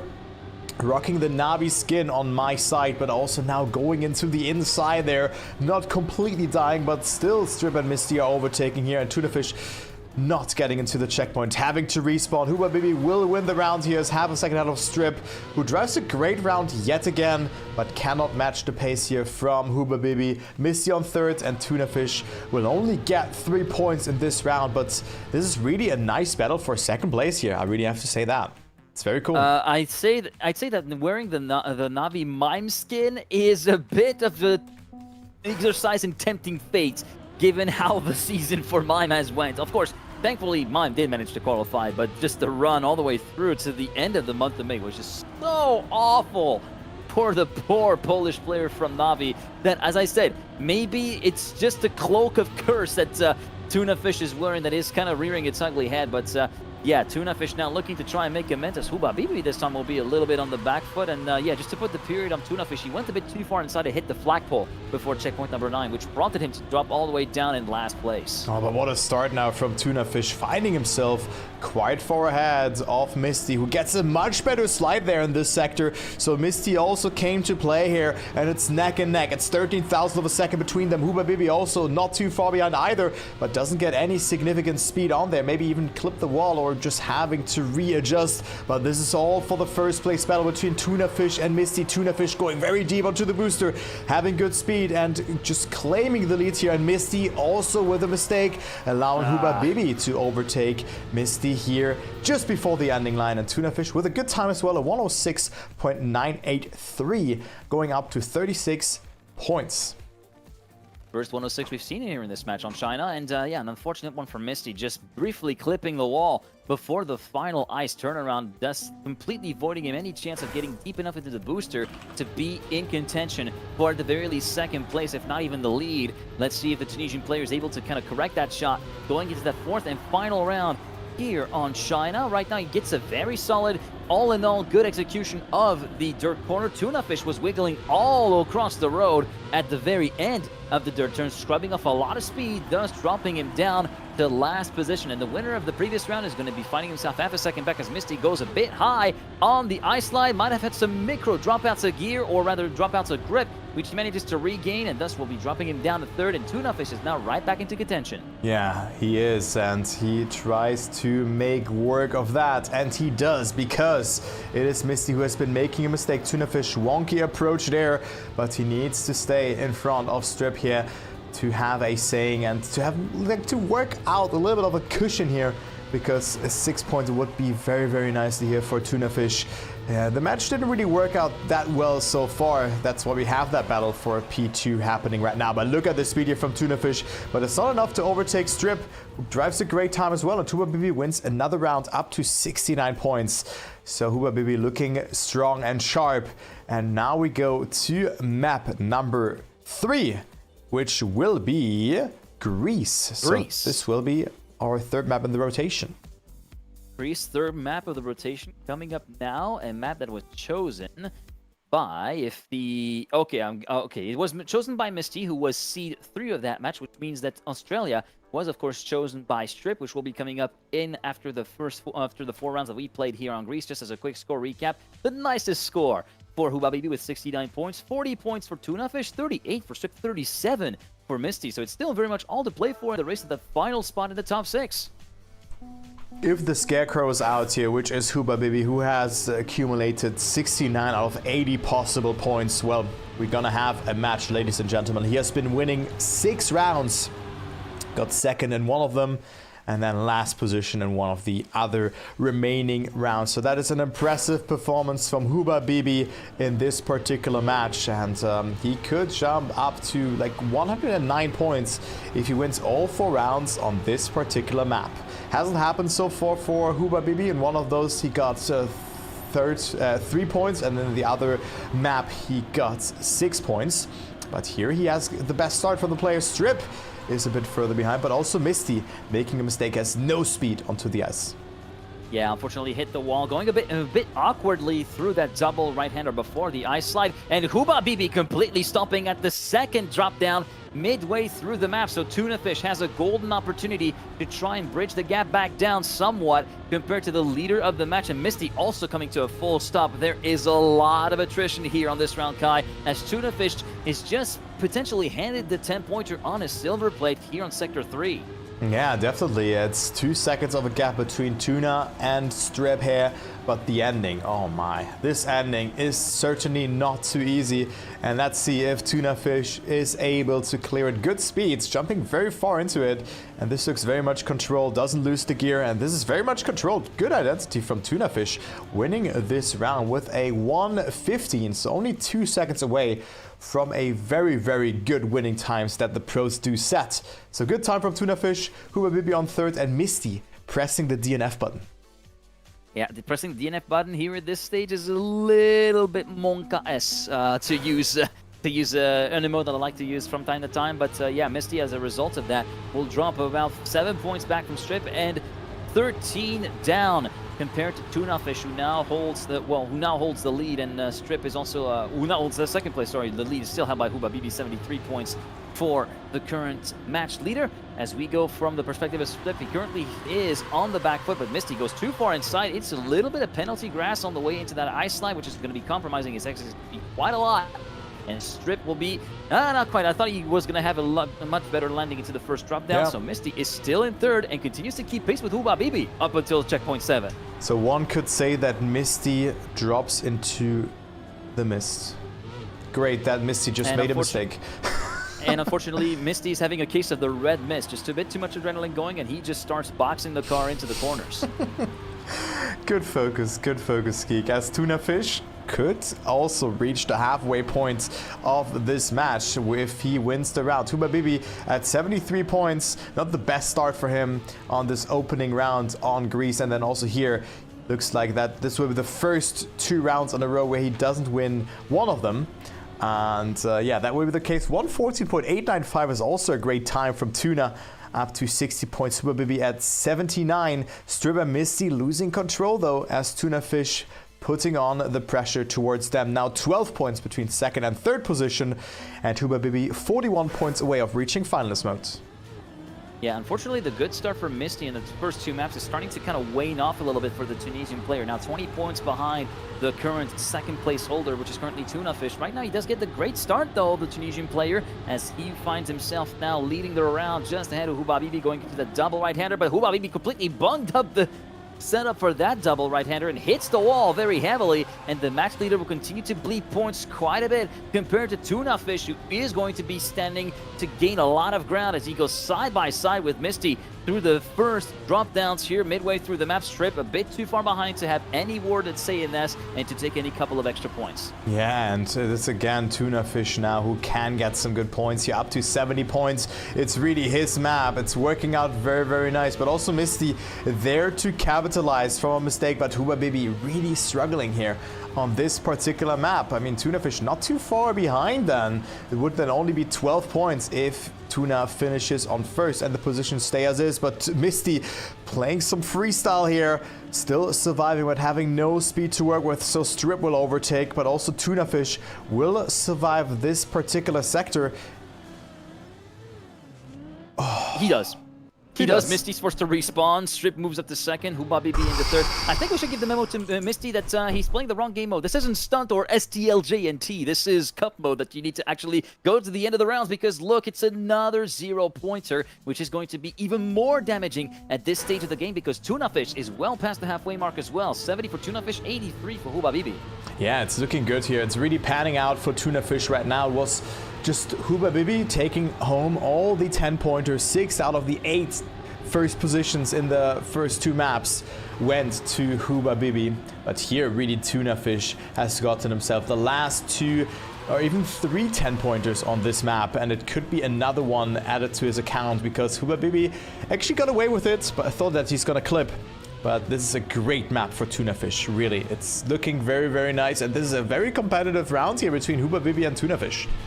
Probably the most competitive run we've seen so far on Greece, actually, where it's been a little bit more hit and miss when it comes to round finishes. But of course, there's still the identity and can wreak havoc with almost every single player out there. Even the pros fear this map, especially on a certain German team where one of the players prefers to go to Greece on vacation rather than to play this map. As we go on to checkpoint 13, Huba Bibi with a better slingshot retakes the lead from Tuna Fish, as we now have the identity ringing the bell. Huba and Tuna Fish 15 milliseconds apart, better speed on the entry from Tuna Fish. He manages to make it stick midway through, and with that it will be yet another round win and another 10-pointer with a 114.6, which is a strong, an okay-ish time, I guess, in the grand scheme of things. Half a second ahead of Huba Bibi, Misty in third, Strip in fourth. And with that, Tuna Fish is right back in contention, only 9 points behind Huba Bibi, as we're moving on to Strip's map pick, which is going to be Australia. This was a great performance from Tuna Fish, and definitely something if we take an outlook onto the Consolidation final. Definitely a performance, if he continues like that, where he can win some rounds. That is for sure. I mean, he has to be lucky. for birdie or Chamko to crash. But this was a great performance from Tunafish. I hope he can keep this up. And I mean, we have seen a lot of players just evolving from the Turkish and also the MENA region in general. But we need more. We need more players, right? One could say. Yeah, we need more players, and we need more players outside of Turkey. I think that's the main thing. Other countries from MENA, please play this game. You're going to love it. You're absolutely going to love it. As we go into the first round of Australia, 89 for Hubabibi, 80 for Tunafish, who are very much making a breakaway run for freedom here. 57 for Strip, 44 for Misty. Yeah, and Misty, of course, losing some ground. And now we go into some full speed action to Australia. And look at the start from Hubabibi. This is Strip's pick. So this is the last map from the rotation. Then we're gonna go to the map that has been randomized, which is Hungary. And then if we don't determine 2 winners by that point, we go back to USA, and Tunafish capitalizes from the mistake from Hubabibi, who was having to respawn, but also Misty struggling a lot here to find the way into the checkpoint. So we have a 2-horse battle for 3rd position between Hubabibi and Misty. Where Misty getting a very risky line there, but still making the cross because Hubabibi touches again. And well, Tunafish is just somewhat in the no man's land, but he's not too easy to drive. So everything can still happen, and maybe we can go into the follow all camera and see what happens? Question mark? Oh, maybe this is too far. It's a bit far. It's one of those that can be very chaotic to cast from the follow all camera when the gaps are quite spread out like this. POV, you are Lewis Hamilton in the Spanish Grand Prix 2026, as we see Tunafish cross the last few jumps and hit the finish line with a 117.715, and with that he moves on to 90 points, and Hubabibi reaches the finish line with a +6, so the gap moves down to 5, and everybody reaches the finish line. I thought for sure we were going to be losing at least one player there. There was a buzzer beater there from Misty finishing the round, and yeah, I think there was only a couple of thousands left there for them to finish up to 47 points. But yeah, it is Tunafish up to 90 points and Hubabibi at 95. So the seeding doesn't really matter because both players will be playing in the same next match anyway. We will be down to top 6. We're down to top 8 right now. But 2 players will say bye-bye, and Tunafish and Hubabibi really picking up the pace here as Misty and Strip can solely not match it. Strip with a mistake, 5 seconds behind, and also Misty clipping the transition there, barely able to clear that jump there, but look at the gap, almost a second there, actually more than that, 2 seconds between 2nd and 3rd, and a great fight developing between 1st and 2nd.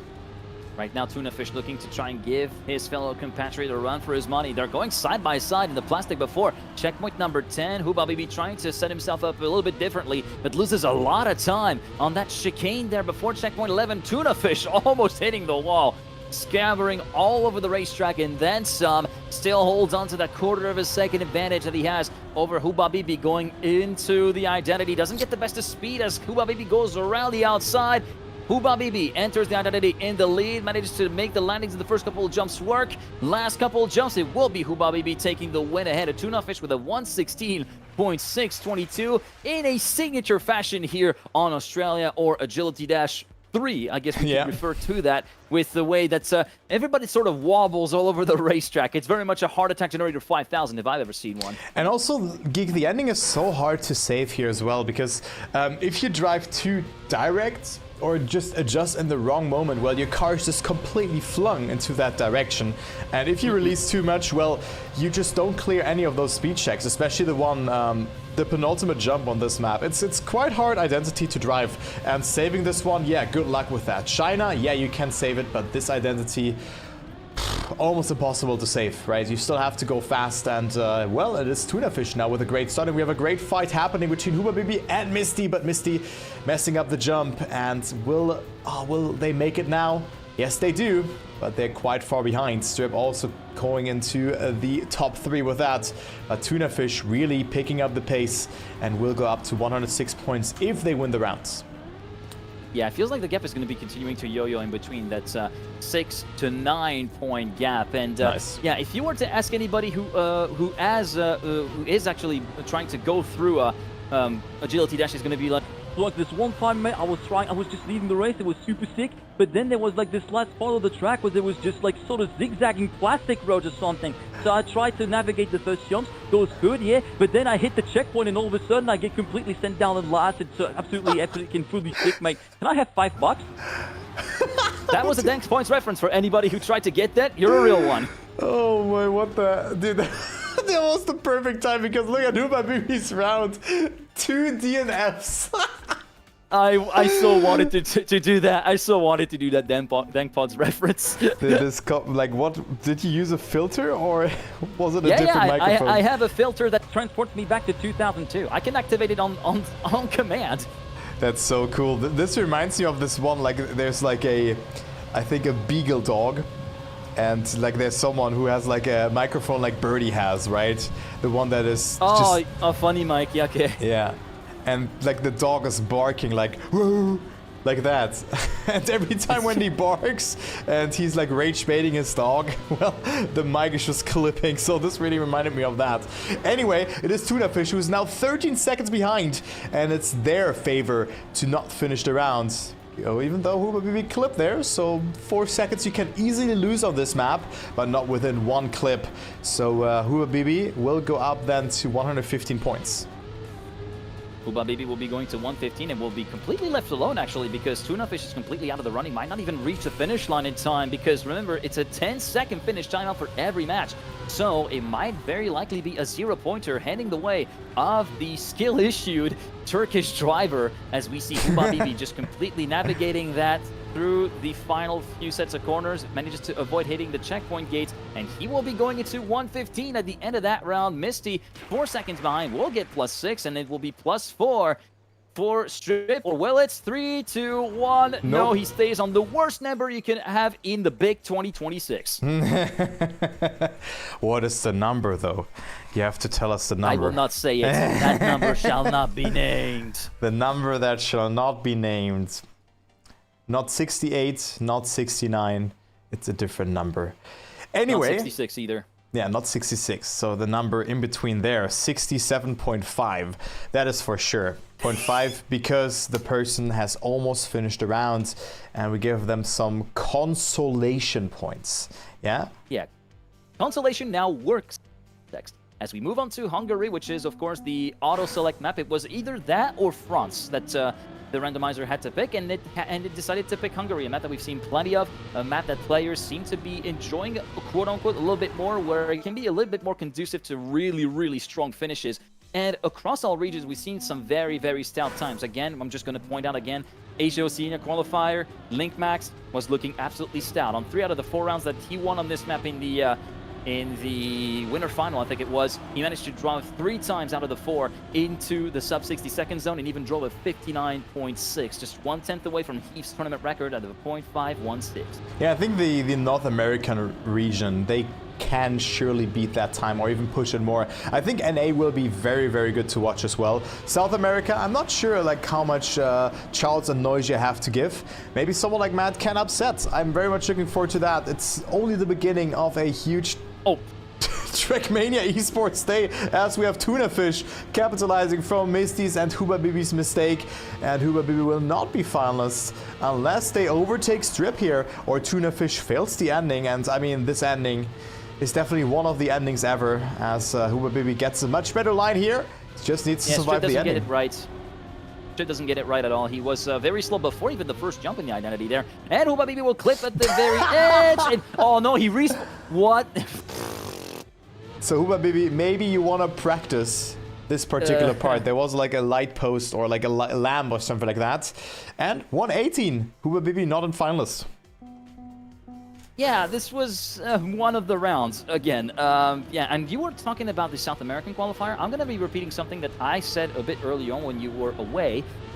Is that Matt, well, he might have the pace to try to do that, but one of the questions that I have is whether he has the hands that will last, because if I'm not mistaken, Matt has always had some issues with his hand, like repeated strain injury, carpal tunnel, which is a very real thing, by the way, guys. It's not something I'm making up. He's been battling with hand issues over the last few years, so I wonder if he has the stamina to really endure that. But the one thing that could work in the favor of Matt is that there are only 3 matches in the South American qualifier, so maybe the suffering will be somewhat reduced, but what will not be reduced is the suffering of Huba Bibi all the way through this round. He does need to win the round. No, he needs to just reach the finish line. Whoever needs to win the round is those that are behind both Tunafish and Huba Bibi, but they're going to be way far back. Tunafish needs to finish at least in 3rd. As long as he manages to clear the identity as Misty is having some issues of his own, he gets promoted into the lead, and with that, Tunafish and Huba Bibi should be going finals. And actually, Tunafish opts to go the safe way. This is a smart play, and Huba Bibi is at a complete standstill. 5 seconds remaining. He needs to go for the safe or go for the risk. He goes for the risk, fails the risk, and will not even be finalist, so it will be Tunafish potentially in for P1.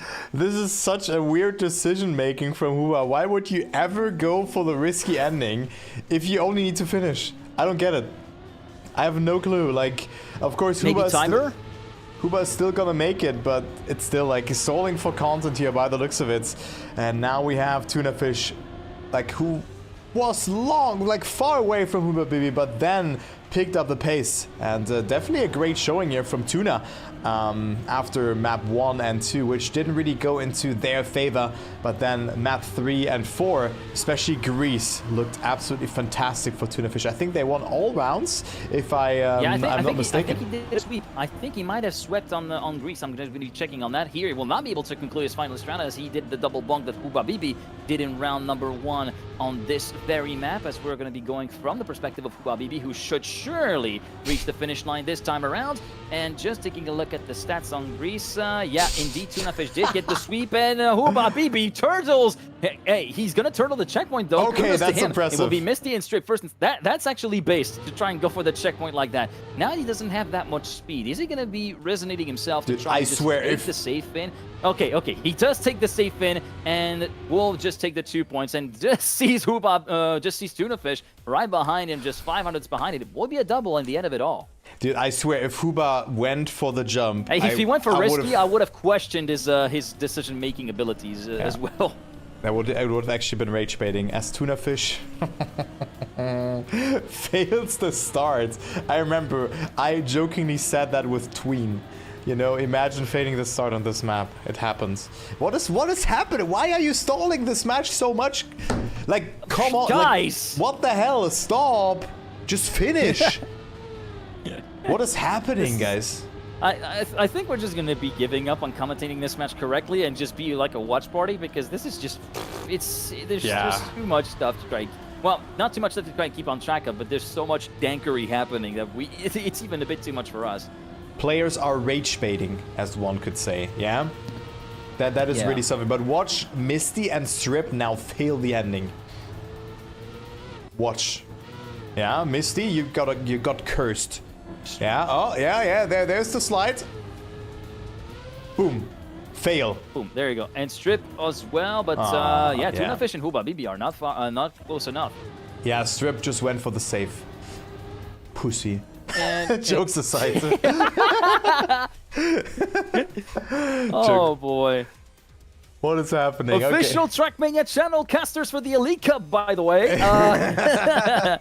Yeah, well, I mean, it's 18 plus, so of course. It's only banter here, guys. We're just having a good time. And now we go to USA. Huba Bibi and Tunafish are still on finalist. Strip and Misty not too far away. There we go, then back on the very first map, the one that started it all, it is going to be Huba Bibi. And this is the first map where, of course, Tunafish had some incidents round 3, turtling before the finish line. But let's hope that he has put that to rest, and we'll be able to actually conclude maybe on the first round of asking on USA. Not first round of asking overall, because he did get denied over the last 2 rounds on Hungary. But just taking a look at Huba Bibi's stats, he managed to get 5 rounds in a row between Greece and first round of Australia. He won all of those in a row, and even on Australia, despite conceding the second round, I think, to Huba Bibi, manages to get the 3rd round afterwards. So yeah, he did get a solid performance all in all in the middle part of the rotation, which is really what turns into his favor.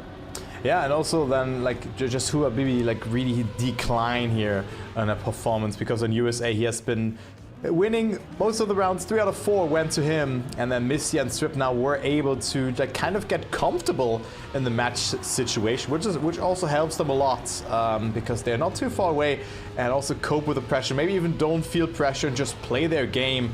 But it's Huba Bibi now in finalist mode, still in there.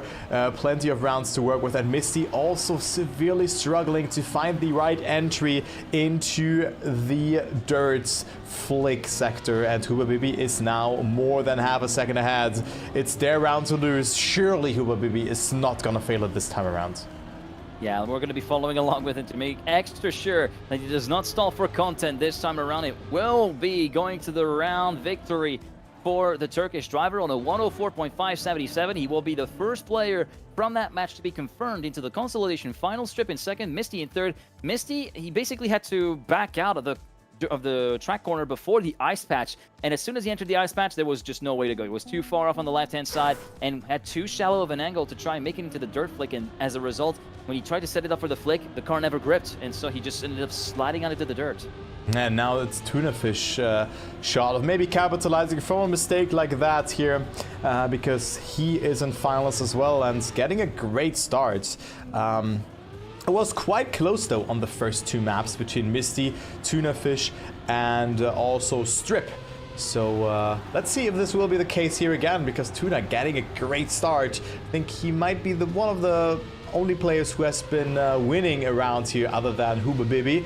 But I could be wrong as well. Maybe it was Misty or Strip winning as well. Misty did get a round win in round number 3, so okay. Misty has a shot. Yeah, maybe Misty has a shot. This time he does get the dirt flick nicely, but doesn't get the best of exits, so he will crest the hill a little bit more severely, losing a bit more speed in the time compared to Tunafish, who went for a bit more of a smoother line, and it will be just a straight fight between the Tunisian player and the Turkish player, side by side through the second corner. Tunafish forced to back out of it. He went way too wide, but a huge clip on the helper for Misty will be gifting the round win and this final spot into the top 6 to Tunafish, who will be taking the round with a point for 21 time overall. Strip and Misty will be knocked out in 7th and 8th. 7th place for Strip with 101 and Misty 8th with 95. So GG's to them. Still a fun match. It was quite entertaining, but I think they stalled a bit too much. Huba Bibi and Tunafish are through, and we have one more match happening before the grand final, the Consolidation final between Birdie, Chemko, Huba Bibi, Tunafish, and Tunafish. And Huba Bibi, yes. Exactly. These are going to be battling it out for 2 spots in the grand final against Ender and Huso, and it will be a little bit of a revenge to take for both Birdie and Chemko, as we're expecting this to be we're expecting the winner bracket final lineup to be the grand final lineup, and we stand by that. But we are never far from upset, as I like to say every so often. Anything can happen in Trackmania, and usually does. And Code Junior always wins. That is for sure. Yeah. Well, not always. But mostly. Most of the time, yeah. Most of the time he does win. All right, so can I also then leave the server now? Thank you. Very nice. You can leave the server. So we're now just going to be waiting for the word of the admins to see when the next round of matches will be. Whew, it will still be a long day, guys, for us. So let's see what will be happening when the next MENA match will be starting. And I think South America will start at 21. Yep. Both South America and North America are starting at 9 p.m. Central European Summer Time. So just after... Basically after the MENA final, the Americas play both of their qualifiers. Oh, wow. This is it's a long day. Oh, wow. Oh, you're in for a real ringer, buddy. Like, you don't know what you put yourself into. Yeah, I'm not sure if I go for all of it, actually. I'm not sure. Maybe I'm just gonna bail out. Who knows? I'll see. I've already decided that after the grand final of MENA, I'm just gonna dip out and spend the rest of the day to chill, to be perfectly honest. Yeah. I might do that as well, actually, but I'm not 100% sure. I'm not 100% sure about it. Maybe I'm gonna boot up the stream at like 1 a.m. and do some commentary, but the thing is, yeah, I might need some rest as well because I'm gonna work tomorrow as well. I'm gonna see what the plan is looking like, but I might be ending it as well. As we are starting our next match at 19:05 actually. So in less than 10 minutes, 8 minutes to be more precise, will be the start of the Consolidation final. Yep. And the server is already, well, it is currently pending, being spun yeah. up, pending in the moment. It will be up in a few seconds, I would expect. Yep. So guys, we're gonna be right back. I'm gonna take a small break, and then we're gonna see us in like 5 minutes. So we will be right back. All right, see you in a bit.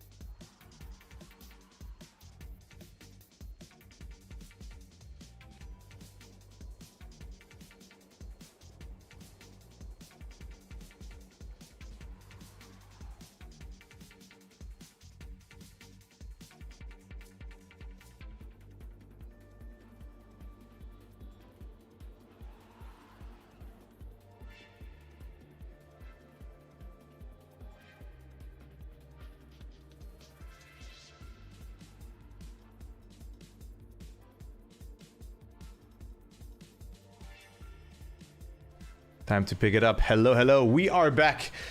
Whew.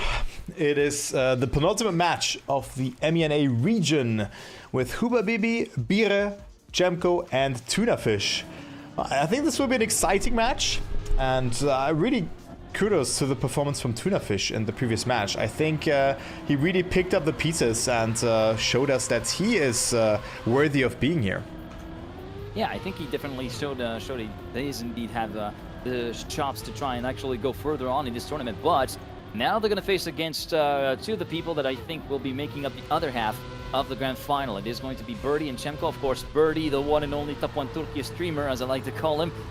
Very much one guy who can be a little bit of a weapon at times, if not sometimes a little bit more on the danker side in terms of performances. And Chemko, of course, the two-time AOTC champion, one of the lead drivers for Team Rex Regon Keon, looking to try and get his org into the Esports World Cup in Trackmania, as we now have the pick phase, or pick and ban phase, underway. It will be Tunafish, by virtue of being the last seed, who will be doing the first ban.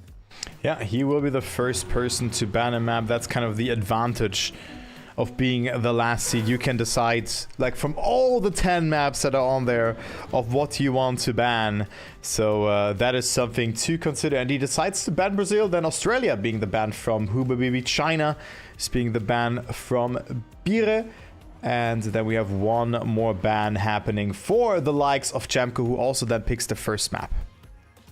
And thus Germany will be banned by Chemko. USA will be the very first map from this rotation. Birdie picking Hungary as map number 2. Map number 3 will be South Korea, as picked by Hubabibi, leaving Tunafish the choice between France, Canada, and Greece for our fourth map. It will be Greece as map 4, and France will be the decider. And I gotta say, the Birdie China ban is one that I'm not exactly too surprised about.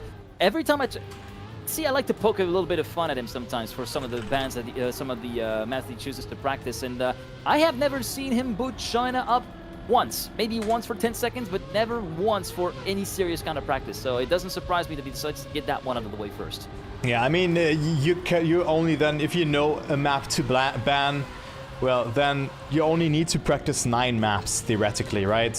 And I think that's a good thing to have. If there's a map where, like, it's like a vibe check, you know, you just know that you don't like any of the maps. It is Greece for Massa, it is China for Birdie, and then there's probably plenty of other maps that people have as permanent bans, right? So yeah, there are some install locks. Like, for instance, like the install locks on the Asia-Oceania region was for J-Swag, always banning Australia, and Baywak also banning Australia most of the time when he was up at bat when it came to actually pronouncing the map bans in that particular region. As we are now getting underway with the very first map as picked by Chemko. It is USA that will be playing this side of the backdrop, for the first rounds and the first 4 rounds of matches. Reminder of the stakes: the first 2 players of this match will get to play against Ender and Huso in the grand final for one single spot into the Esports World Cup's main event for Trackmania in Paris from August 19th to August the 22nd, and we are now underway for the Consolidation final of the MENA Qualifier. Yeah, it's like a bittersweet feeling that it's only one spot. I think that this region would, like, at least deserve 2 spots, but of course, you can always say that also about EU, that you have maybe like 8 spots in EU due to the player base. It's like, it's always hard to really justify the spots in there. It's almost impossible to just have a good baseline in there. But here, the clear favorite in this match is Chemko, who has a very, very good start, finding himself quite far ahead of Birdie here, 0.3 of a second. Hubabibi and Tunafish both coming from the lower brackets. Don't really have a saying, as Birdie drops the gear there, losing a significant amount of speed, and Hubabibi overtakes.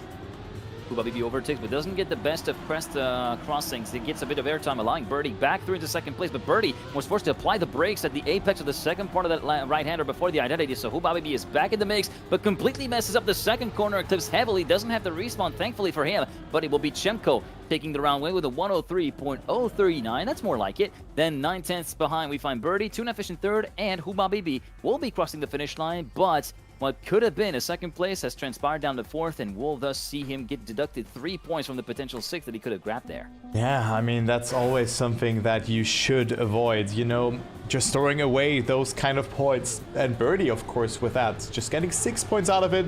Chemko very much in control of this round, finding himself in the lead, getting 10 points out of it. And let's go into the next round. Round number 2, Chemko with a great jump there. Jumping a bit too far up, but no one really there to answer that call there. As birdie clipping on the inside, Huba Bibi jumping too far up on that part. And Tunafish now into the battle for second place. Look at the gap here from Chemko, 0.4 ahead of his opponents. And unfortunately for Huba Bibi, he's clipping the top of the barrier before checkpoint 6, just kind of teetering on the landing, manages to avoid hitting the wall in the corner after the landing though, so he will still be on the racetrack, as we did see a bit of a problem for Chemko being forced to, I don't know if it was a respawn or something, but yeah, unfortunately for the man for Rex Lagoon Kiyomi, will be down in last place, and Tunafish has troubles of his own on the way to the identity, so birdie is now within a 10th of the man from Team Skill Issue, as we now see the attack from the Turkish streamer, and he will be parlaying that attack into a win at the final corner with a 104.374, and thus it will be birdie taking the lead away from Chemko on round number 2, 16 points to 13. Yeah, birdie with a great performance here, first and second place all along. You love to see that. And with that, he finds himself in the lead. Huba Bibi only picked up 7 points so far. Tunafish definitely got something from the cake here, up to 10 points. And I mean, just completely different picture. Yeah, for Huba Bibi, of course, in this match. He knows that he has to go out of the comfort zone. He won 6 out of the first 8 rounds in the previous match, and here he only accumulated 7 points so far. So really seems like 10 levels up his range here, because he needs to get out of his comfort zone to win rounds. And it is Chemko with that, again in the lead alongside birdie, and again a huge gap for Chemko being accumulated. Going into the dirt flick, which is where everything kind of unraveled for Chemko in the previous round. It will unravel for Huba Bibi before even hitting the ice patch leading into the dirt flick. He will be relegated down to third, almost 2 seconds down, if not more. Birdie still hanging around, 4/10 down. Chemko controlling this round from the front, looking to try and get that 10-pointer home and thus retake the lead away from birdie for a single point, and he will do so. 23 points for Chemko, 22 for birdie, and into the 102s, the .911. The ambulance has been called, but not for Chemko on this round. Yeah, if you didn't do that joke, well, I would have done that. So good one there, calling ambulance, but not for me. That is for sure. Chemko goes into the lead, 23 points, birdie at 22, and then Tunafish at 14, so somewhat still in there.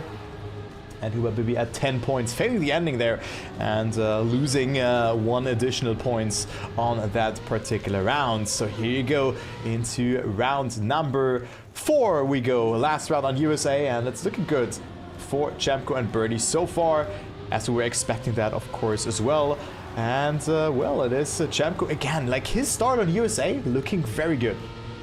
Yeah, looks very, very good. The start didn't look also good for Tunafish, as he over-rotated in the quarter pipe, manages to get the landing, but was then, with his ice, he was kind of sliding all over the place, thus prompting him to be down in last place, a second down. And now birdie conceding time to Chemko and seeing Huba Bibi go bigger in his mirrors and potentially pop up in the rear side of his screen. And Chemko completely bunged up the entry into the double right-hander before the identity, so birdie gets given the lead on a silver plate pretty much, and will thus retake the lead overall in the match as she crosses the finish line with a 103.458. That is a very uncharacteristic mistake from Chemko to happen there, 2 turns before the identity happens.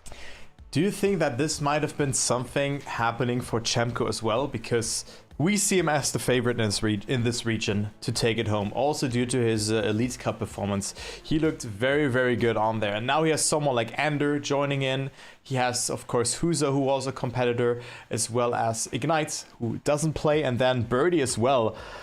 Yeah, like maybe it's the pressure coming in for Chemko that we have those expectations just onto him, right? He is the top seed in this region as well, right? And he has been accumulating some points, but can he make it happening or not? I mean, he usually is someone who is not really, like, I would say, prone to, or like not really like someone who's getting affected by it, but maybe this comes into play now in this particular tournament. I don't know. Yeah, it could very well happen indeed, as we are now underway for the second map here on this match. It is indeed Hungary, as chosen by Birdie, and we now see the man from Turkey leading the way ahead of his fellow compatriots Chemko, Hubabibi, and Tunafish in that order. But Chemko gets a really solid turn before the loop of checkpoint number 4, and it will be the man from RRQ retaking the lead 30 milliseconds just ahead as we go for the full slingshot for everybody except for Hubabibi, who might have had some troubles of his own, and he will be clipping the edge of the hole as well, that little white rim that is plastic that can bounce you off, and that will be sending him down to 4th. Hubabibi respawning, Tunafish kind of isolated in 3rd, and Chemko pulling the gap quite significantly to Birdie in the lead, now a 10th and a half ahead of the Turkish streamer. Now onto the 2 jumps, and Chemko with a backflip forced to respawn. Birdie also clipped quite heavily in the identity, but will be retaining the lead, and it's a good call to take the safe way given the gap that has somewhat transpired. Chemko has to go for the risky to avoid getting overtaken by Hubabibi, so it will be yet another 10-pointer going the way of Birdie there. Yeah, and Tunafish not finishing there, but also Chemko, of course, qualified to the Esports Nations Cup already. Would be an amazing year for the Turkish driver if he qualifies to both EWC and ENC. Like, this would be huge for him, really. This would be huge, and it will also be a huge thing for RRQ, because remember, in Trackmania, they have their hopes pinned on both Huso and Chemko. Those are the only drivers that they decided to go for when it comes to actually qualifying for the Esports World Cup in Trackmania. Hubabibi doesn't get the best of starts, and that will be prompting everybody else up front to kind of leave him in the dust. And right now, Chemko, probably the lead driver, I would consider him that way, for Team RRQ, is in the lead and will take advantage of a little pinch of the road hit by Birdie with the left rear to inherit a 6/10 lead. Yeah, 6/10 ahead, also due to that mistake there from Birdie, as he's now 1 second behind. Tunafish can catch up a little bit at some points, but I mean, the match is very, very clear right now from the points. 35, 42, and then 17 and 18 points. Birdie with a great slide there. Will he go for the safe ending? Oh, he will survive that and will still finish on 2nd position because Tunafish didn't clear the jump there. And Tunafish still finishing. Hubabibi, well, plays some freestyle, doesn't finish. And yeah, the gaps are large, really. It's 24 points between 2nd and 3rd. And if I may point out the time, a 0.797, 59.797. That was a very strong time, all things considered. Regardless of this is being played in MENA or not, this would have been very strong, even in the Elite Cup for all I care. As we go into round number 3, it will be Birdie and Chemko still getting the best of starts. Tunafish in 3rd, and Hubabibi again suffering lots of problems here on this very first sector of Hungary. As up ahead, it's going to be tooth and nail, goes with Chemko just leading by 26 milliseconds, make that 37 going into checkpoint 5. Yeah, great outside dirt line there from Birdie, but the drift from Chemko was very nicely executed as well. But Birdie certainly not slowing down here, 0.1 away he is, and this could be a great fight. Into the ending sector we go, both with similar speed. It's still only 0.1 of a second there between them. Chemko with a great jump, but look at the speed here from Birdie, and a better approach into that part, but Chemko with a much later apex, allowing him to carry on through more speed. But Birdie wins the round here, and also Tunafish with a PB and another sub 1 minute time. That would have been a 0.8 maybe on the part of Chemko if he had managed to make the landing stink a little bit better and avoid clipping that left hand side edge of the final platform with the left inside of his wheel. As we go into round number 4 on Hungary, Birdie making the most of his map pick right now, currently sitting on 58, halfway towards finalist status pretty much. Remember, we're still on 120. This is the last match, which is played on 120 points. The grand final, which comes afterwards, is played on 140 until a single winner has been decided. Yeah. But right now, it's 120 to finalists, and then the top 2 will go through to the grand final. And right now, everybody seems to be regrouped, except maybe for Hubabibi, who's just quote-unquote, 3/10 down. Yeah, so now really this tournament is picking up the pace, as you can see here. Chemko and Birdie are fighting their way into the final. And I mean, only one winner, 140 points, and you can really already see like a double final situation and maybe someone just failing under the pressure. Everything can really happen there, and Chemko like still on there to fight it out for, but maybe not his favorite map by the looks of it, but he is able to drive great times here. And this was a very good identity as well, and another good time, low 1 minute time. Birdie getting second, overtaking Hubabibi. Tunafish will not finish yet again, and yeah, well, I mean, this match is almost over there if it continues like that. 25 points, it's a 36 points gap. Good luck climbing that mountain.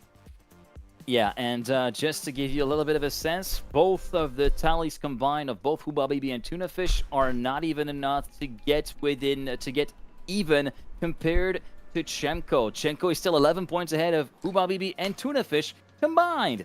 So yeah, it's not exactly the best of starts for the ones that have come from the lower bracket final a bit earlier on, as we are moving on to South Korea for map number 364 for Birdie, 61 for Chemko, 25 apiece for both Tunafish and Hubabibi.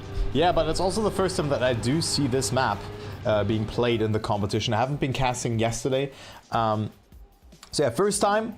Good to see that. Some new energies, a new map for me. Of course, we've been casting the Elite Cup together on this one, as yeah, this one has been amazing. And yeah, I'm looking forward to see what the players can cook on this one, as Chemko and Birdie are more than halfway through. And already here, they got the best out of it. Hubabibi and Tunafish there to just try to capitalize from any of the mistakes, but Tunafish makes the first, like, I would say, small mistake themselves of losing a lot of speed in that particular sector there, and Chemko and Birdie are just long gone.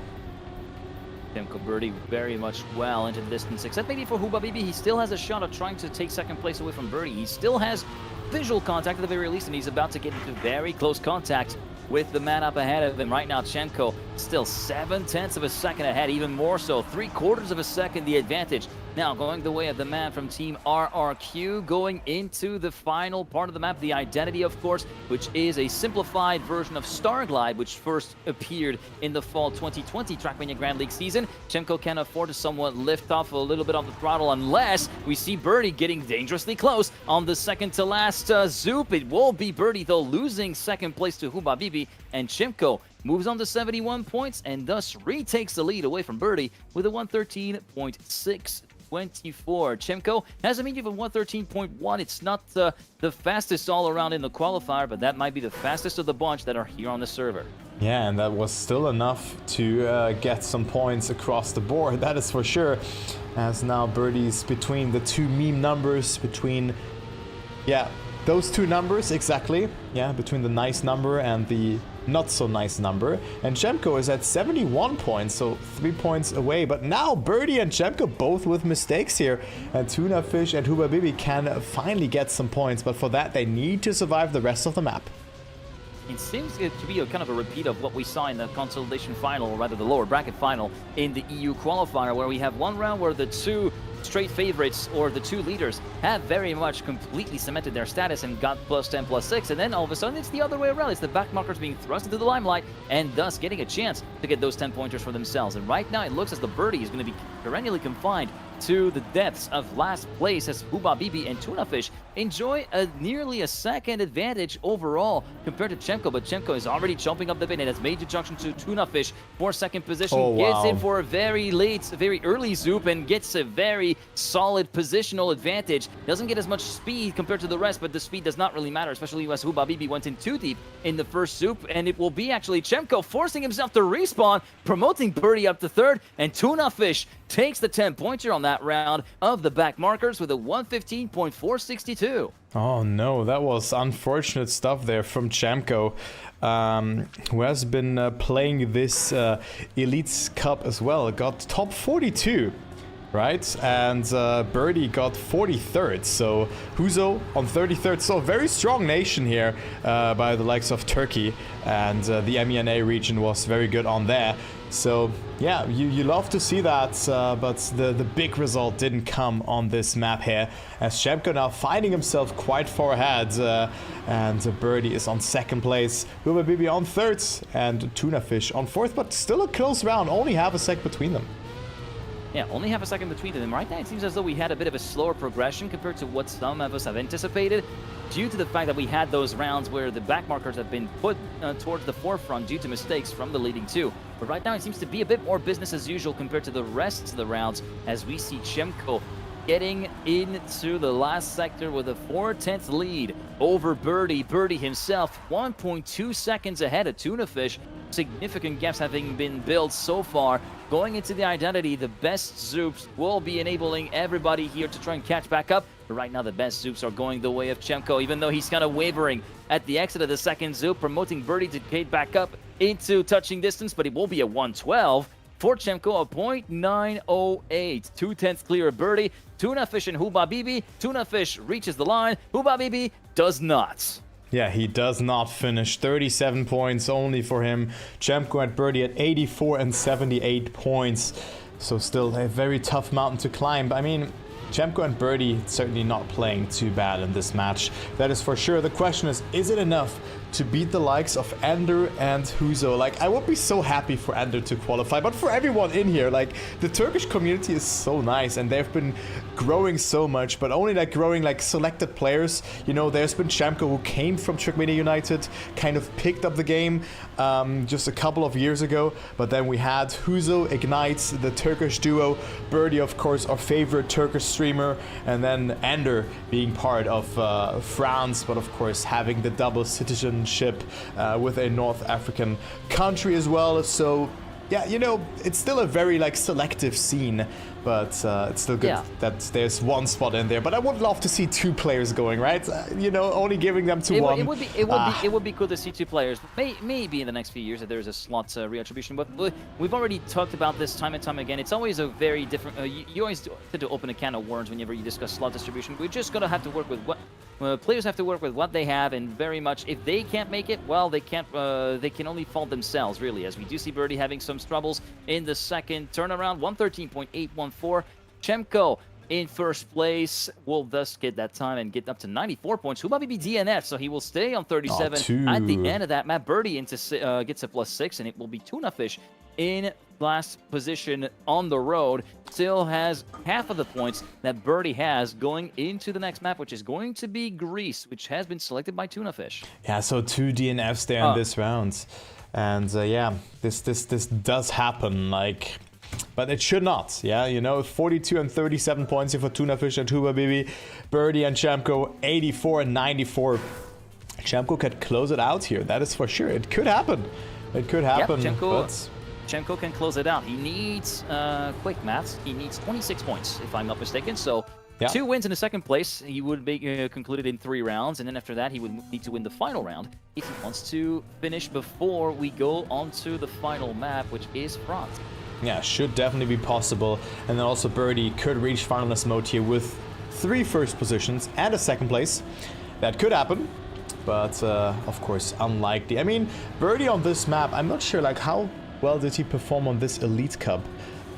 He did not get to qualify because there was a Ubisoft Connect issues that happened, which prompted him to join way late in qualifying and did not have a shot to even get into top 64. Like, I think it was 211th or something from the screenshot that he pulled, but yeah. Whenever you don't get the time, he just never had the opportunity.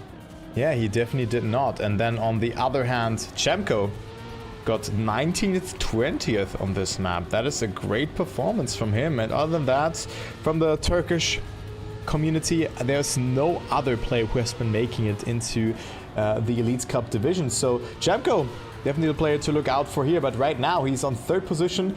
Birdie and Tuna Fish with a great line, and also Tuna Fish played exceptional on this map.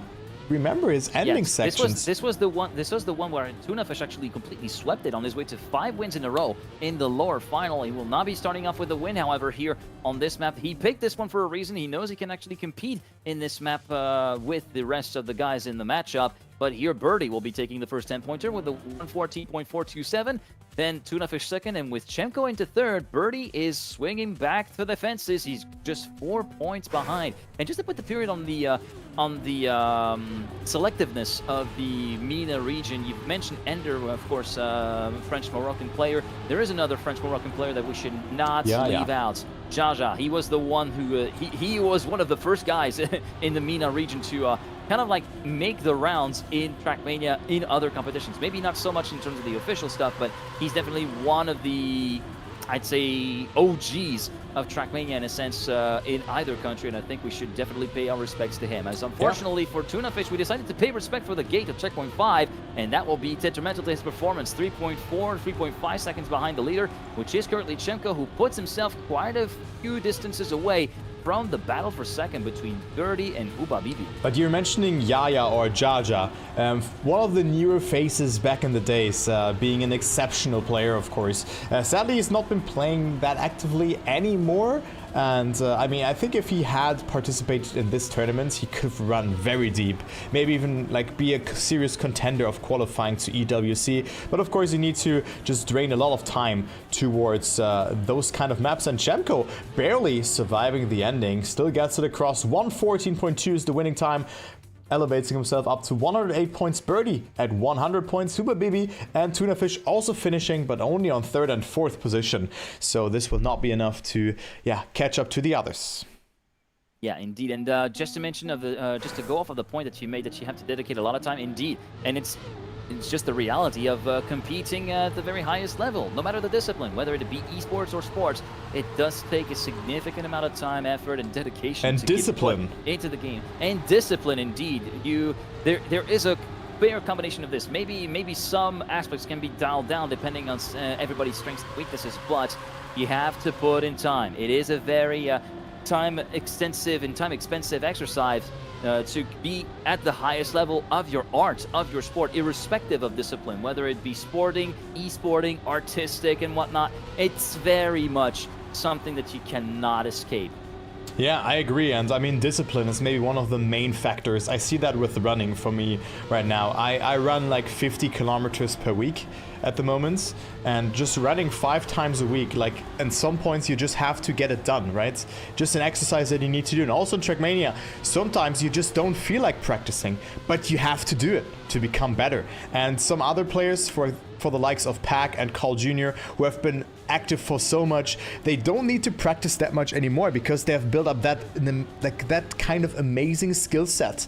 But it really feels like that players are just coming dangerously closer towards them, right? And now they need to prove their points. And the EWC is really a competition where, you know, everybody is hungry. Everybody wants to, I think like 100,000 will be the prize pool for first. Everybody wants to win that. And even someone like Carl Jr. will have to prove himself and need to extensively practice those maps.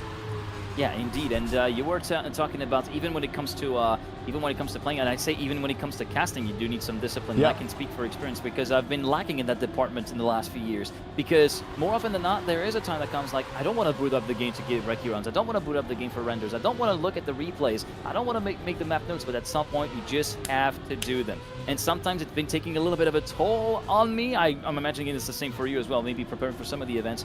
But I'm forever grateful that I got to do the Elite Cup with you, because along with all the other stuff that I had to do, especially in production, you have been an absolute lifesaver when it comes to actually get stuff prepared and be able to kind of help each other to be at the best of our game and the best to try and depict the best of our sport, really. And I'm eternally thankful for that.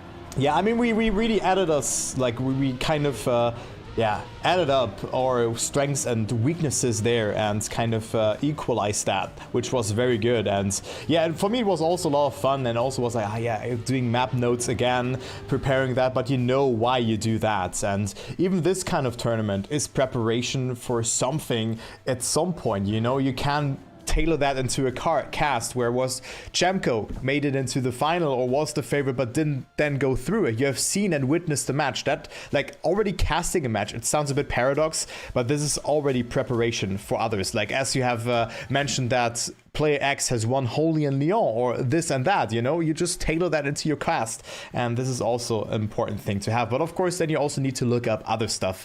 For example, when Chemko then like got this or that result, he has been qualifying to ENC. But I agree, it's been a lot of fun, and Elite Cup was definitely a very, very nice thing that we did together, and I cannot wait for next year as well. I hope that something like this is going to happen there as well.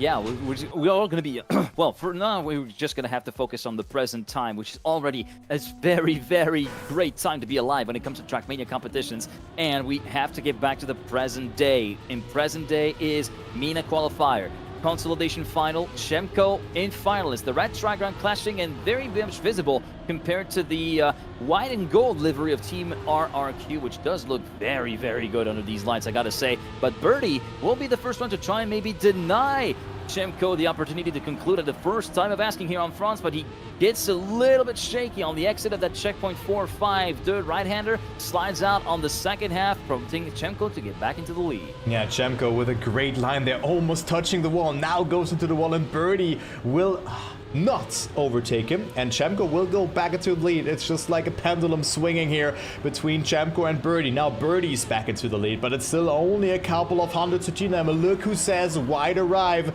It is Tunafish, who has gotten a great line there as well. It is Chemko versus Birdie here. Who's going to qualify to the grand final of the MENA region as first player? It will be Chemko having a commanding lead, and he will be making it because Birdie has been saving it a bit too much as well. So GG's to Chemko. We still have one more spot up for grabs for the grand final. Tunafish out there pretending like he's Vince McMahon walking onto the stage, but then all of a sudden, here's the glass crash, and Stone Cold Steve Austin is there to absolutely slam it into the ground. An absolute stunner of a final round from Chemko, who will be the first to get into the grand final along with Ender and Husa, and will seek revenge from the winner final a little bit earlier on. Birdie just needs to finish the round in second or higher if he wants to get his first finalist attempt. Yeah, Stone Cold Steve Austin. That just unlocked, or you just triggered a core memory. Core memory unlocked. Yeah, great. Like WWE back in the olden days. Ah, that was something else, really. So nice. Vince McMahon still around as well. Yeah. Good to see that. Good to see that, of course. Yeah, WWE, very good thing. And I still miss those days where you thought that everything was real. Anyway, Birdie, 115 points, in need of a second place to reach finalist mode. So that's very important that he just survives the ending, because he has two engines howling behind him. Only half a second away. Tunafish and Huba Bibi, and Birdie clipping there, but everyone going for the safe approach. Birdie still quite far ahead, bleeding some time, but still wins the round here, and Birdie will be in finalist. Birdie will be in finalist, and thus we'll have a handful of uninterrupted attempts, and that even is a euphemism for a shit ton of attempts to be, I cannot use any other word for it, to be bluntly honest. Tunafish does get the nicest score in the exchange, so that's nice. But it will be Birdie on his very first attempt, looking to try and get this over with and try to get back against Ender, Huso, and Chemko. But I wonder what we're gonna see in the winner final. Are we gonna be seeing Ender repeating his feat, or are we gonna be seeing what I'm expecting, which is a Chemko Mogging angle being put into play? I mean, Chemko, to be honest, he did not look that dominant in this match. That's true. Yeah, it was definitely a solid performance, but I think not enough to beat the likes of Huso and Ender. And now Birdie with a mistake as well. Stalling for content. I think that's where the MENA scene is very good at, right? Yeah, that's what Birdie is very good at. He just needs to kind of like just greet everybody at time that he this is a Skinwalker mode all over again. Like, he just can't help but look at this chat for like every single half a second. He just has his head poking at the chat, then poking back at the screen. It definitely feels like that might have ended up compromising Birdie's first finalist attempt run. It will be Hubabibi clipping and full stop picking into the first half pipe though, prompting him to respawn, and Tunafish will be taking the 10-pointer and move on to 79 points as Birdie retires. Yeah, and also my game has been a bit laggy, so I need to go into full screen. I have guys, can you quickly tell me if the stream is fine, or if I need to... Yeah, I probably need to stretch to screen. Oh my god, what is happening? Hello? Okay, what is going on? I'm trying to follow along what's happening there. Okay, very nice. Yeah, PowerPoint. Okay, I think we're back. I think we're back from my perspective. Yeah. Here, Tunafish will not be back in contention as he hugs the wall on the right-hander before checkpoint 3, which is a common mistake to happen here on France, as Bird now will be making his second finalist attempt. Does not hit the pole this time around. It does not hit the side of the booster block, going into checkpoint number 5. So right now, he will be leading by 3.5 tenths from Hubabibi. Yeah, so like I'm always in windowed full screen because, you know, sometimes it's a bit laggy if I'm in there, so I just need to swap that all around. But now it should be good. Birdie, 1 second ahead, and he will make it into the grand final if he can hold on to that lead. And he only has a couple of half pipes to be cleared, and then he is the one making it, concluding our grand final here with the 4 players being Birdie, Chemko, Huso, and of course Ender, and they only fight out for 1 spot. But GG's to Birdie, he has been making it, and I think we're gonna have a thriller of a match with only 1 winner, Geek. Winner takes all. That's really the motto of the MENA Grand Final that will be up next in a few minutes, maybe 10, 15 minutes grand maximum, whilst the servers are being spun up. And of course, as we've alluded to, the winner is the only one that will book their ticket to Paris for the main event from August 19th to August the 22nd at the Porte de Versailles Paris Expo facility, just on the south outskirts. Well, not on the outskirts. It's within Paris itself, just on the south side of Paris. If you haven't already checked it out, make sure to do so. And tickets are already live, by the way. So make sure to grab a couple of those if you wish to witness some great Trackmania action on the final weekend of EWC. But wasn't there also the World Cup of 2024? Porte de Versailles? 2024, yeah, 2024 was Porte de Versailles. 2025 was in the same vicinity, because you know what's next to the Porte de Versailles, Kai?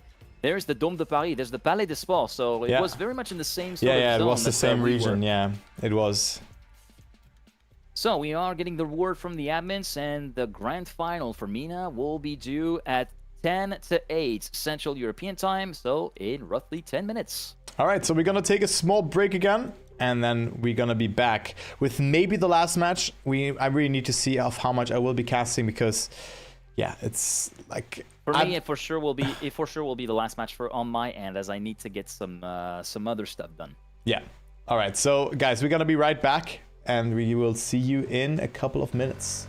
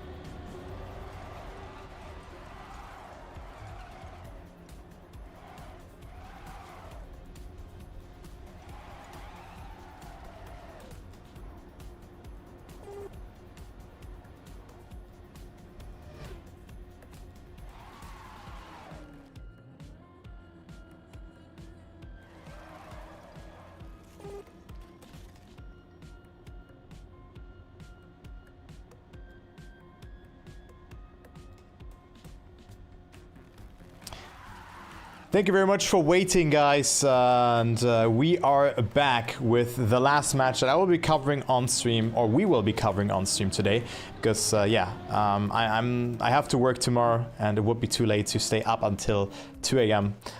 So I have to be responsible. I think there will be Lars and probably Spam also covering it, so you can follow the action there as well. But yeah, let's go ahead into the last match of the day. There's only one spot up for grabs, but there's a spot up for grabs. That means we have a point of 140, and the pick and ban phase is already starting, Geek. Wow. Yeah, indeed. And Birdie, by virtue of being last seed, gets the ban first. He will be banning, China. That was expected. Chimko banning South Korea, and then Huso banning Brazil. Australia being banned by Ender, who picks Canada as map number 1. Huso will be then following up by USA as map number 2. Map number 3 picked by Chimko will be Hungary. And now map number 4. The choice will be between France, Greece, and Germany for Birdie, for which will be the 4th map here in this grand final of the MENA qualifier. France will definitely be on the cards. No, he picks Germany as map number 4. 5 will be France, and Greece gets completely left by the wayside. Yeah, so we also see Germany today, as Germany also plays in the World Cup right now. They just scored. It's 3-1 in favor for them. Don't ask me how Curaçao scored, but yeah, that's something else. Like, that's not of interest for me right now, because we have an even better banger coming up now, because who wants to go to the Esports World Cup? Everybody of those players, but only one person can make it. One spot up for grabs, and the point was 140. We play up until one winner. This will be a banger of a match, and just to give an outlook, the favorites going into this tournament, just on paper, was Chemko. Top 1 from the Elite Cup ranking in that region, also qualified to the Esports Nations Cup already. But after the winner bracket final was played, we have seen some serious contenders by the names of Ender and Huso demoting Chemko into the lower brackets. The question now is, will Ender dominate this match again? Can Chemko redeem himself, or will it be maybe even Birdie or Huso just snatching away the spot? We're gonna find out. Good luck to the players. We go and start on Canada. And Canada was picked by Ender. He's picked that for a very good reason. Across the MENA qualifier, thanks to the data gathered by ETM, etrackmania.com, he has the best performance rating and the best consistency rating on this map, best round time of a 102.495 and a median of a 102.921, the best of the bunch here on the server. Average finishing percentile 77.8% out of 6 rounds that were reported to ECM playing on this map by Ender.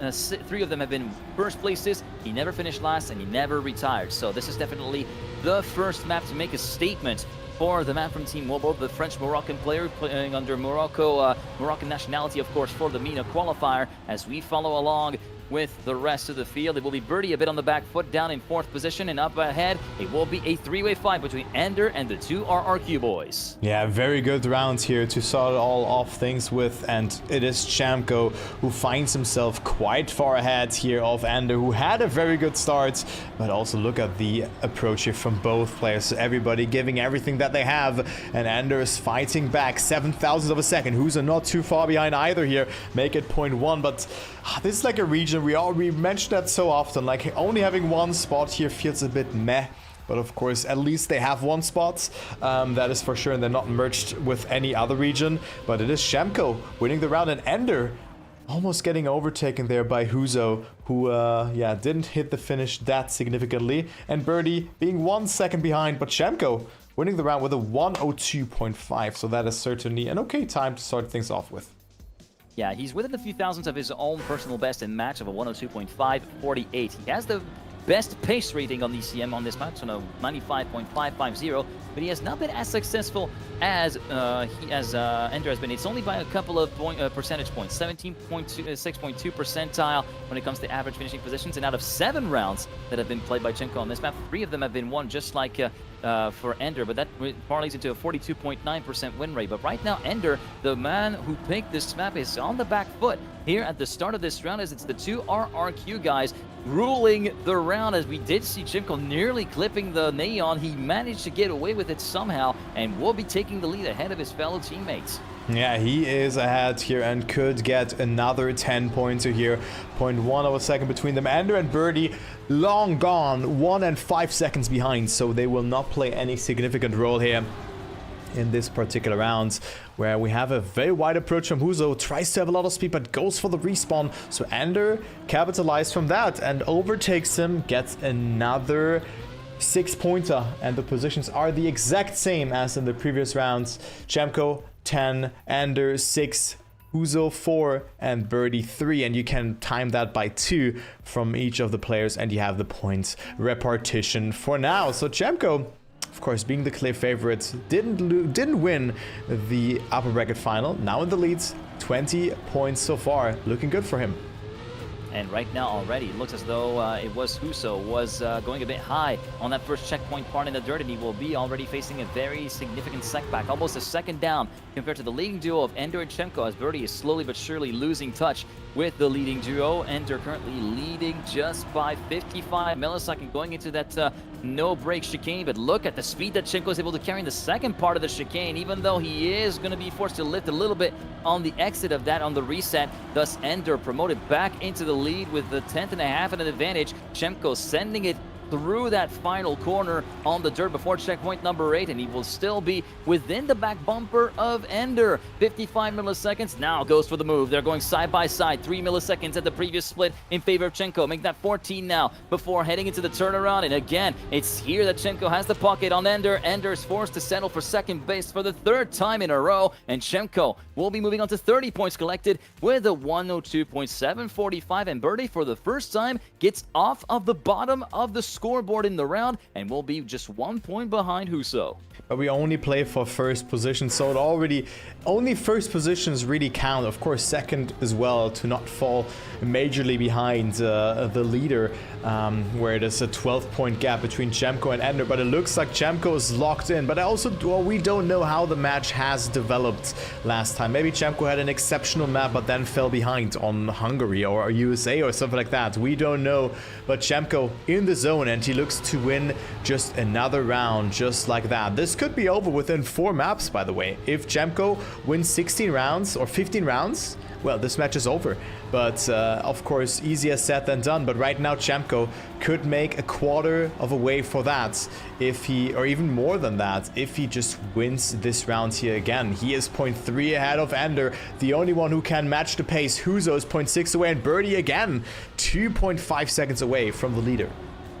And right now, Chemko still holding on to that quarter of a second lead, and looks as though he will be going for the clean sweep, a 40-point haul here on this opening map. Ender only able to get away with 24 points on the map that he chose, remember, for the opening rotation. And Chemko gets a new personal best in match here for this MENA qualifier with a .432 to the credit of the Turkish player from Rex Regomkeon. A very, very strong time, all things considered, as we're going to be moving on to Huso's map pick, which is going to be USA. Yeah, USA is our second map. And I mean, also not the worst start for Ender. He's 16 points away from the leader, but 40 out of 40 points. The momentum is heavily in favor of Chemko here. And let's see if he can continue that on USA.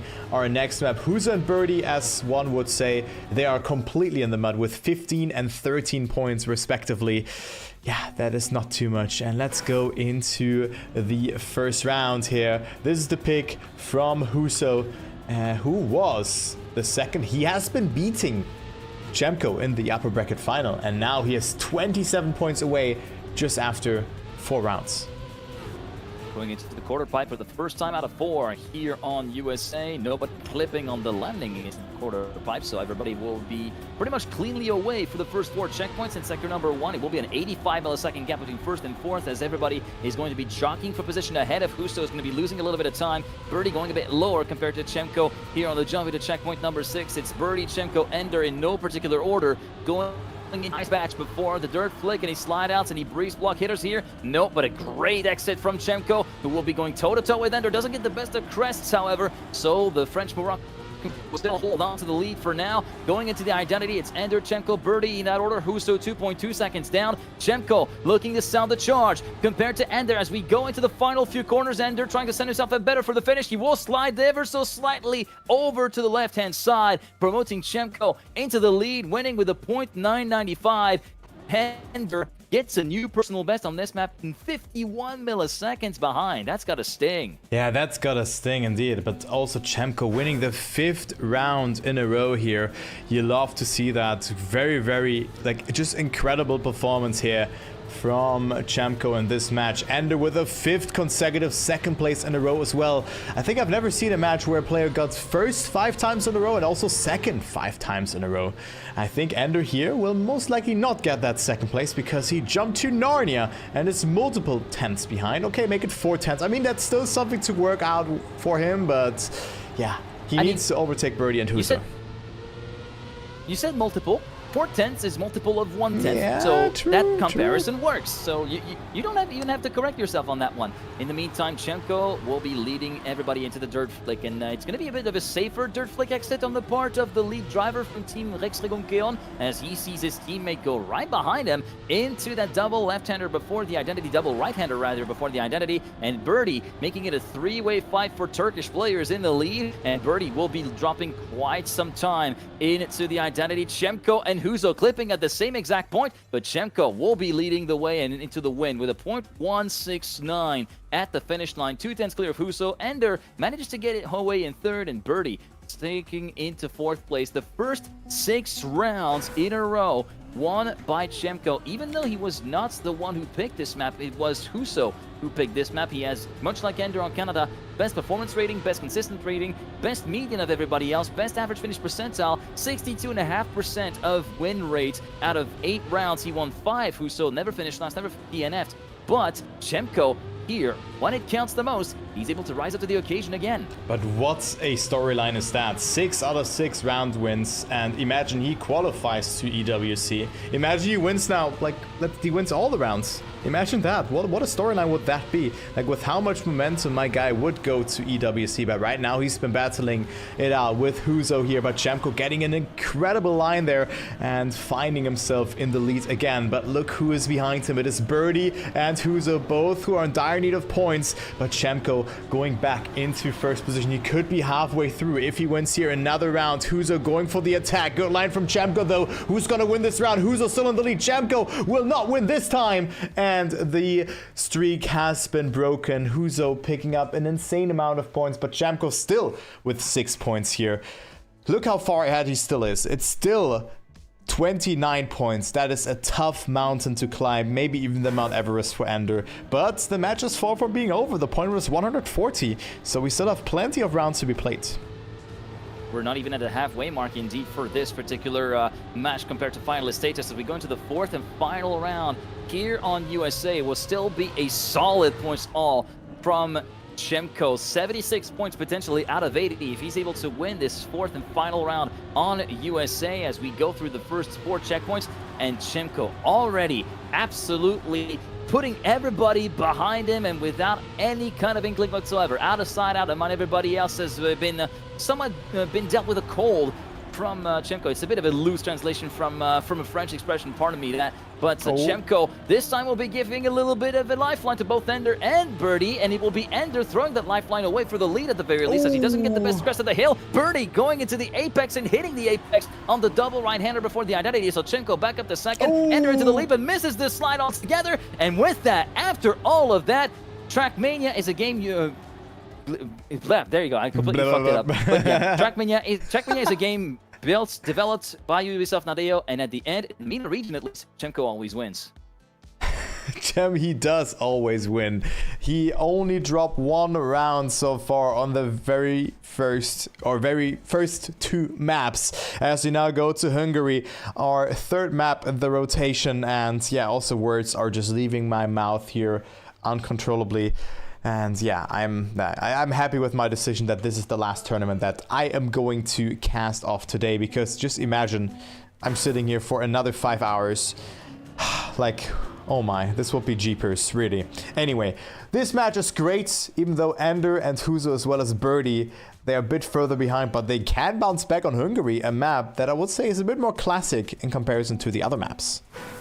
Yeah, a little bit more, a bit more classic, a bit more conventional, I guess is the right word, a bit more pace conducive as well, and it's a bit of an oddity amidst the rest of the map pack. It's the shortest one of the map pack in much the same way that Greece was the shortest. Well, no, not Greece was the shortest one. Which one was the shortest one in winter? USA maybe? USA might be the shortest one in the winter, but this one is the shortest one overall, with the fastest players dipping below the 60-second range in a regular. Right now, it is going to be Chemko getting the best of starts, a tenth and a half ahead of the chasing pack, led by Birdie at the moment, as Ender briefly graces the wall with the left rear on that full dirt slingshot, and thus the French-Moroccan player from Team Wumbo will be out of the running, down in 9th, tenths of a second, down compared to 4th, as we go on to the final sector. Yeah, Chemko is just one step ahead of everybody else here on this particular match, and he looks like to clock in another 10-pointer if he gets the ending across. Does he go safe now? Because he doesn't have a good speed there, but he still makes it. Huzo fails it, and this clip, like, it's just impossible to control it. Huzo still goes for it, makes it nicely, and finishes, but only on last position. Chemko up to 86 points. He is like...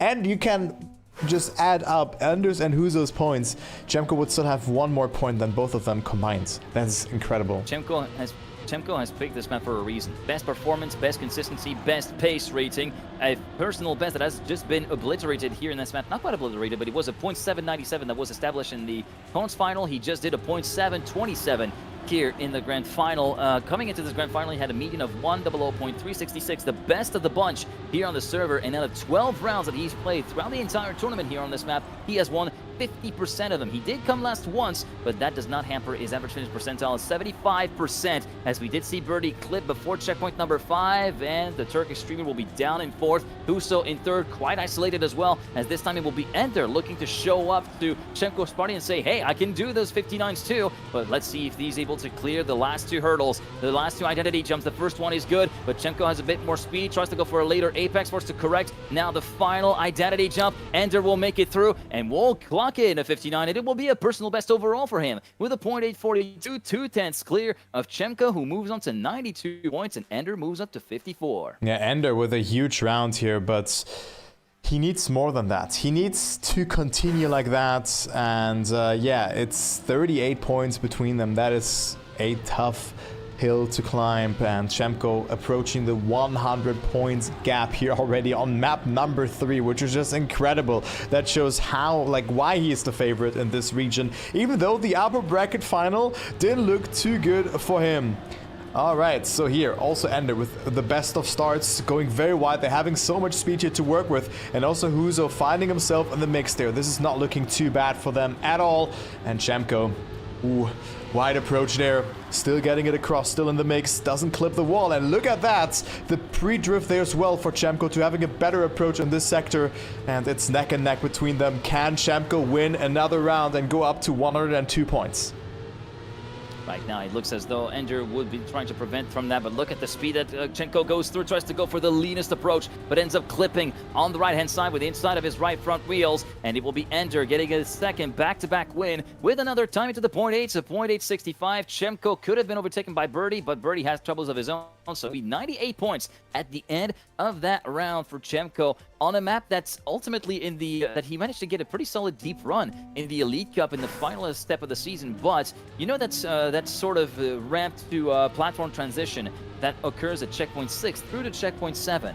This is where he went a bit wide in the Elite Cup and ended up clipping the edge of the ramp, which all ended up sending him into a collision course with the sign that marked the way towards which to go, and that ended up eliminating him a little bit earlier than I think he would have actually been able to. I think on this map, the more you push, the more opportunities you find to fail, because you just explore new things that you don't see beforehand.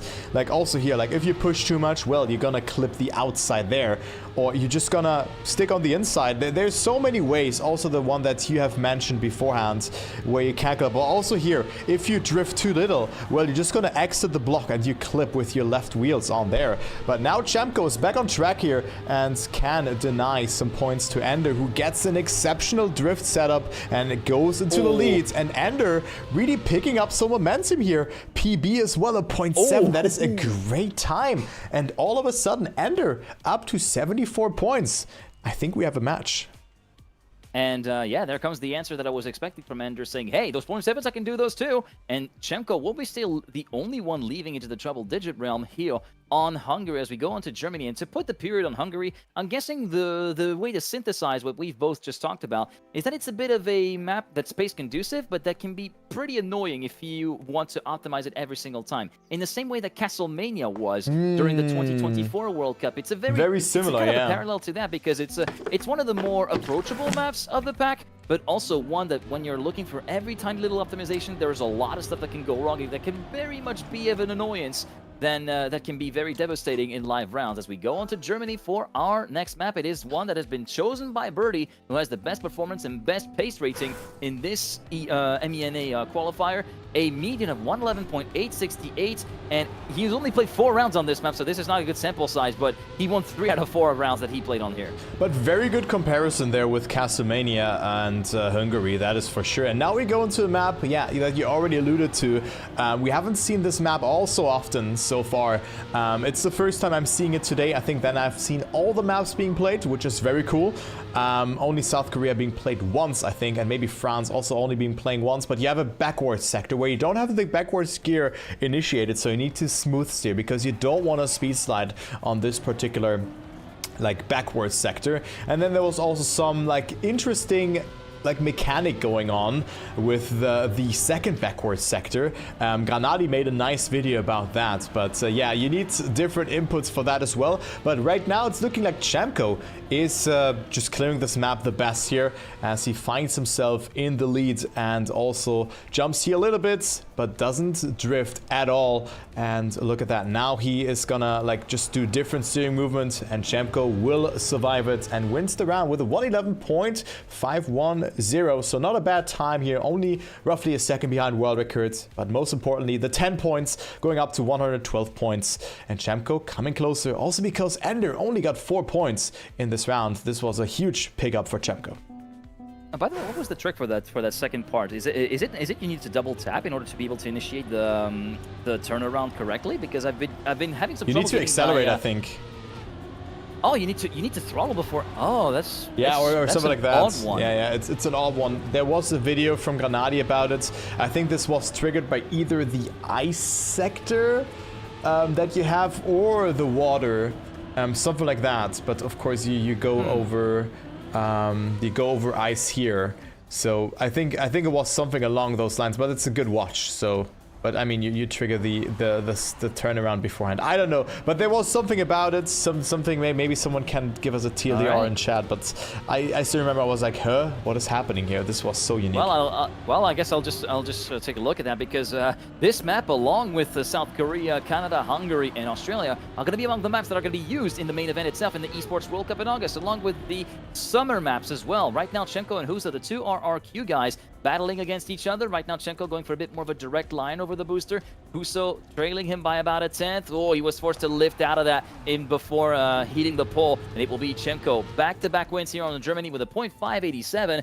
And it will be 122 points at the end of that round for the lead driver from RRQ. Ender does get a personal best into the low 112s. And as for the one who picked this map, well, he's very much completely out of the running. And he might be thinking about using this rest of the match as a live test session for the next big thing that he will be trying to go for, which is the ENC, Esports Nations Cup qualifiers, which are going to be due to happen next week.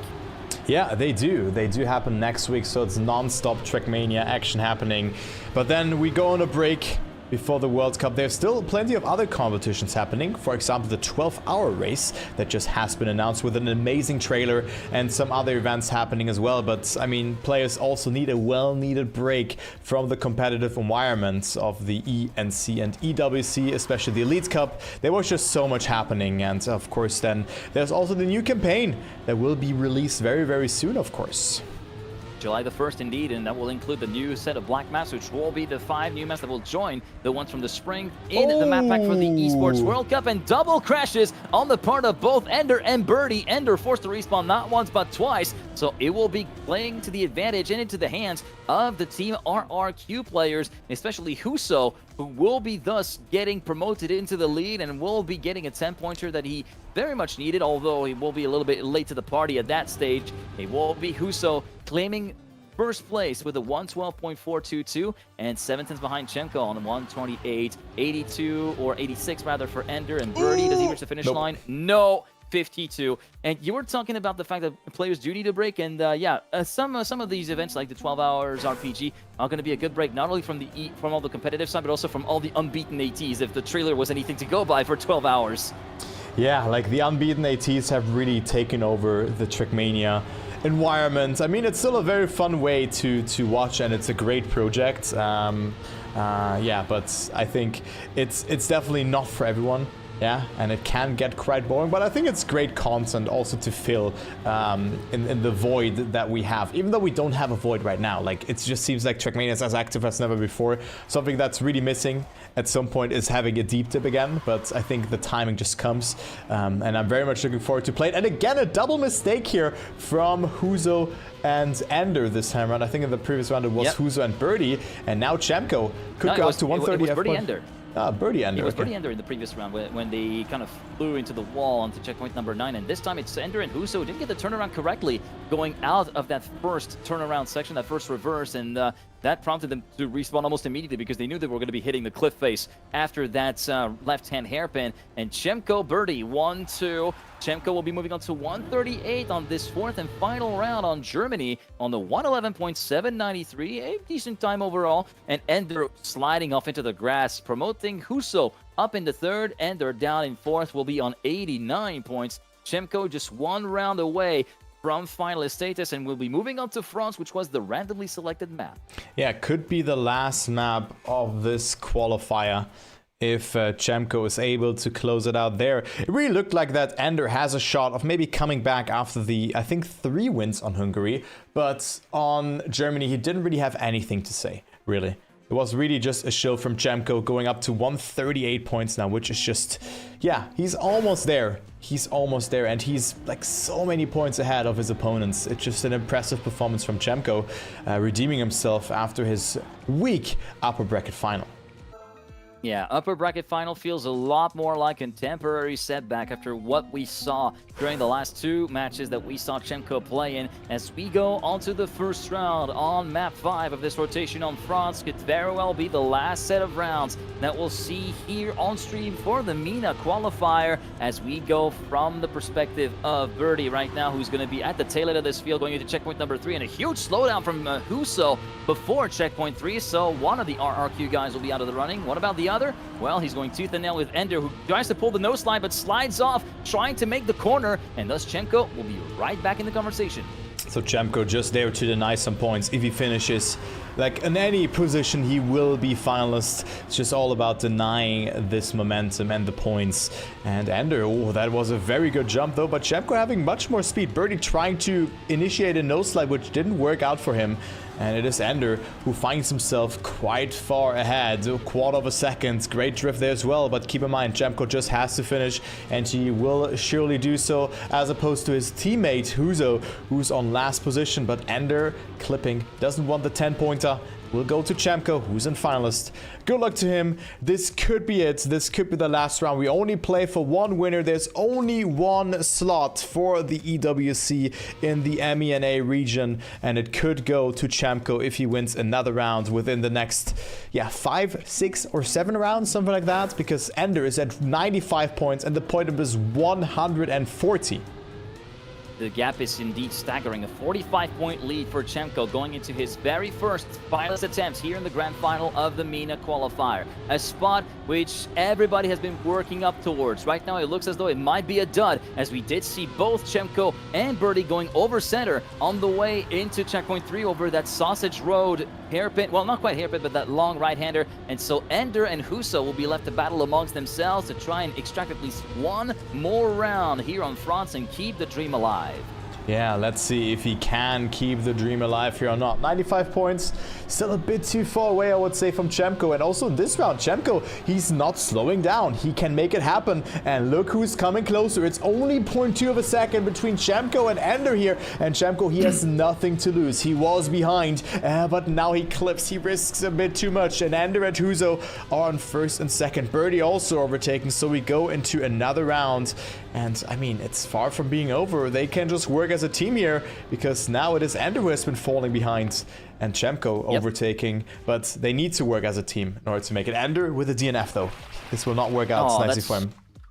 This will not work out nicely for him. That was maybe a little bit unnecessary on the part of Ender, because I would still take the points rather than no points at all, even though it was not really the mistake that he wanted to pull off here on that first denial attempt for Chemko. A denial that was successful for his opponents. Chemko just can't see the gap coming, as we said. A 45-point lead that still stands after the DNF from Ender. This time, Chemko does not go over center. Everybody is still regrouped within each other's goals. The 43-millisecond gap between first and fourth, going into checkpoint 4. Will Ender try to go for the nose slide? Yes, he does. Birdie goes a little bit wide. It's still Chemko leading, but look at the speed that Ender carries through. He will be taking the lead going into checkpoint 5, and it will be Chemko clipping very heavily on that platform part. And for the second time in 2 rounds, come the fuck on, Thomas. Yeah, I'm just getting tired. But yeah, the Turkish player from Team RRQ, Chemko, is going to be denied. Yeah, imagine just casting another full tournament now. So, like... Yeah, I think we made the good choice in calling in after this match, didn't we? Yeah, like, it's way too much. Like, I also put myself on the whitelist in NA and SA, but... yeah, no, I'm not gonna do that. Ain't doing that, but we still have like a couple of more rounds to be played here. Huzo and Ender surpassing the 100 points or reaching them directly. And Chemko still in finalist. Birdie at 72 points, but it's still like... it's still a long way. It's still a long way. 39 points for Ender. Chemko still in finalist. And he goes into attempt number 3. But the more attempts you have, I think the more nervous you get, really. It's like you really think about it at some point. In French, we have a saying for it. The fear of winning is starting to kind of get installed in your brain. It kind of lives rent-free. Right now, we do see Birdie having that sort of over-center trajectory, living rent-free in his head over the course of the start of this map as we go into the 4th and final attempt, actually, for Chemko to conclude here in France. After that, we'll be circling back to Canada, which is, remember, Ender's pick. Ender, who will be, of course, very much keen to try and right the wrongs of the very first rotation. Right now, he's going side by side with the finalist player that is Chemko, going all the way around the outside in the dirt slingshot, and the brief grazing of the wall of Ender before checkpoint 7 is going to be completely compromising his speed for the jumps in the dirt. He manages to make through both jumps without needing to respawn, but Chemko now inherits the lead with a 2/10 gap to manage over his teammate Huso. Going into the final few jumps of the identity here on France, the half-pipe. Tony Hawk would be proud if he saw those nice and clean vert transfers. And with that, Chemko from Team RRQ is your 11th player confirmed into the Esports World Cup. Cem Akurek is your next confirmed player and will be flying the flag for Turkey and for the Middle East North African region. Yeah, and he also, not only did he qualify to ENC, but also to EWC. So that is a huge year for Chemko. What a great performance after like losing in the upper bracket final, picking up the momentum and then redeeming himself with a staggering and dominant performance here. So very well done from Chemko, and too bad for Ender, who maybe had some hope going into the grand final after winning the upper bracket final, but it wasn't meant to be. So Chemko made it, and the others sadly did not. We only played up until 1 winner, and that's it. And that's the MENA region in the books, and that was a lot of fun to cover that one, that's for sure. Yeah, it was pretty fun. I was waiting to cover the MENA region because I wanted to see, of course, the full well, the battle with Ender, Chemko, Huso, and Birdie, of course. But overall, it's been nice to follow, well, casting part of the European qualifier, but also following the qualifiers overall as a spectator this weekend. It was a bit of a nice change of pace. I felt like I needed a bit of an extended break, especially after the whirlwind that we had. Like you said, that track has been as active as it ever was, maybe more active than it ever was before. as I like to say, from TM games, like literally end of January Yeah, up until wow, today, true. it's all been a blur. I've only had like 3 weeks of break. that's probably the most crazy part about it all. Yeah, I agree. It was like so busy. I agree, and I think after next week, there's really like a longer break, an extensive break happening. But yeah, it has been a lot of fun. Thank you for joining me on the co-casting side, Geek. Of course, guys, you find Geek socials. I mean, just let me link your. I think your Twitter is the main way to shout you out. It's a pleasure to always be on comms with you, Kai. It's always a pleasure whenever we get to do stuff together beyond just casting as well. And yeah, if you for those of you who may be tournament organizers out there, I'm gonna do a shameless plug, but I've recently updated my show reel. You'll be able to see a couple of clips over on my Twitter profile, and in the reply to that Twitter post, there is the link to the full show reel. It's about 5 minutes and features clips from, well, the World Championship from a couple of years ago, the 2v2 one, but also from the Elite Cup, as well as from Expo 25, which are among the events that, well, the most recent ones that I'm probably the most proud of overall. Yeah, it's just a great show, and you can also see some of. I've watched it, but I forgot to like it actually. But yeah, it's just a great thing to have, because it also emphasizes your quality as a producer, but also just like. Well, I say also host. maybe a better host stuff. I feel like I was able to get some more more calm clips in there, which was something that was severely lacking in the previous show reels, because I was all 10-10s. But now that I'm learning how to modulate things, I feel like I've become a much better broadcaster overall, not just being producer, but also like on-screen person.